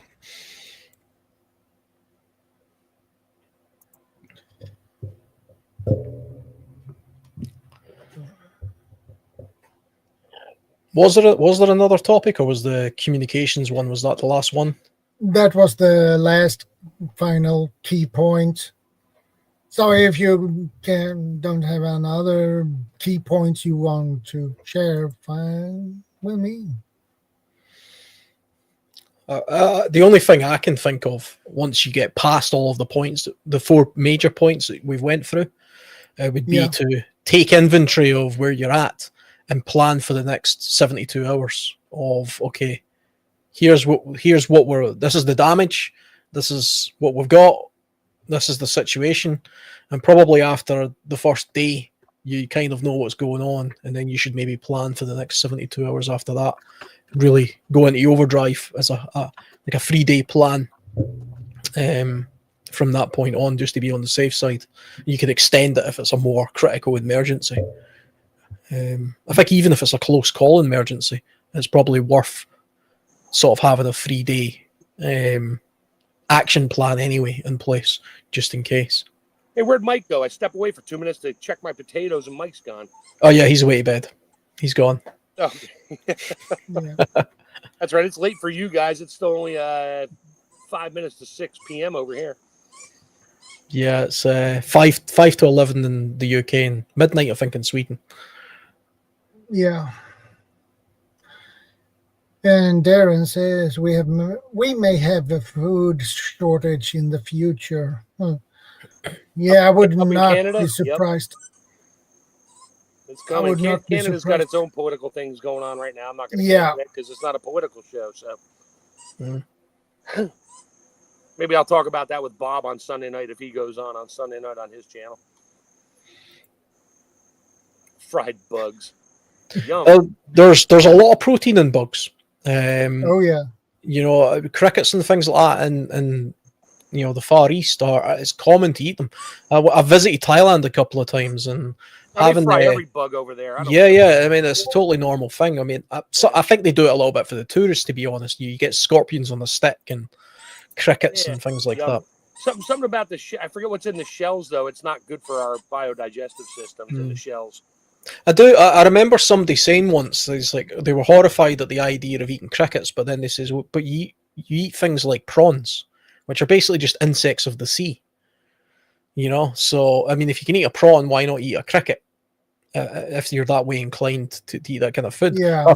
I think the other idea from a nutritional point of view would be because they're so easy to grow in mass, if you can basically have a pile of them, dry them off, and then powder them up, and then use them like an ingredient to fortify foods. You know, Dude, they're doing that in the United States. They're actually taking bugs, drying them out, and adding them to the flour in your food, and you have to know what the term is for it. It's like really? Yeah. Oh yeah. It's a Bill Gates type thing, I guess, and it's cricket powder is what it is. Feeding you bugs. They mix it in your food and don't tell you that it's cricket powder. They give it some other, scientific name, so people read their ingredients. They have no idea they're literally eating bugs. Well, I did hear a while ago. I mean, we don't have as big of a problem with hidden ingredients in Europe, but I don't know if it's entirely still the case. But red food color, the red dye that you get in a lot of foods, that apparently comes from a beetle. Really? But when you look on the ingredients on the back, it doesn't say the name of the beetle. It calls it an E something. So it's E and then a number. And, you have to go and look that up to see what that is. And red food dye comes from a beetle, which is interesting. And that was in Europe as well. Some red food dyes, but in the United States, it all comes from other toxic things. Oh, I'm sure it's different now, but I know that's definitely the case. That in Europe, certainly, we had red food dye beetles. I'm not opposed to eating bugs, by the way. I mean, from a nutritional point of view, certainly in a survival situation, most bugs are edible.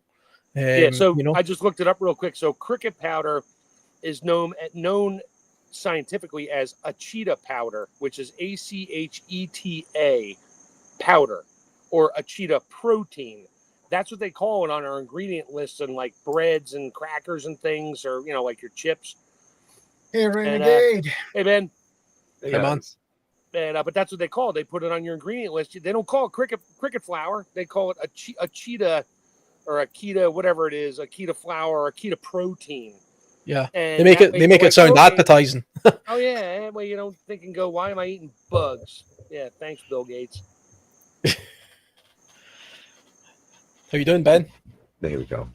You're somewhat late to the party. Yeah, like we're about to kill it in about 5 minutes here. Oh, it's all good. I don't mind staying until the last couple of minutes. But no, I'm all good. I finally got sleep. That's good. Yes, the kids finally behaved enough so I could get more than 4 hours of sleep. Oh, is this you just waking up just now at 11 o'clock? So you'll be up all night. Oh yeah. But not to worry, I'll be entertained. I got a new toy, so I'm going to be entertained. You got your Monster Energy drink there. You're good. I got a new HOTAS. What is it? A joystick? Light stick, yeah. One of those. If my... Move that away. One of those. Right. Pretty cool. Somebody put in the comments the E120 is the bug what red dye is from. Yeah. I don't know if they still do that. I don't know if that's still an ingredient, but I remember hearing that a while ago. So I what look. did I don't buy much junk food at all anymore, but I do pick up bags of like Cheetos and chips and stuff sometimes just to read the ingredients. Going, yeah, I'm not eating that crap. Yeah. Nope. Well, if you read the ingredients of the can that Ben is drinking right now, that'll have some interesting things on it. It's got all kinds of chemical things you don't recognize. Ah, Yeah, give I you heart agree. palpitations and all kinds of other issues in the long term. Mm. Then I better not show the monster pile I've got. Probably bad idea. yeah. Oh yeah. Let's put it this way. I have enough metal cans over there I could probably melt down and make a nice frying pan. You should stick to a wholesome, healthy drink like me. Joker IPA. No. If we're doing this. Okay, just a heads up then. Alan's clearly pulling an all-nighter.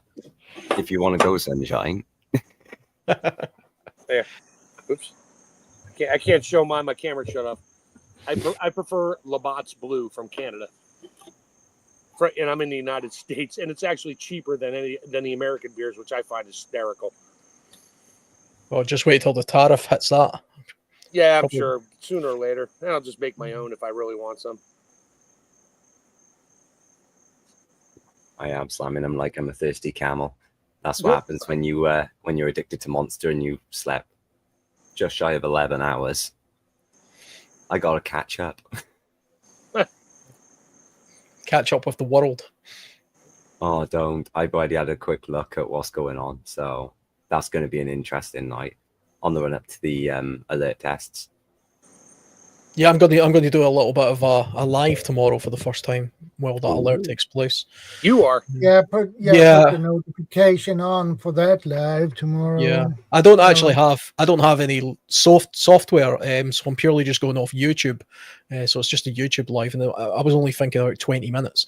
But for anybody who doesn't know, the UK tomorrow's getting a mobile phone emergency alert test, which has only happened one other time, I think, and it didn't work. It didn't work enough.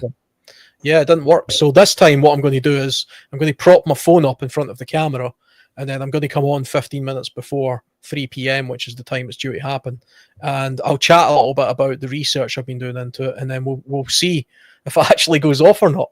What's your Alan? What's your channel? World Survivalist. Oh, okay. I don't know if I subscribed or not. I don't even remember. His name's Alan, and he's the World Survivalist. Yeah. Yeah, it'll be on there. I've put up a reminder type link, but it won't be anything fancy. I was not subscribed on my Mad Chick Acres one. I will subscribe right now. I'm pretty sure I'm subscribed to you. I subscribe to everybody I speak to on these chats. Probably, and I think I might have on my Chef Tech side, but not on. I have two. That might Chef be Tech it. 86, and I got Mad Chick Acres. Chef Tech, I'll put random videos up of cooking and canning my gardens and that. Mad Chick. Nah, I think I did one with that bug assault gun or something like that. That was about it. Yeah, I saw that one. I mounted a GoPro on my bug assault. Yeah, bug assault. That was a fun video. So, what did I actually miss then, guys? Considering everything. We've been on for 4 hours.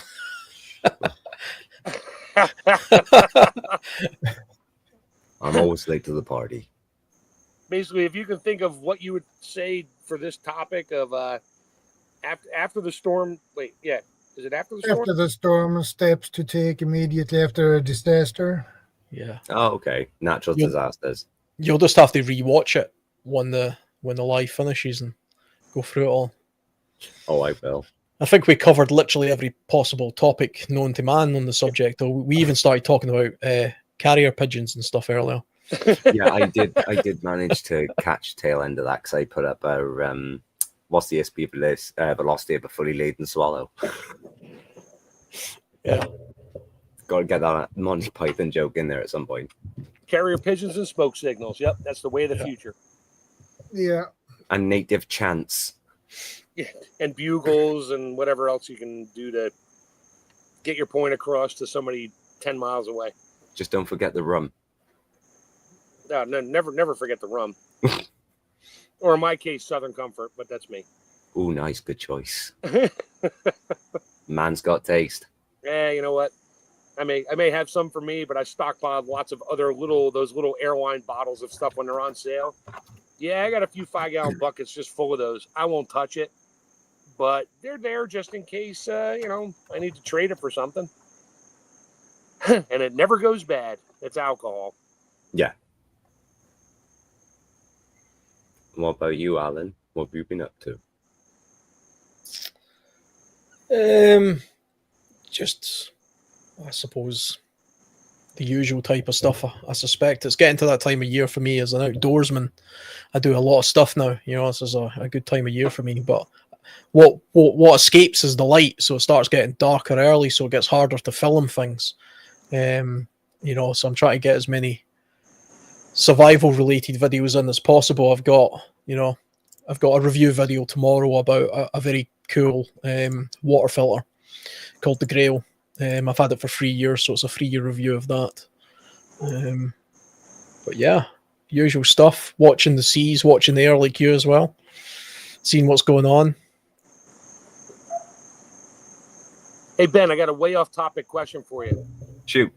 Your headphones, I have to do the same thing with my headset because I work from home, customer service stuff, technical stuff. I literally have to take the right headphone off so I can hear my surroundings, because if I put the headphones on, I can't hear anything. I can't even hear my own voice. I wind up talking too loud. To be fair, that's mainly because I'm deaf in my right ear. Oh, okay. Yeah, no. I had a flashbang go off right next to my ear, and it burst my eardrum. And then 6 months later, the same thing happened again, but at an airsoft tournament. And that time it perforated the eardrum. So I am now completely and utterly deaf in my right ear. Nope. Sorry to hear that. Everything in mono then.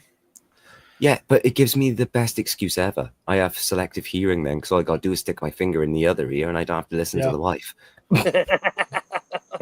I can't hear it when I've got these headphones on as well. I can't hear a thing outside of our conversation at the moment. I would have to take one off to hear it as well. I got Chef Tech's dog. Yeah, he's squeaking his ball. As soon as my wife walks out here, he comes out. It's playtime. Playtime. Uh-oh. Don't say that word in this house. These kids have got fucking subsonic hearing, I swear, because if the word quiet is mentioned loud enough or playtime, that's it. We're done. Grab the ball right on the floor there. No, it's right there. But I will put something out there that I think will make everybody here laugh at my expense, which I totally don't mind because it was hilarious. For the first time in my marriage, I witnessed my wife having an ASD meltdown at the same time as our eldest daughter having the same, and they both cancelled each other out. That sounds interesting. I don't think I've ever had that. No, so that was quite the experience. If you want to talk of something that's, like a natural disaster in a way that comes out of the blue and you don't know what to do and how to expect it, yeah, try and be the carer of two people with autism, both having a meltdown, but yet instead of stepping in, they cancel each other out. My brain, even now, after having sleep, still can't comprehend what I witnessed. Kind of phase each other out. Yeah, it was phase cancellation. Yeah, it was weird. Talking about questions, actually. Sorry, crack on. I was just going to say, because I was just thinking about the mobile alert thing, because we were talking about that. Do you have them in Sweden, Shadow? And I know Chef Tech, you have them in the US. We had the one big one 2 years ago. So do you the different alert system with the normal, alert system we get on TV and radios, and not necessarily on the cell phones, but on the TVs and that.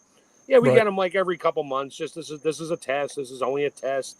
Blah blah blah. But then we had the one like 2.5 years ago where it came. It was the a different alert system, and it went to every cell phone. And even if you shut your phone off, when you turned it back on, your phone went off. Yeah, that's what's going to happen tomorrow in the UK. Right. So, do you have that in Sweden? Freaked out that we're all going to die, and it's going to send out some kind of a pulsing signal that's going to turn you into a zombie or some shit like that. Yeah, it was weird. Yeah. Yeah, we can get text messages if something happens here. That's interesting. What I'll do, once I've had my cigarette, I got my phone next to me, I can pull up the alert and show you what it looked like on our end. Because the one thing I'm still conscious of, I don't know if you can smoke cigarettes on cam and then not get YouTube slapped for it. I know you can vape. I think you can smoke on YouTube. Joe Rogan smokes joints all the time. Oh, happy days then. That saves me having to flick. That's why my camera, if you remember, Alan, the other stream kept flickering. Mm. Yeah, I'm breaking my camera for switching it off and on again. But one sec. Where's it coming from? No, this is what we had ready in preparation for tomorrow. Oh, is this? Did you get a text message? Oh yeah, I made sure I saved it so I can try and get it on camera for occasions like this. Sorry if it's blurry, guys. But Yeah, slightly out of focus. Yeah, you can see it now. Oh yeah. Yeah. Yep, so that's what we received. It'd be interesting to see if, because I never got it last time, and I didn't get that text message. So it'd be interesting to see if it comes on my phone. I've checked my device, and it is actually set to receive emergency calls, emergency alerts. So now, the funny thing I want to mention in with the emergency alerts is when you're in a household, they obviously, the government knows who's in a household. We all know how we do it through the electoral roll and all that nonsense. I had my text message 3 days before Karis had hers. That's Mrs. RP for anyone new. Sorry, I forgot. They're just, I think they're just random because, like I say, I've not received that text message at all. Yes, but what we were discussing was like we were sat. I think it was 5:30, 5:45 our time when Mrs. RP had hers. And I said, well, why is yours come through late? We're the same household. You'd think they'd look through and go, right, they're a household of 4 or 5. Send them all at the same time, you know? Nah, there's no way somebody at an individual level would be doing that because that text message will go out to like 60 million people. I haven't seen two CTV, is it? Yeah. CTV? I don't know. It must be millions of people that goes out to, that text message. Yeah, so we get regional messages here. We have silver alerts, which is an old person disappeared. We have amber alerts, which is a missing child, and they're regional. So, like if it happened in, say, New York City, that for a child missing, it would go out for New York City, northern New Jersey, Connecticut, some of eastern Pennsylvania, and then up into New York State. But it wouldn't go off in California. Right. You know, it's not nationwide. It's just regional stuff. And that's for amber, silver, and I think there's one other alert. Is there another alert?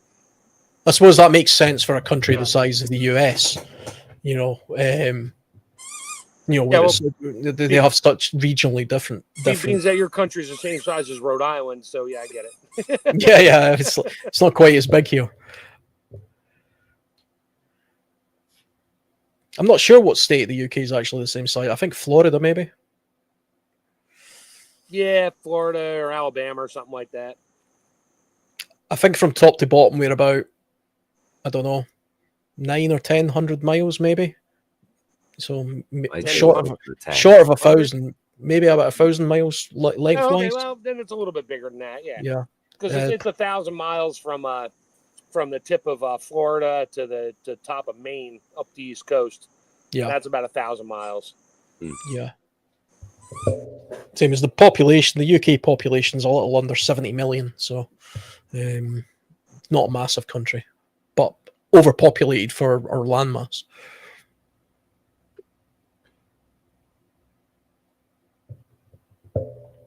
Sorry that I'm quiet. I'm catching up now on the After the Storm steps to take on YouTube so I can see what points were said.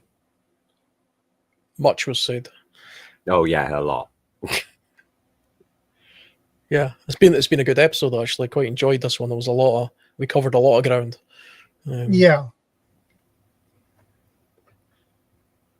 Yeah, we did, and the conversation has been awesome, actually. A lot of ideas, a lot of good I guess advice.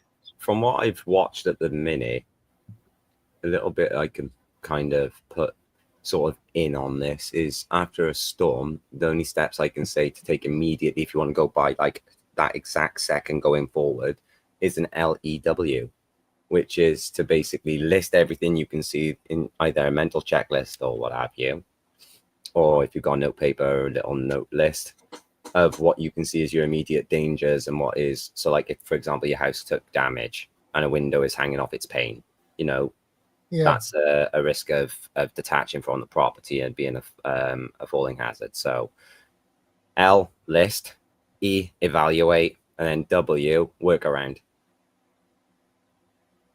Yeah, that makes sense. Thank you for Yeah. that. Lou yeah, that method. makes Yeah. sense. It's better than the analogy I used, which was think of the Starship Enterprise.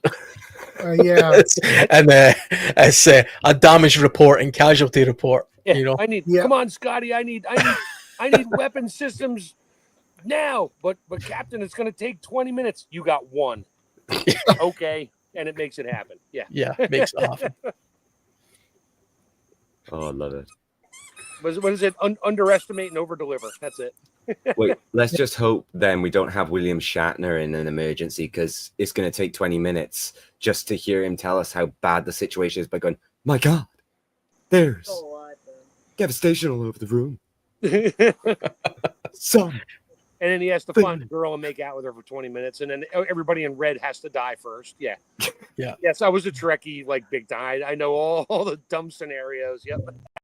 Yeah, there you go. Yeah. Live long there, buddy. I love the Oh, Star yeah. Treks. The old Star Treks were always the best, even better than Next Yeah. Generation. Oh, in my bye. opinion. It's great when you're an impersonator. It was always the case though when they were going down to that. We're going down to this planet, and one of us is sure to die. So it'll be in the way team of Dr. McCoy, Spock, Scotty, Ensign, blah blah blah, who just started today. Yeah, he literally. Yeah, those are the extras that come in. They get to wear a red uniform. Yeah, And they get their 20 seconds of fame that I was on Star Trek. Yeah, you'll never be back. Although there were a lot of seconds that got killed. They were back many times. You just didn't know it because they'd skip like 6 or 7 things. They wouldn't be in the forefront. You'd see them in the background walking around. You have to look for it. They're there. Love it. All right. enough of the Star Controversial Trek. question then. Voyager, Next Gen, which of those two is the best? Out of just those I two. like Next Gen. Voyager I didn't like, and you can keep the what was the one where they're on a Deep Space Nine. Deep Space Nine. Yeah. What a hokey bunch of crap that was. Yeah, that was garbage. I watched it, but it was like, okay, this is bullshit. I got rivalry in the household. I'm a heathen because I love Voyager more than Next Gen. Nah, TNG was always the All right, best. I'm not subscribing to your channel now. Sorry, Ben. We can't be friends. That's all.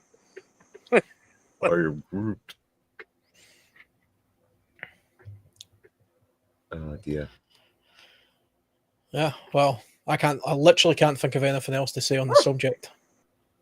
Not on that. No, I can't come up with something either. Yeah, So if we're talking about Star Trek now, I think we're done. Yeah. Beam me up, Scott. There's no intelligent life left down here. We're out of here. Wait, was there any signs of intelligent life down here? I'm still looking. No, but every planet they went to had an oxygen, nitrogen atmosphere. Yeah, that's right. Class M planet They everywhere. could tell that from space somehow without a probe. And the Next Generation, every planet they went to looked like California.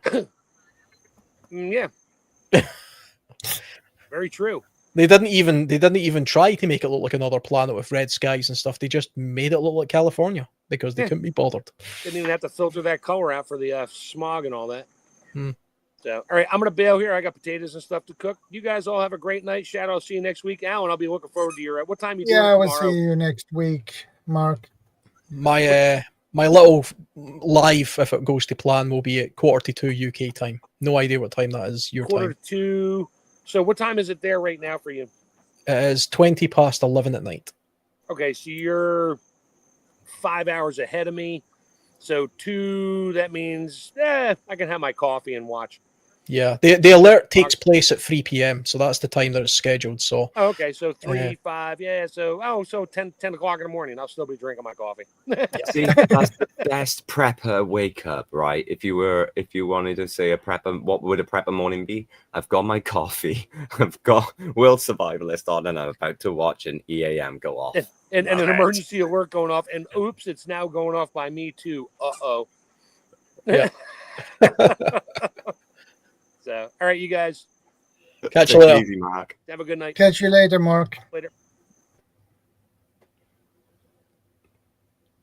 And then 4 became 3. Yeah, as usual.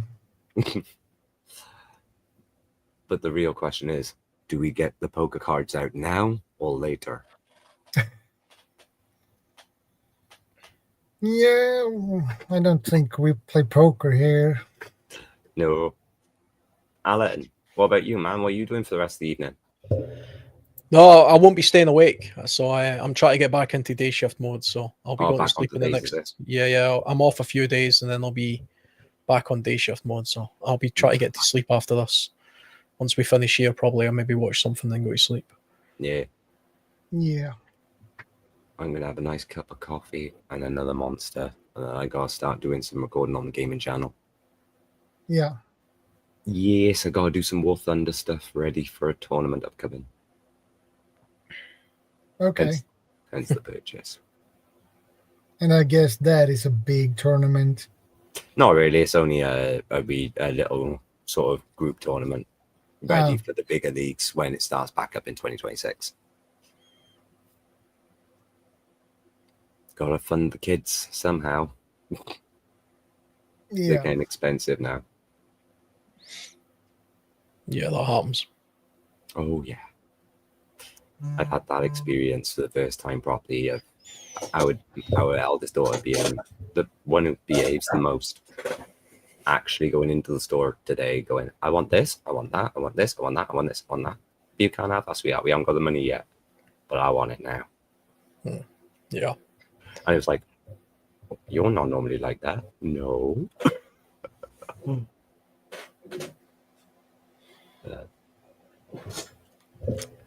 Yeah, my kid's starting to get a taste for branded sort of clothing, Nike and stuff, you know.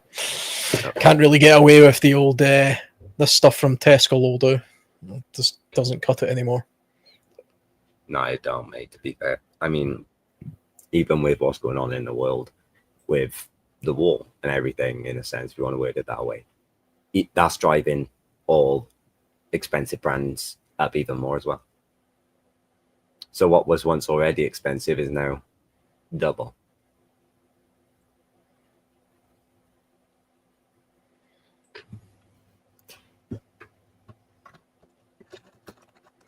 And just reading some of these messages, I always miss reading the messages as because I put it on the full screen and then I lie back in this chair and I forget that there's other people sort of messaging.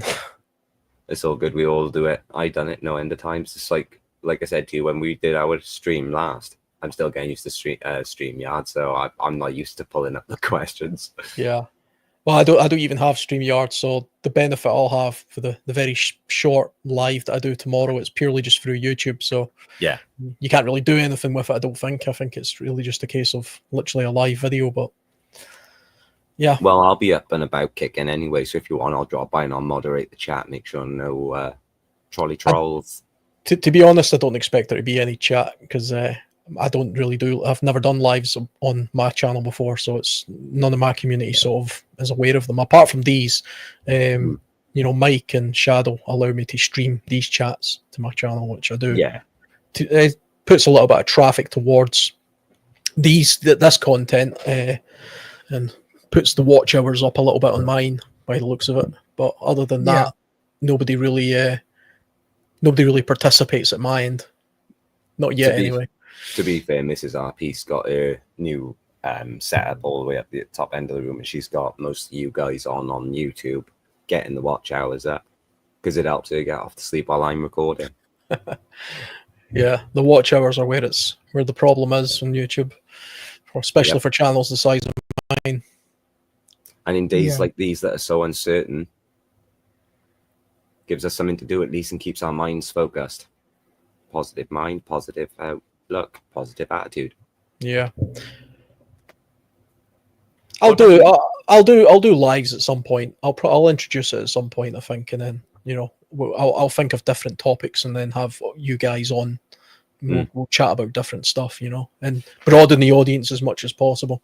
Well, I know it's kind of giving a spoiler away in a sense, but me and a mate of mine who's over the road were doing a discussion about, because I do all this stuff, what about running a scenario where you can actually get, I think it's a mod for Microsoft Flight Sim, where it's real life data from satellite imagery, and you can go and see what's being changed around. So take a helicopter flight over to like different parts of the UK or Europe and see if there's anything major being developed, or if you can see anything different from how 2022 looked up until today.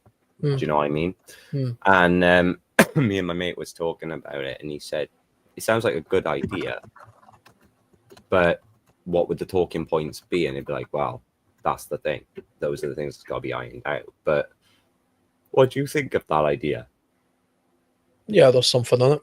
There's definitely something in it. There's an appetite for this kind of content. So there's a few different ways it can be done now. It's quite the only three live streams I've ever been on is yours, Ben, and I've been on Shadows a few times now, and I've been on Mike's a few times, and they're all different. The unique thing about this one is it's a little bit more international. Americans and Europeans and Brits all on the same channel, and it also runs a long time. This tends to go twice the length of most of the other ones, so that can lead us down different avenues of conversation that you otherwise wouldn't have if you just had, okay, let's just talk about this topic for 10 minutes, then quickly move on. Because we talk for a little bit longer sometimes. You get more out of it, I think.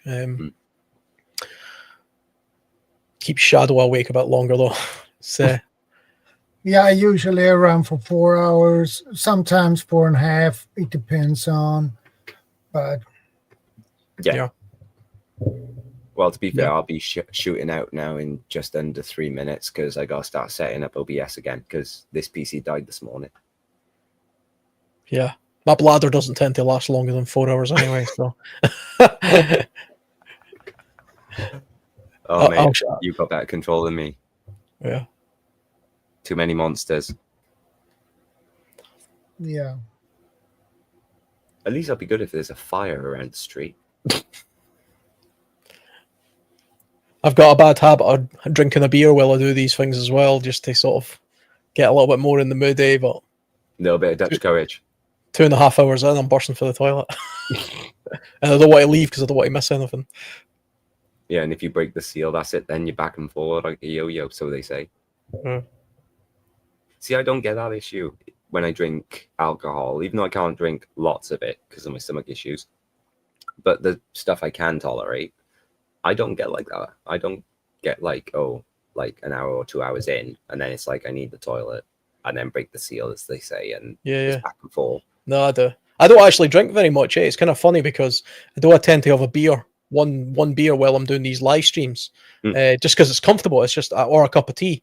But I seen on the Discord chat somebody say Alan's not even drinking this time. That's kind of unusual. As if I drink all the time, but it's literally just a 1 bottle a week type drink. I don't actually drink at all. I haven't been drunk for years. But no. It's like Mrs. RP. It was her birthday on the 2nd. She still got her 4 cans of the strawberry strongbow. She's still got the 4 cans of those still over on the corner. She hasn't touched them. Yeah, I get these IPAs, these IPA bottles. You get 4 or 5 of them down at Lidl at a time. But that then lasts me for a month. You only get 4 bottles. It's like the Whitley Neal gin. This will last me 3 months. And that's the best part because it tastes better as it ages. Even though it's a gin, it's not like a wine or a whiskey. Yeah. It does actually taste better. This one, to me anyway, tastes better as it ages. Alcohol is a good prep to have, Oh yeah. Even beer has a nutritional value that's it's a good food product especially if you're using it for stews and things like that. Oh, definitely. If you've got a nice bit of gammon and you've got a can of, I don't know, what have I used before? Coke. Like Guinness or Coke, yeah. Yeah, the sugar content, very good for that kind of stuff. But not only that, there's one thing I do want to say I got into recently, making my own black pudding. That's interesting. Yeah, that is interesting, and it's quite difficult. Where do you get the blood? Butcher? Yeah, Doug Willis is just over the road. Yeah, they sort it out. They get it in the big jars, not jars, cans. Blood and oats. Yeah, lovely. But what I want to learn is how to make haggis, because I've only ever had it twice in my life, and I love it. But I don't know why. But I got haggis from the shops. I've got it in tins. It don't taste the same. Yeah, it tastes different every way that you get it. Do you know the most? Do you know the most popular way of eating haggis in Scotland? What's that? Chip shop. Battered haggis. It's the most popular, most commonly way it's eaten. I may need to take a stroll up your neck of the woods and say, "Come on, where's the nearest fish and chippy?" Yeah, they're always good. Battered haggis. It's spicy battered haggis. That's the thing to get. Wow. No, I haven't had haggis for close to 15 years now. The last time I had it properly. Do they have something like haggis in Sweden? No. They're probably something similar, because I mean it's made of offal. That's what it's an organ based dish. So heart, liver, kidneys, oats, barley stuffed into a sheep's stomach and boiled. Very appetizing, of course. But black pudding, I mean, we see that as a relatively uniquely British thing, but it's really not. Blood pudding is quite common in Europe. My friend lives in Sweden, and I've tried it there, and it was sweet tasting. It was much sweeter tasting in Sweden than what we get in the UK.